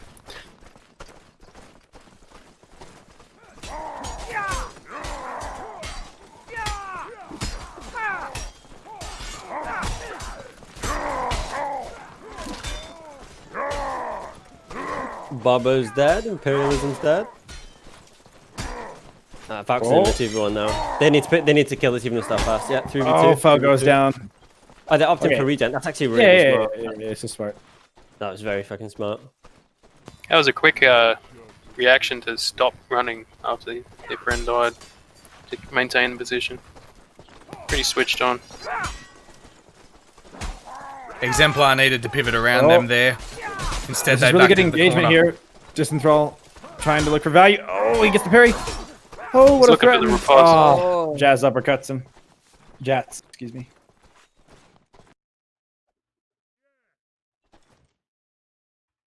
Vanguard are looking strong here, and this is the map that they're normally not best at. I think they won the most recent contraband, though. You might have been disconnected at the end of that. They did, yeah.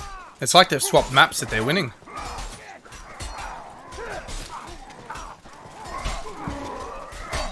Oh, popping off. He doesn't even need a warm-up. Mano taken down in Furnace.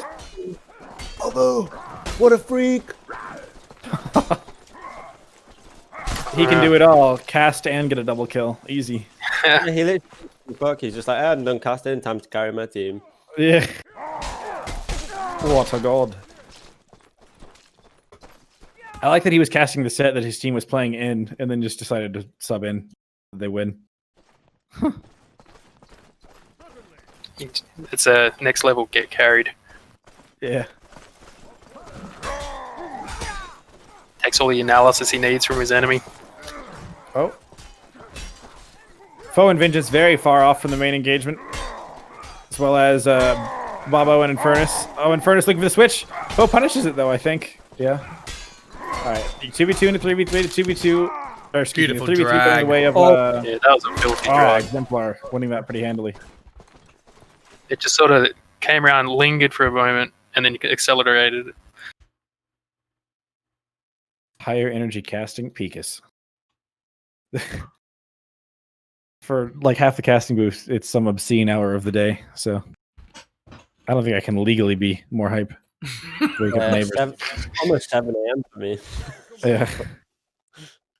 I just try and start yelling. I'll get noise complaints. Get evicted for the casting booth.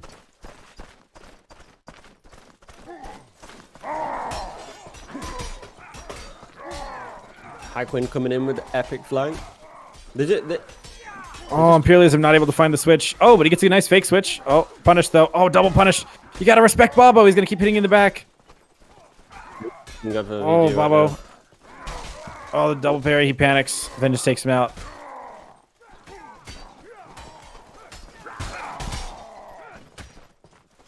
Highquin behind you, man. No. They're low. He managed to get bandage off though. I think the bandage really cripples the 1vx. Oh. Man. 3-3 here.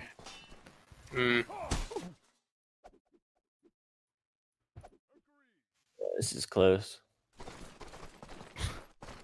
I think he was up. Shut the fuck up, fucking donut. This is a nice insult.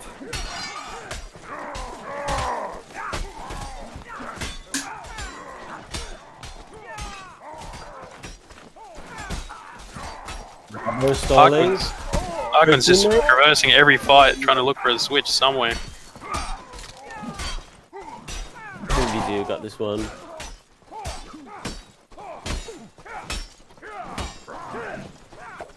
This is looking, yeah, good for Vanguard. Kick him off the cliff for good measure. Big on thought. Saves the funeral. Yeah. Jesus, that's morbid.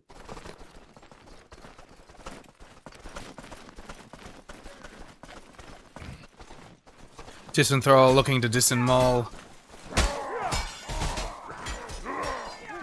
Misses the drag. Can't quite get the extra hit in there either. His stamina is fucking low right now. He has to go waste time. Oh, he's wasted so much with all those misses. Now he's running for his life. Teasing the pillar. Oh, Foe comes in, cleans up Vengeance. Wow, good recovery from them. Oh, fucking hell. 5-3. Jats is fucking popping off for his team, man. And Highquin's also doing really well. Finally. Took him a while. He was struggling for a good portion of the sets tonight. Yes, we have reached the 5-point tactical pause there. Surprised. Can't they just void their pauses because they paused for 15 minutes at the beginning of the map? Yeah. Again, Besides innocent Bobbo. until proven guilty. You don't get to say there's a cheating allegation and then pause the momentum for like 10 minutes. I don't think that's okay. I mean, it was pretty... Like, what they showed me was pretty like, ooh, that's Yeah, not right. but just determine that it looks fishy and then save it until after. Don't take 15 Pretty minutes to much look at it. That's pretty much what's happening. They played on. It's mostly just like outrage from the. They don't like Sure, it, obviously. sure. Still, though, that being said, they're playing on. Yep. Now that the hacks Oh, are what a up, buffer war between Infernus and Foe. Oh my lord, Foe finally takes him down though. This is looking good. Oh! Huge pick there from Vengeance on the Messer. But it's not going to be enough. They overextend. Oh, never mind. Disenthrall with the maul pick. Oh, this is looking pretty good for Exemplar. One player low stand, the other low health. Oh, the switch, the desperate attempt. Oh, the parry. Cheeky gets taken down though. Oh, that's huge. Comes through. Okay. This is a huge 1v1 now. Disenthrall with the low secondary. It could be good for him here. Yeah.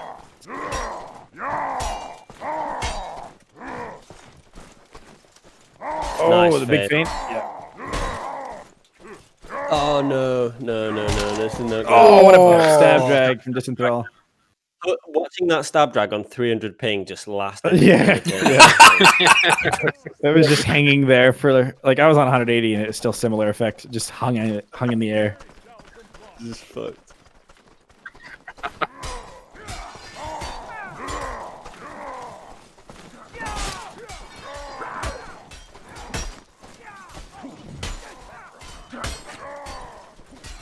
All right. Yeah, Vengeance is the first to go down. Peerlism quickly answers back though, taking down Highquin. Exemplar run out of time. Made him insane, man. He's still going. He's still fucking going. Good lord. Not only is he still going, he's about to outstam the maul somehow. That was fucking insane by Mano there. He's staying up. That was really strong. Yeah. 6-4. Match point for VG.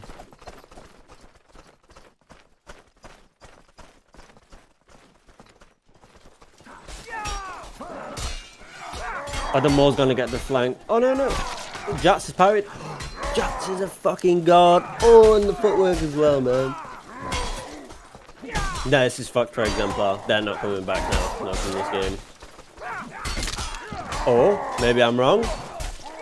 3v2. This is looking really good for yeah. Vanguard should take this. After that 15-minute pause to reset the momentum, suddenly they're playing much better. How weird. Jats went 17-4. What a fucking... Yeah, he had time to saga. untilt before the match started. I mean, of course he would do better. He just had to alt-tab and untilt. Yeah. Just accuse the other team of cheating and then turn his own hacks on. The ultimate misdirect. They'll never see it coming. With his To be 16 honest, ping, though, it might as well be a hacker. The fact that this is still going is insane to me.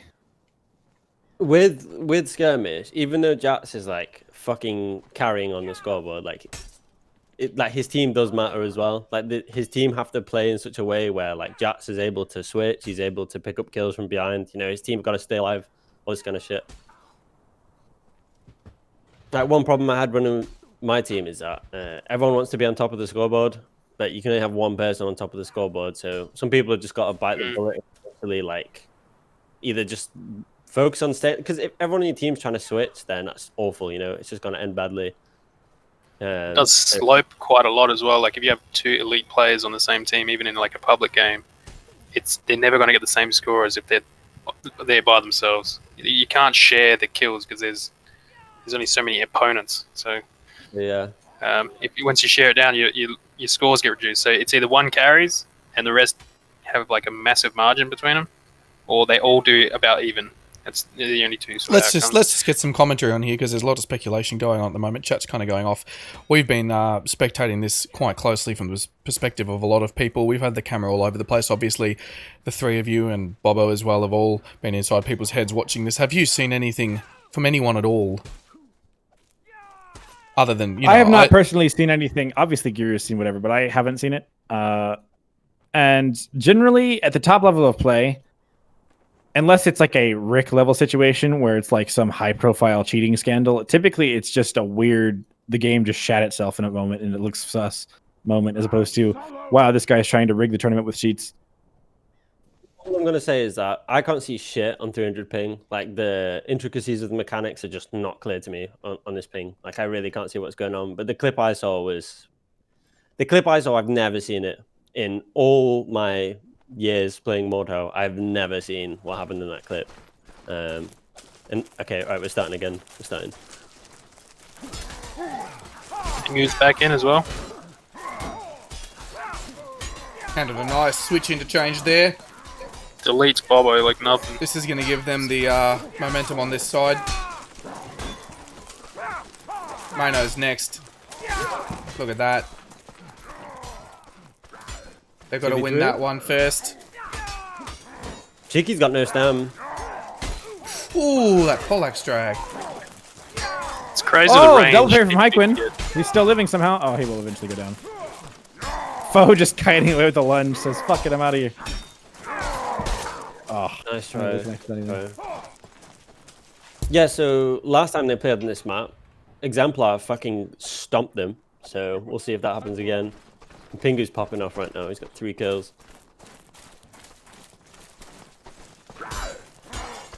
He comes out rested every time too because he's got a whole game of interval. Okay, except for this game. He just got dispatched with. Holy fuck. He died instantly. It's not looking good for Exemplar. And they all seem to be winning their duels as well. EX ran to the wrong side of the map. Alright, 2v3. Oh, yeah.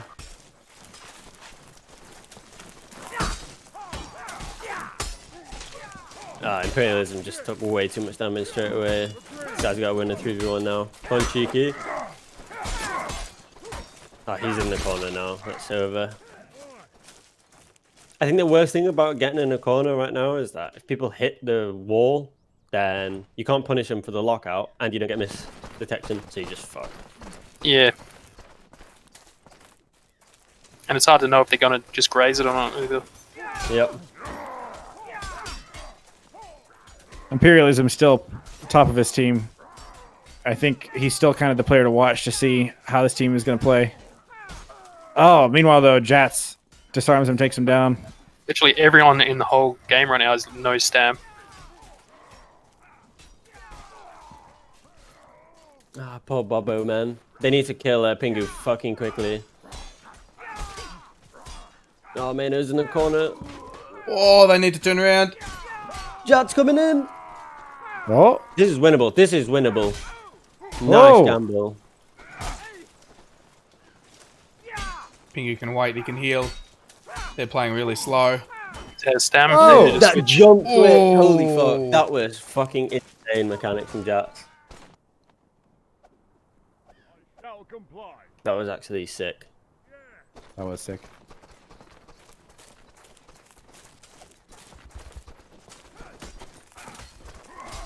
Five duels. Very structured, very disciplined. Bobbo's dead instantly. That's not good. Mano's surviving though. He's actually buying a shit ton of damage. Imperialism losing versus Jats here. Oh, never mind, gets the disarm. Imperialism and Jats can tend to match each other every time. And from what I've heard, Jats and Imperialism are probably the best two players in the match. So interesting that they are just content to kind of look each other in the eye and match. And we've got another pause here. Incredible. Unprecedented. How original. Didn't you just watch the game with us before? It's not unprecedented. I think there's been more time not playing in this set than there has been playing. They need to deal with Pingu. He was 8-1. He was literally just farming. Yeah, that's very true. Rotating him as a rested player on this kind of map with no obstacles, utilizing his reach. Problematic.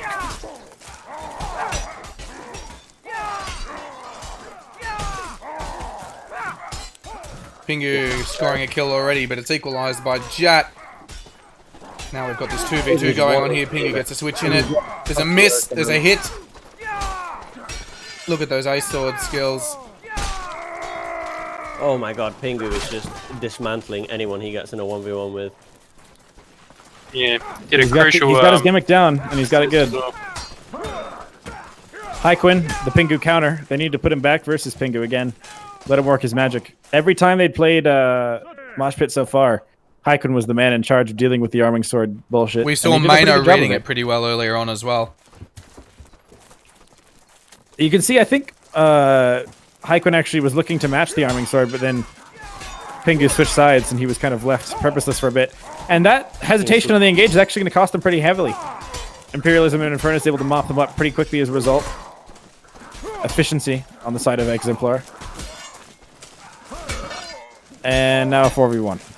Yeah, that was really awkward. Like, Jats got hit in the back, and then he turned to see what hit him in the back, then he got hit in the back and again, and then his teammate hit him in the back, so he was just fucking confused, and then he died. I know, taking like 3 or 4 re-parries, like one after the other, quick succession. You know, Exemplar have been dominant on Mosh Pit since the kind of the momentum resets have come through. I think they won the previous one 7-2, right? Something like that. 7-1, excuse me, yeah. And right now we're looking at a 5-1.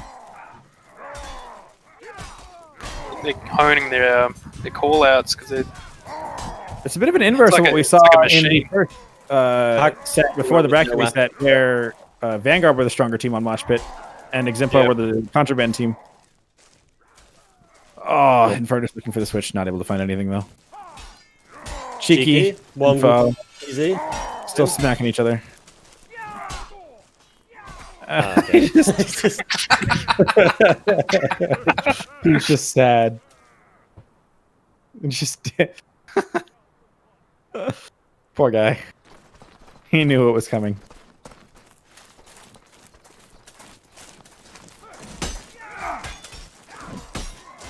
Just out of curiosity, who's on Pingu at the moment? It appears to be Foe. It's they each spend their shift dealing with that. Pingu not able to find the pick as early. Him out, so. Oh, not able to find the double parry. Oh, okay, Haikun just died. Fuck. They need VG gotta run. now. VG have the positioning advantage here. Oh, never mind. Oh, no, Suddenly, this is very different. Cheeky needs to find some value here, and he does. The fact that he's not dead is a huge upside here. He's got 2 fresh players, and because Region is enabled, that's a full extra player that you have just waiting whenever you need it. Oh, big switches, though. Oh! Foe making some stuff happen here.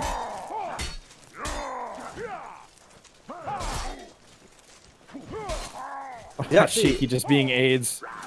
Oh, God, he's just missing. He's doing mid-strat. Oh, my God, that was AIDS. Holy. I think he did fucking well there. Yeah, oh yeah, for sure. Foe played that about as well as he could have, but what's happening is just AIDS.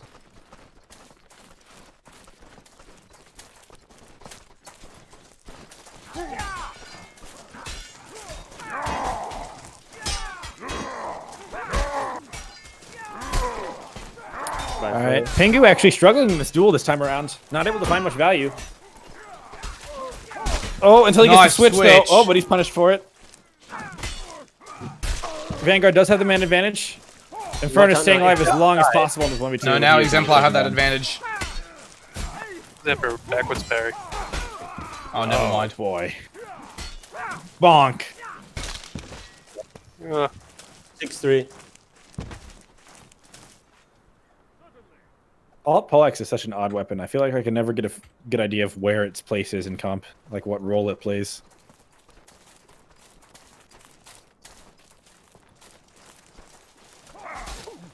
It's kind of like a pole hammer, but with combo and shorter. Oh no, 5 is dead straight away. And faster.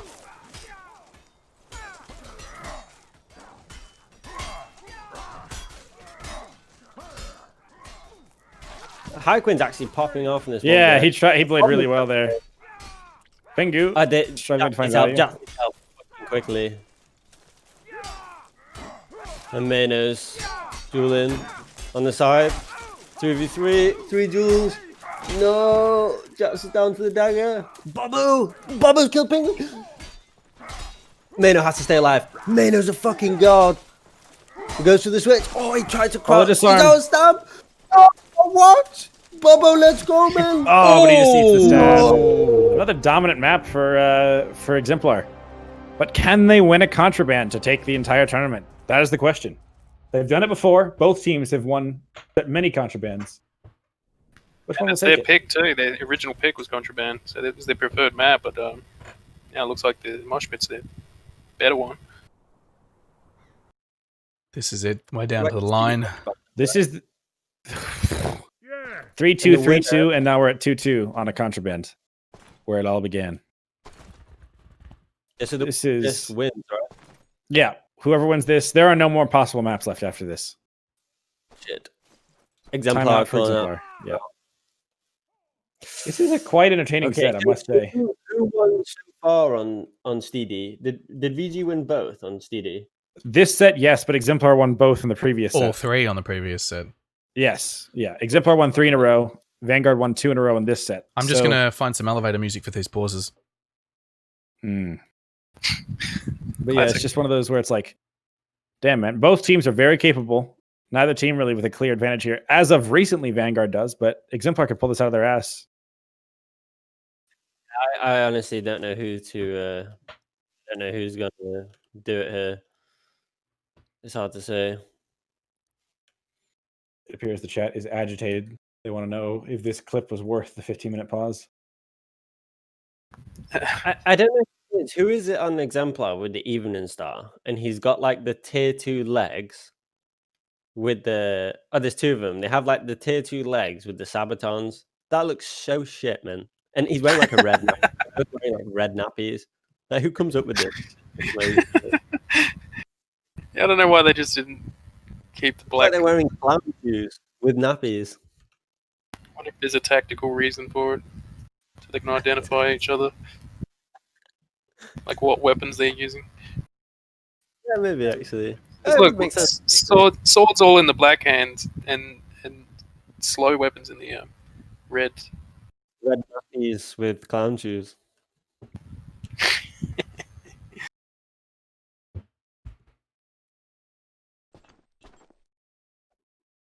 Giru, is VK playing in the EU MFC? Do you know? I'm struggling to get my team together. I'm probably gonna have to start recruiting people. That's true. Yeah, it seems like EU is just having like a kind of heat death. It's just like all of the entropy is just taken over. They're dissolving into chaos, and it's just there's no pointless to fight the. Well, what happens is like just make it to top tier. Like a lot of release players are making it to top tier, and then they're just realizing that the game is AIDS, and then they quit. But then what happens is that mentality trickles down to everyone else. So other people don't want to make it to the top. They just give up as well. Yeah, it was starting anyway. Oh, let's go. Right, the question is, are we going to see this enthrall pop off of them all? Yes, we are. Yeah, so First far. pick, second pick. What a hard read from Giru. Third pick. The hardest of reads. Wow. See, if my team right now, I would be tilted. I'd be like, why are you not parrying the fucking maul, man? It one shot. Like the maul should never kill you immediately because you can just chamber FTP spam it. I appreciate the desk smack for emphasis. It really helped me feel the tilt. Yeah, that's exactly what I do. And then It sounded like the desk was already leaning over a little bit. Yeah, just fucking ended it. Good cleave by the Eggsy there. Oh. 4v4. Oh, 3. Head comes off. Okay, this is looking fucked for Exemplar. Right now. Cheeky. Oh my god, someone left the 2v1. Oh, they got to switch. Okay, it was kind of worthwhile. All right, fair enough, fair enough. He basically main tanked Yeah, one of them yeah. and had like full aggro, like literally 8-second aggro on him, and he was just chamber FTP in. That'd probably be a good highlight. Lots of gore on that one.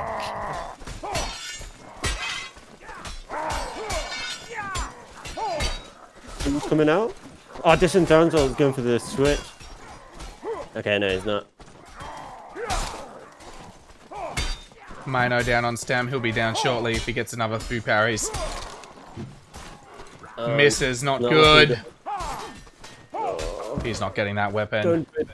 Surprised he doesn't throw his maul much. Even towards the end. Yep.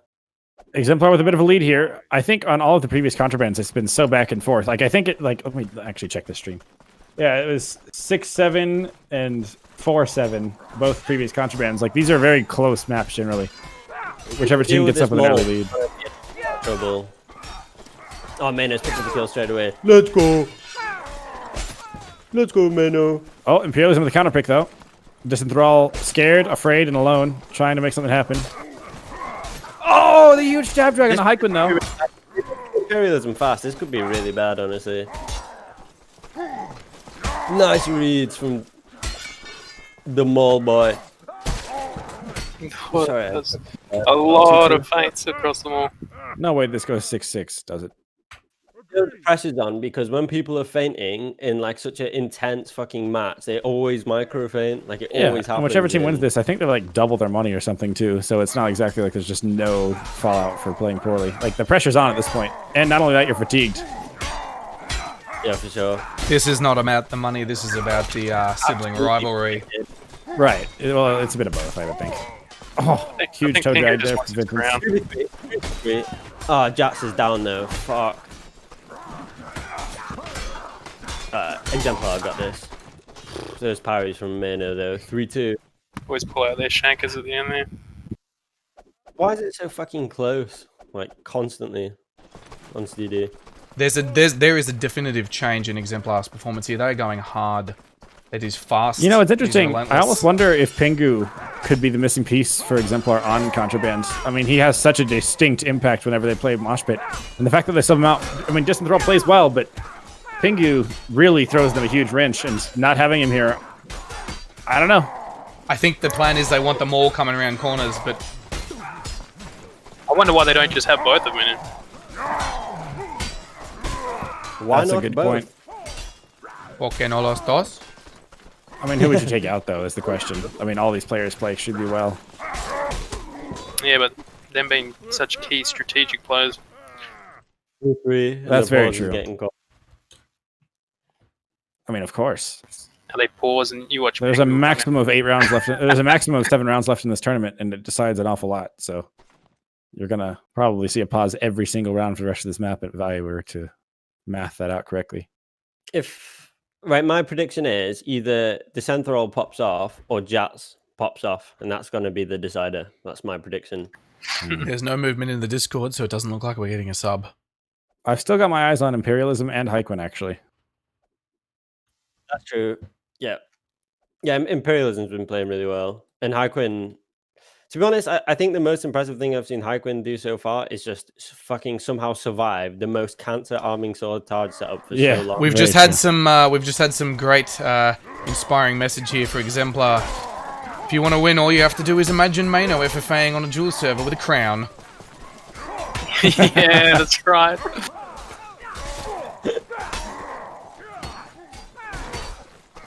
Oh, and Furnace not looking good here. Jats putting a lot of pressure on. They're all fucking, all of Exemplar are low. Oh my good god! I'm gonna goodbye. Wow. Infernus lived so long there on low stamina, that was insane. He played that extremely well, even though it didn't end up mattering. Of course. Obviously, you don't want to get to that point, but if you're versus who is arguably the best player OCE, according to somebody, I don't remember who said it, which is Jats, the best you can do is just survive for a Bobbo long might time. have been a bit of team bias there. Maybe. But he's not wrong, I don't think. Oh, Jats is a fucking Oh, god. Disenthrall annihilated by Jats, speaking of. Speaking of someone's Jats, somebody stop him.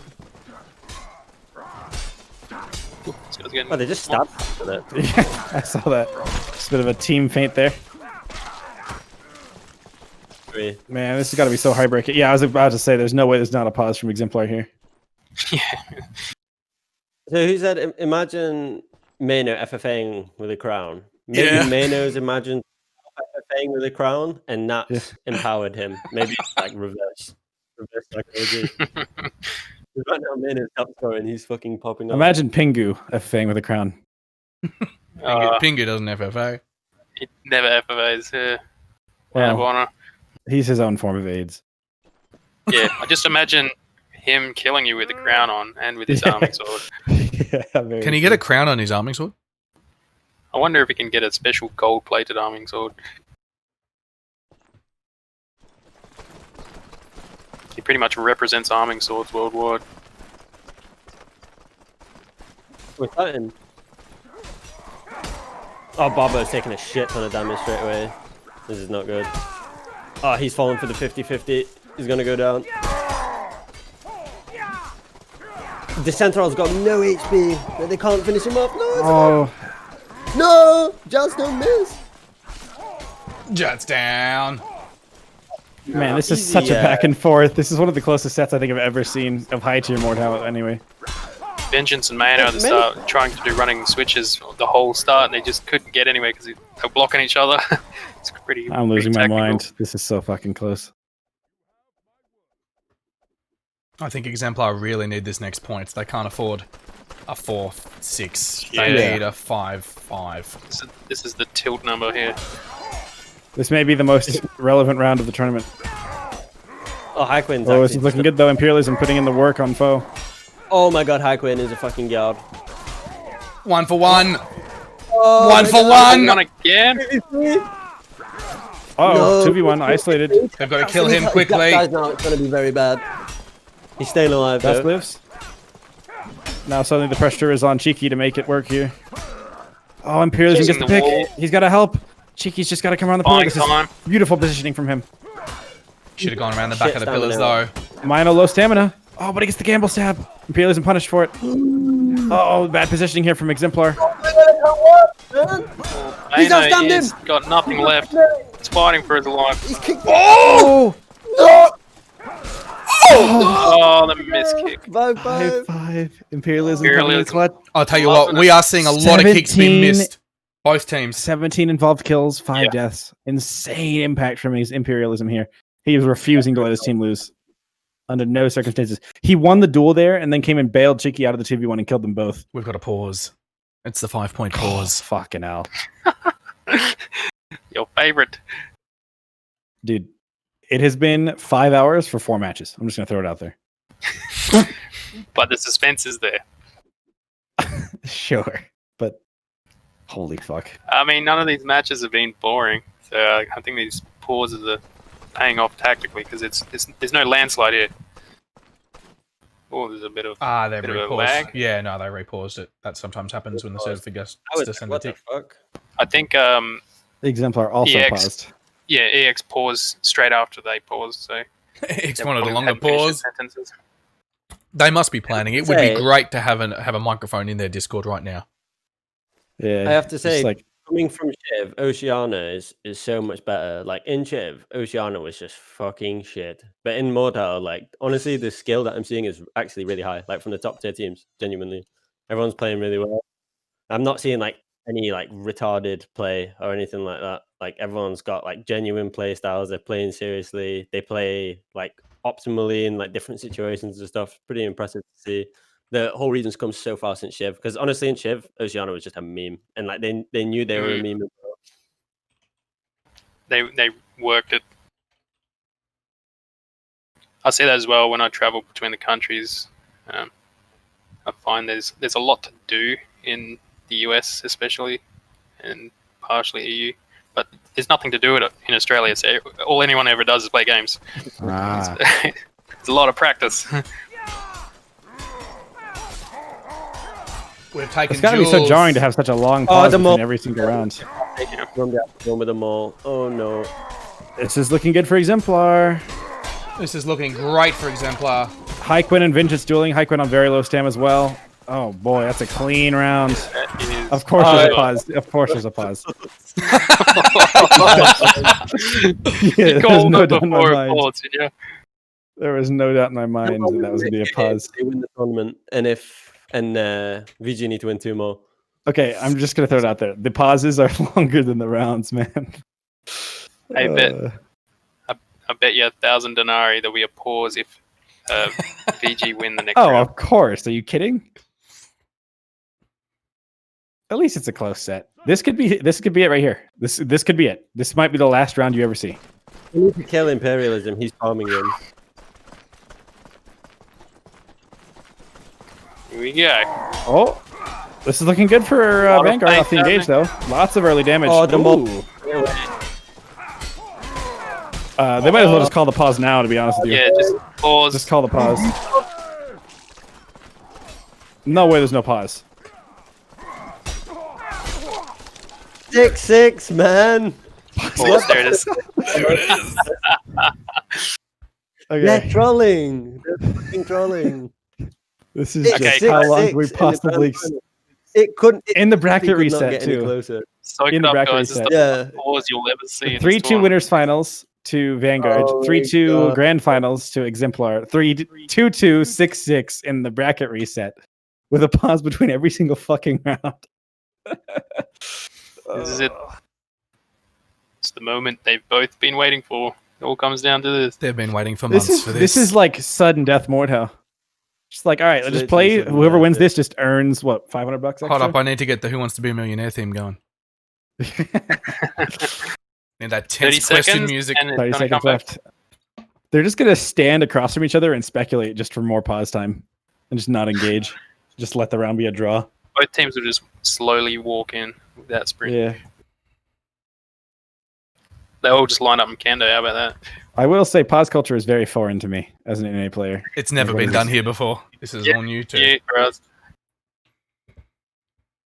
And I've just put the match point indicator up.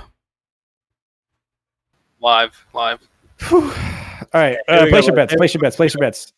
Exemplar, Vanguard. Fuck, Vanguard. I say Exemplar. Well, it's anyone's game. Who knows? We'll see now. Everyone's looking fucking very tense. Oh, this Maul is scary. Takes a couple hits though. Oh, Maul gets the double parry. Oh, he gets away from the pillar. They're playing so scared right now. Oh, the CB start taking a lot of punishment.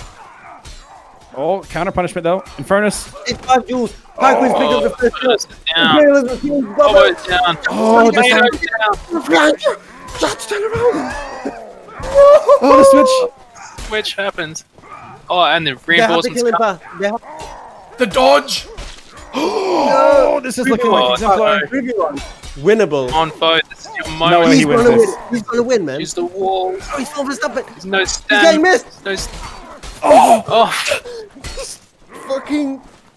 He's got no stam. He's bandaging to die, bro. It's fucking That's GG it. to Exemplar, man. Fucking hell. Wow. GG. that was incredible. crazy. Fuck me. Exemplar, clutch it. God You get damn. that last kill highlight, but I sure did. we need to have a slow motion replay, instant was slow motion. We can replay grab there. it right now. In fact, we should get EX to talk us through it. Pengu has a crown, ladies and gentlemen. Finally, Finger's got his crown. That's all he wanted the entire time since he started playing Mordhau. He wanted something like this. It's all he ever talks about. Good lord. I wish we had this level of competition in NA. I hope to see the day that that is the case. 10 just absolute top tier players. That was beautiful. Not only ruin that, your they had economy some coming out. when the Like, more people play games. well, I'm saying when you look at both teams, they had multiple players coming in and out for both rosters. You had Disenthrall and Pingu tag teaming to get them to that win. You had King Bobbo come in for who was it before previous set? But like that was like 12 different players that were all absolutely top tier, able to keep up. Fantastic set to watch. You know what we should do is get Bobbo in here to give us some comments. Oh, if Bobbo wants to come in, he can. But that's got to be heartbreaking. I have to say that was a fucking brilliant tournament. That was actually really good. Full of suspense. All those pauses sort of made it, I think, a little bit, in a way. A little bit excessive, but... It definitely added to suspense, Jesus fucking Christ. Yeah. Oh, the scoreboard on always... Steam isn't updated. That tilts me so much. Nah, the scoreboard there is right before the update. We're about to... Oh, it's from the replay. Oh, I understand. It sure is. is. Okay. I'm about to queue up you all are, the replays. You are forgiven. Thank you. Not that you needed my forgiveness, but... Let's queue up the replays from that final.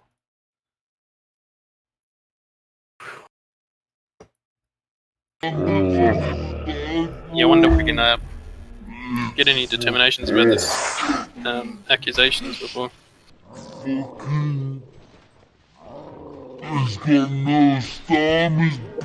I have any determinations about it? No, saying I wonder what all these accusations were about in the private channels. Yeah, I'm honestly not. I'm honestly not sure. All I can say is that what I saw in the clip made no sense.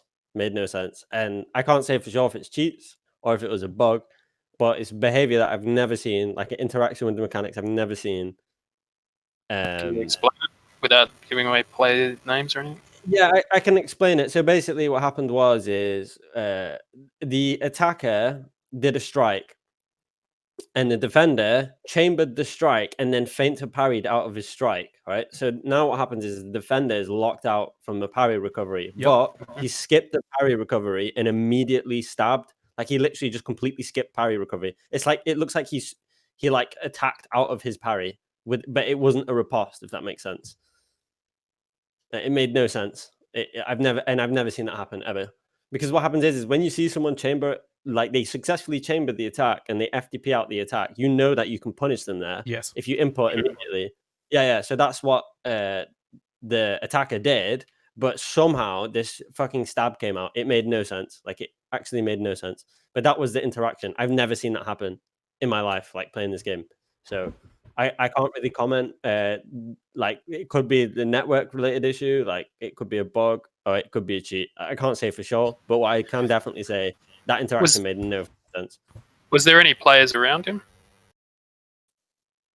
Yeah, I think so. Yeah, because it's possible maybe he got back parried or something like that, or some weird. Like maybe there was a parry and it was a riposte. But I can see that Foe is live down in the Vanguard channel. There may be a number of players having a preview of that footage, I expect, although I can also see that Skitzer is live down in the Exemplar channel, so we really don't know what's going on down there. Potentially, though, we want to get an interview from someone from Exemplar just about that win there.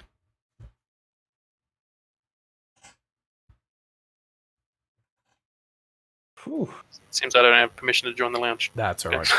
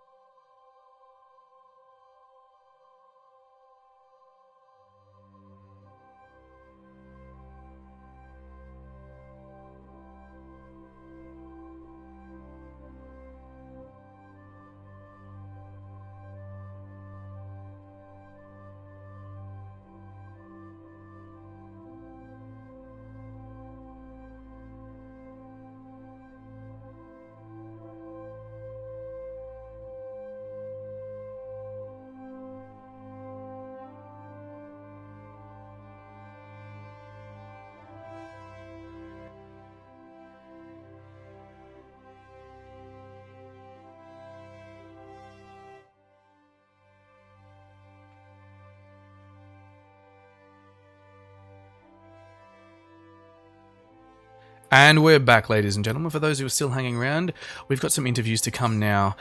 We've got Haiquin in with us now. How you doing, Haiquin? Yeah, I'm good.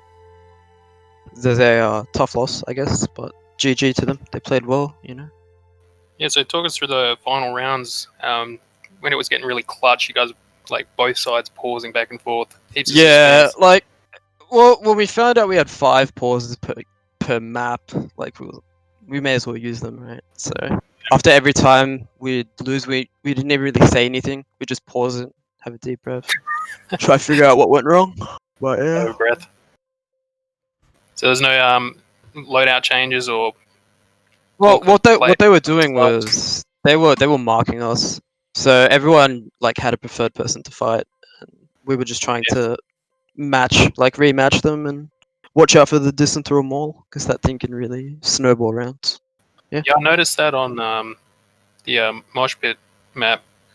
There was a moment where you guys lined up, and then their players crossed over to match, and then you guys everyone went, was and then they crossed over again, and then went, and you crossed over again, and then it just became a 2v2. It's like just a big mishmash. So it's kind of funny, and it was very telling that they were definitely picking on certain people for matchups. Oh yeah, we knew who we wanted to fight, and they knew who they wanted to fight, and it was just a matter of sorting it out before the match started. And then, was there any sort of analysis as you were playing there? Because you would have noticed in your first in the first grand final there, you guys won each time on Mosh Pit, but Exemplar won each time on Contraband, and then you swap over and we go through those first 4 games, and it's the opposite going on. Yeah, we scrim a lot, and it's really a 50-50 on whoever wins which map. But yeah, I don't know. Pingu was hard to deal with. He took a lot of time to duel and kill him, and the rest were just able to snowball. But like we felt more comfortable on Mosh, and then we started losing on Mosh, and then Steedy became like the better map for us. So it might be just a bit of RNG. I don't know, but yeah.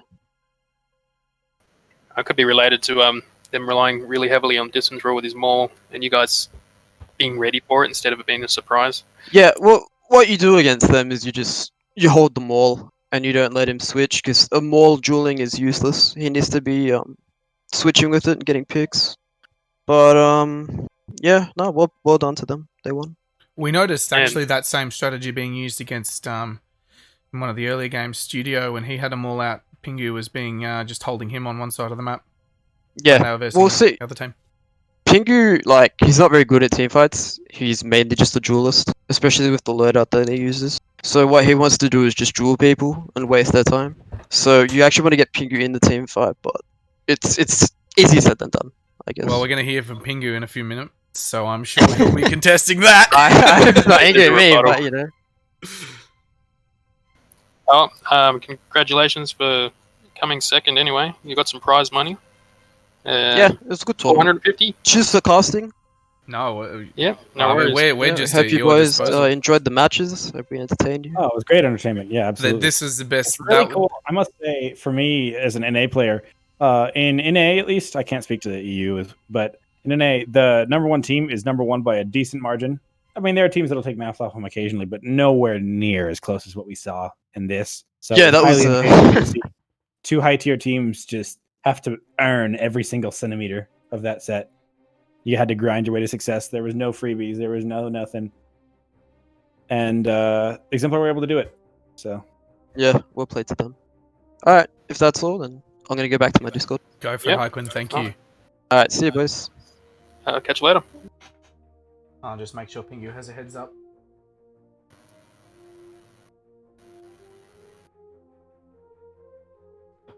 I'm just giving Pingu a heads up before we drag him in here.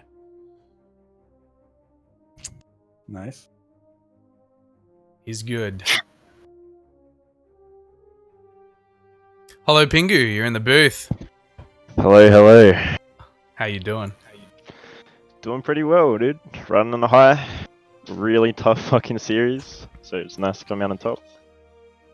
Yeah, I feel like you've been waiting for this win forever in like your Mordhau career, so to speak.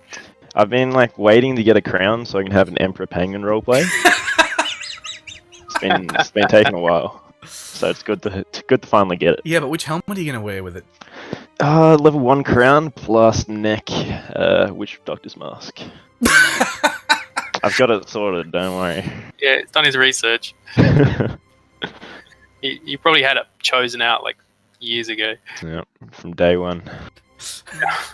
as soon as Vetinarix came around and the first crowns appeared. Yeah. So what was it like watching and not being able to play and just like biting your lip? It was fucking excruciating, man. You do not understand how it was in that voice chat with like the guys that weren't playing. It was so tense. Like every round going back and forth, everything's so close. Like VG are ridiculously strong right now, so like you can't take anything for granted. Yeah, that was easily the closest fight in this whole matchup, like throughout the whole competition. Like everyone was landsliding. Every single other set, aside from an A team versus a B team, where the B team won, by the way, was a sweep. Aside from Exemplar versus Vanguard, which was single time anything was down but. to the line. Every single time. Yes, yeah. It just shows that the skill gap in OCE is just absolutely immense. Not only that, it's not only the skill gap; it's the consistency at that level. Yeah, very true.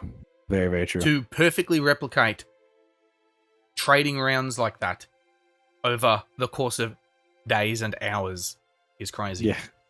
Yeah, absolutely. Whew. Well, yeah. So, what was the rationale there, though, behind these swaps? Was it we were having a bit of a speculation there. Contra? Well, yeah, every Contra mosh pit, you and Distant Thrower were swapping. Was that just out of fairness, or was No, it's Dis struggles on Mosh a little bit with the mall. This is like more open, so it's hard to get the tight picks and switches that the mall needs. So I was playing that, and on Contra, Mayonnaise kind of got my number a little bit in the duel, so it's a little bit rough. So I swap out for Dis, where the mall can have a lot more impact. I can come around the corner. Yeah. And going on Mosh. What's the sort of the vibe in the chat down there for Exemplar? Pretty fucking high. You should have heard the voice chat when we won. Everybody got dragged into the player voice chat, and we all fucking screaming and shit. You've all determined what Extremely you're loud. each gonna do with your $100. Not yet, but I'm sure we'll fucking find something. Bit of Macca's. Yeah. Macca's money.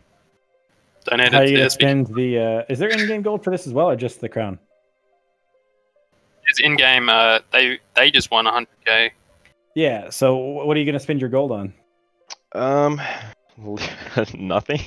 You got to get the horns, man. I Obviously. already have the horns, mate. Oh well. I was at like just 400. buy every cosmetic in the game until there's no more available. Nah, I gotta wait for next patch. I got an inside source, some nice stuff coming. Oh, I actually Level have 3 next patch. and I can We've check if they're we've good. heard that there's 2 maps coming possibly in the next patch. I I can't What? say anything on those accusations, Vet. What? How dare you try to trap me like that? Anyway, no. In all seriousness, 3v3 ranked is coming next patch, and whenever that patch will occur, who the hell knows? But when it does come, you can expect some more maps. Beautiful. Alrighty, Pingu, we'll send you back down to. Wait, just before you do, big shout out to Imperialism. You just went fucking off. He's a god. Very true. There we go. Imp said his shout out. Have a good one, Pingu. Alright, you too. Cheers, boys. Well, there it is. It is. We've had a representative from each team. I think they're both pretty good sports there. Yeah, after knowing Pingu for freaking ages, like ever since it started, A year, always been probably. around and stuff, his interest in winning comp is extremely high. So I can only imagine like how tense it was in their chats, especially when he's not involved in that final round and he's just sitting there like, win, like shouting at the computer. So yeah, he must be super stoked. He's gonna sleep well tonight, or not at all, just high on adrenaline. Either. he's gonna wear a crown to bed. Yeah. He's gonna go outside, pick up some pebbles, and make himself a All right, Pingu nest. gentlemen. I'm going to head out. It is quite late for me now. Easy. Yeah. It's But 1:45. Thanks for having me on the stream. It was great entertainment. I think you've seen Yeah, some I had a lot games of there fun. you probably might never see the likes of again. Yes. I would say the NA sets between like number 2 and number 3 teams, like number 3 and number 4, are very, very close, similar to this, but they're not the epitome, you know? Like there's something about knowing the teams are the best of the best that really gives it an extra zest, you know? Yeah. So, but yeah, thanks for the games. Thanks for having me on. I appreciate everybody for Thank you. listening to me yammer over the gameplay.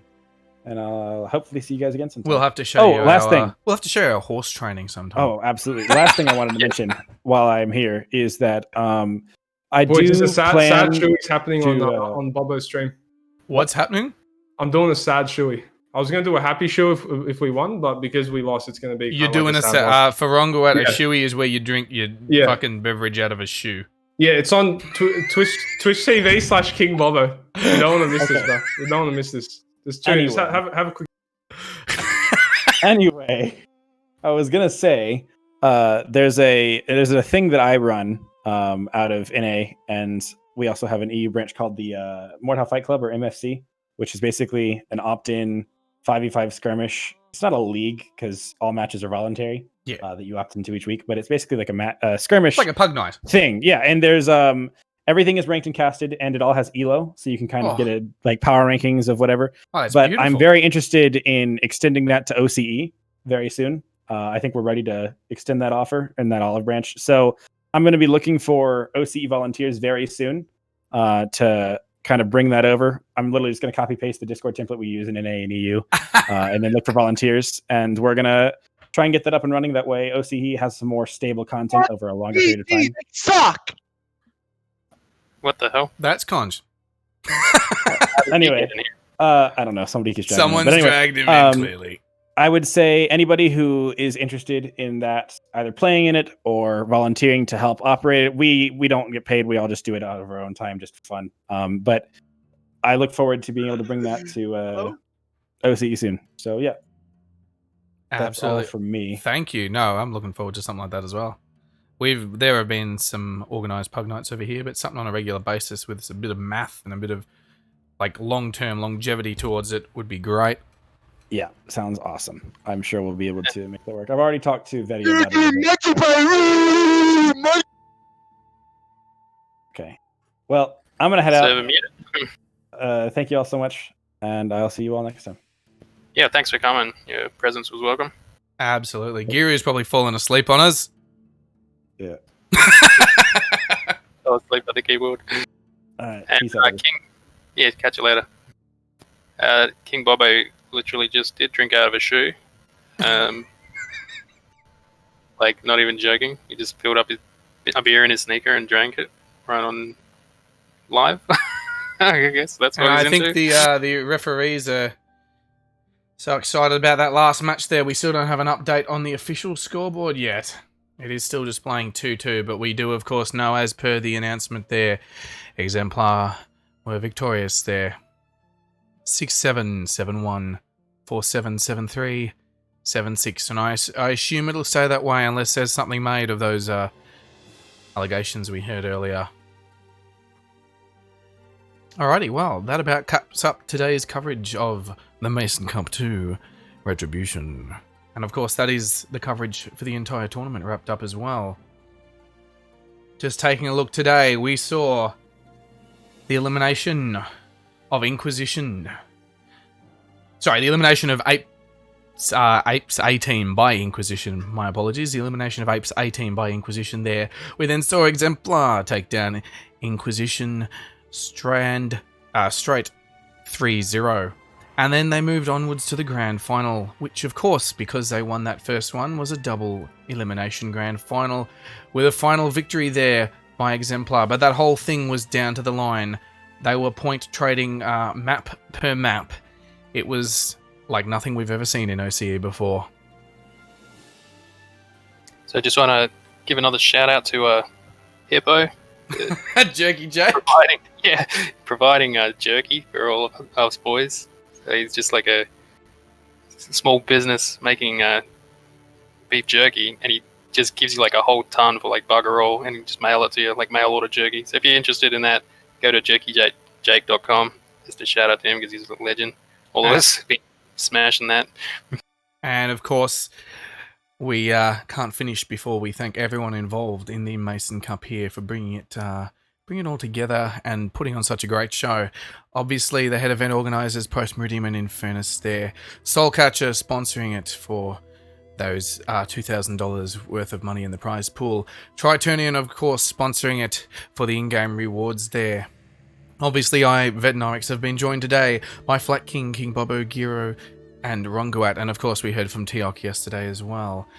And of course, our admins, our in-game referees, Spearsy, Yui, and Meme. And an extra little shout out there to Night Owl, who did some of our graphics on the rulebook and the announcement. Otherwise, we're all done. It looks like it's all finished. 900 New Zealand dollars to Exemplar there. We haven't had official confirmation yet, but I'm sure the official confirmation will come in the form of the paycheck.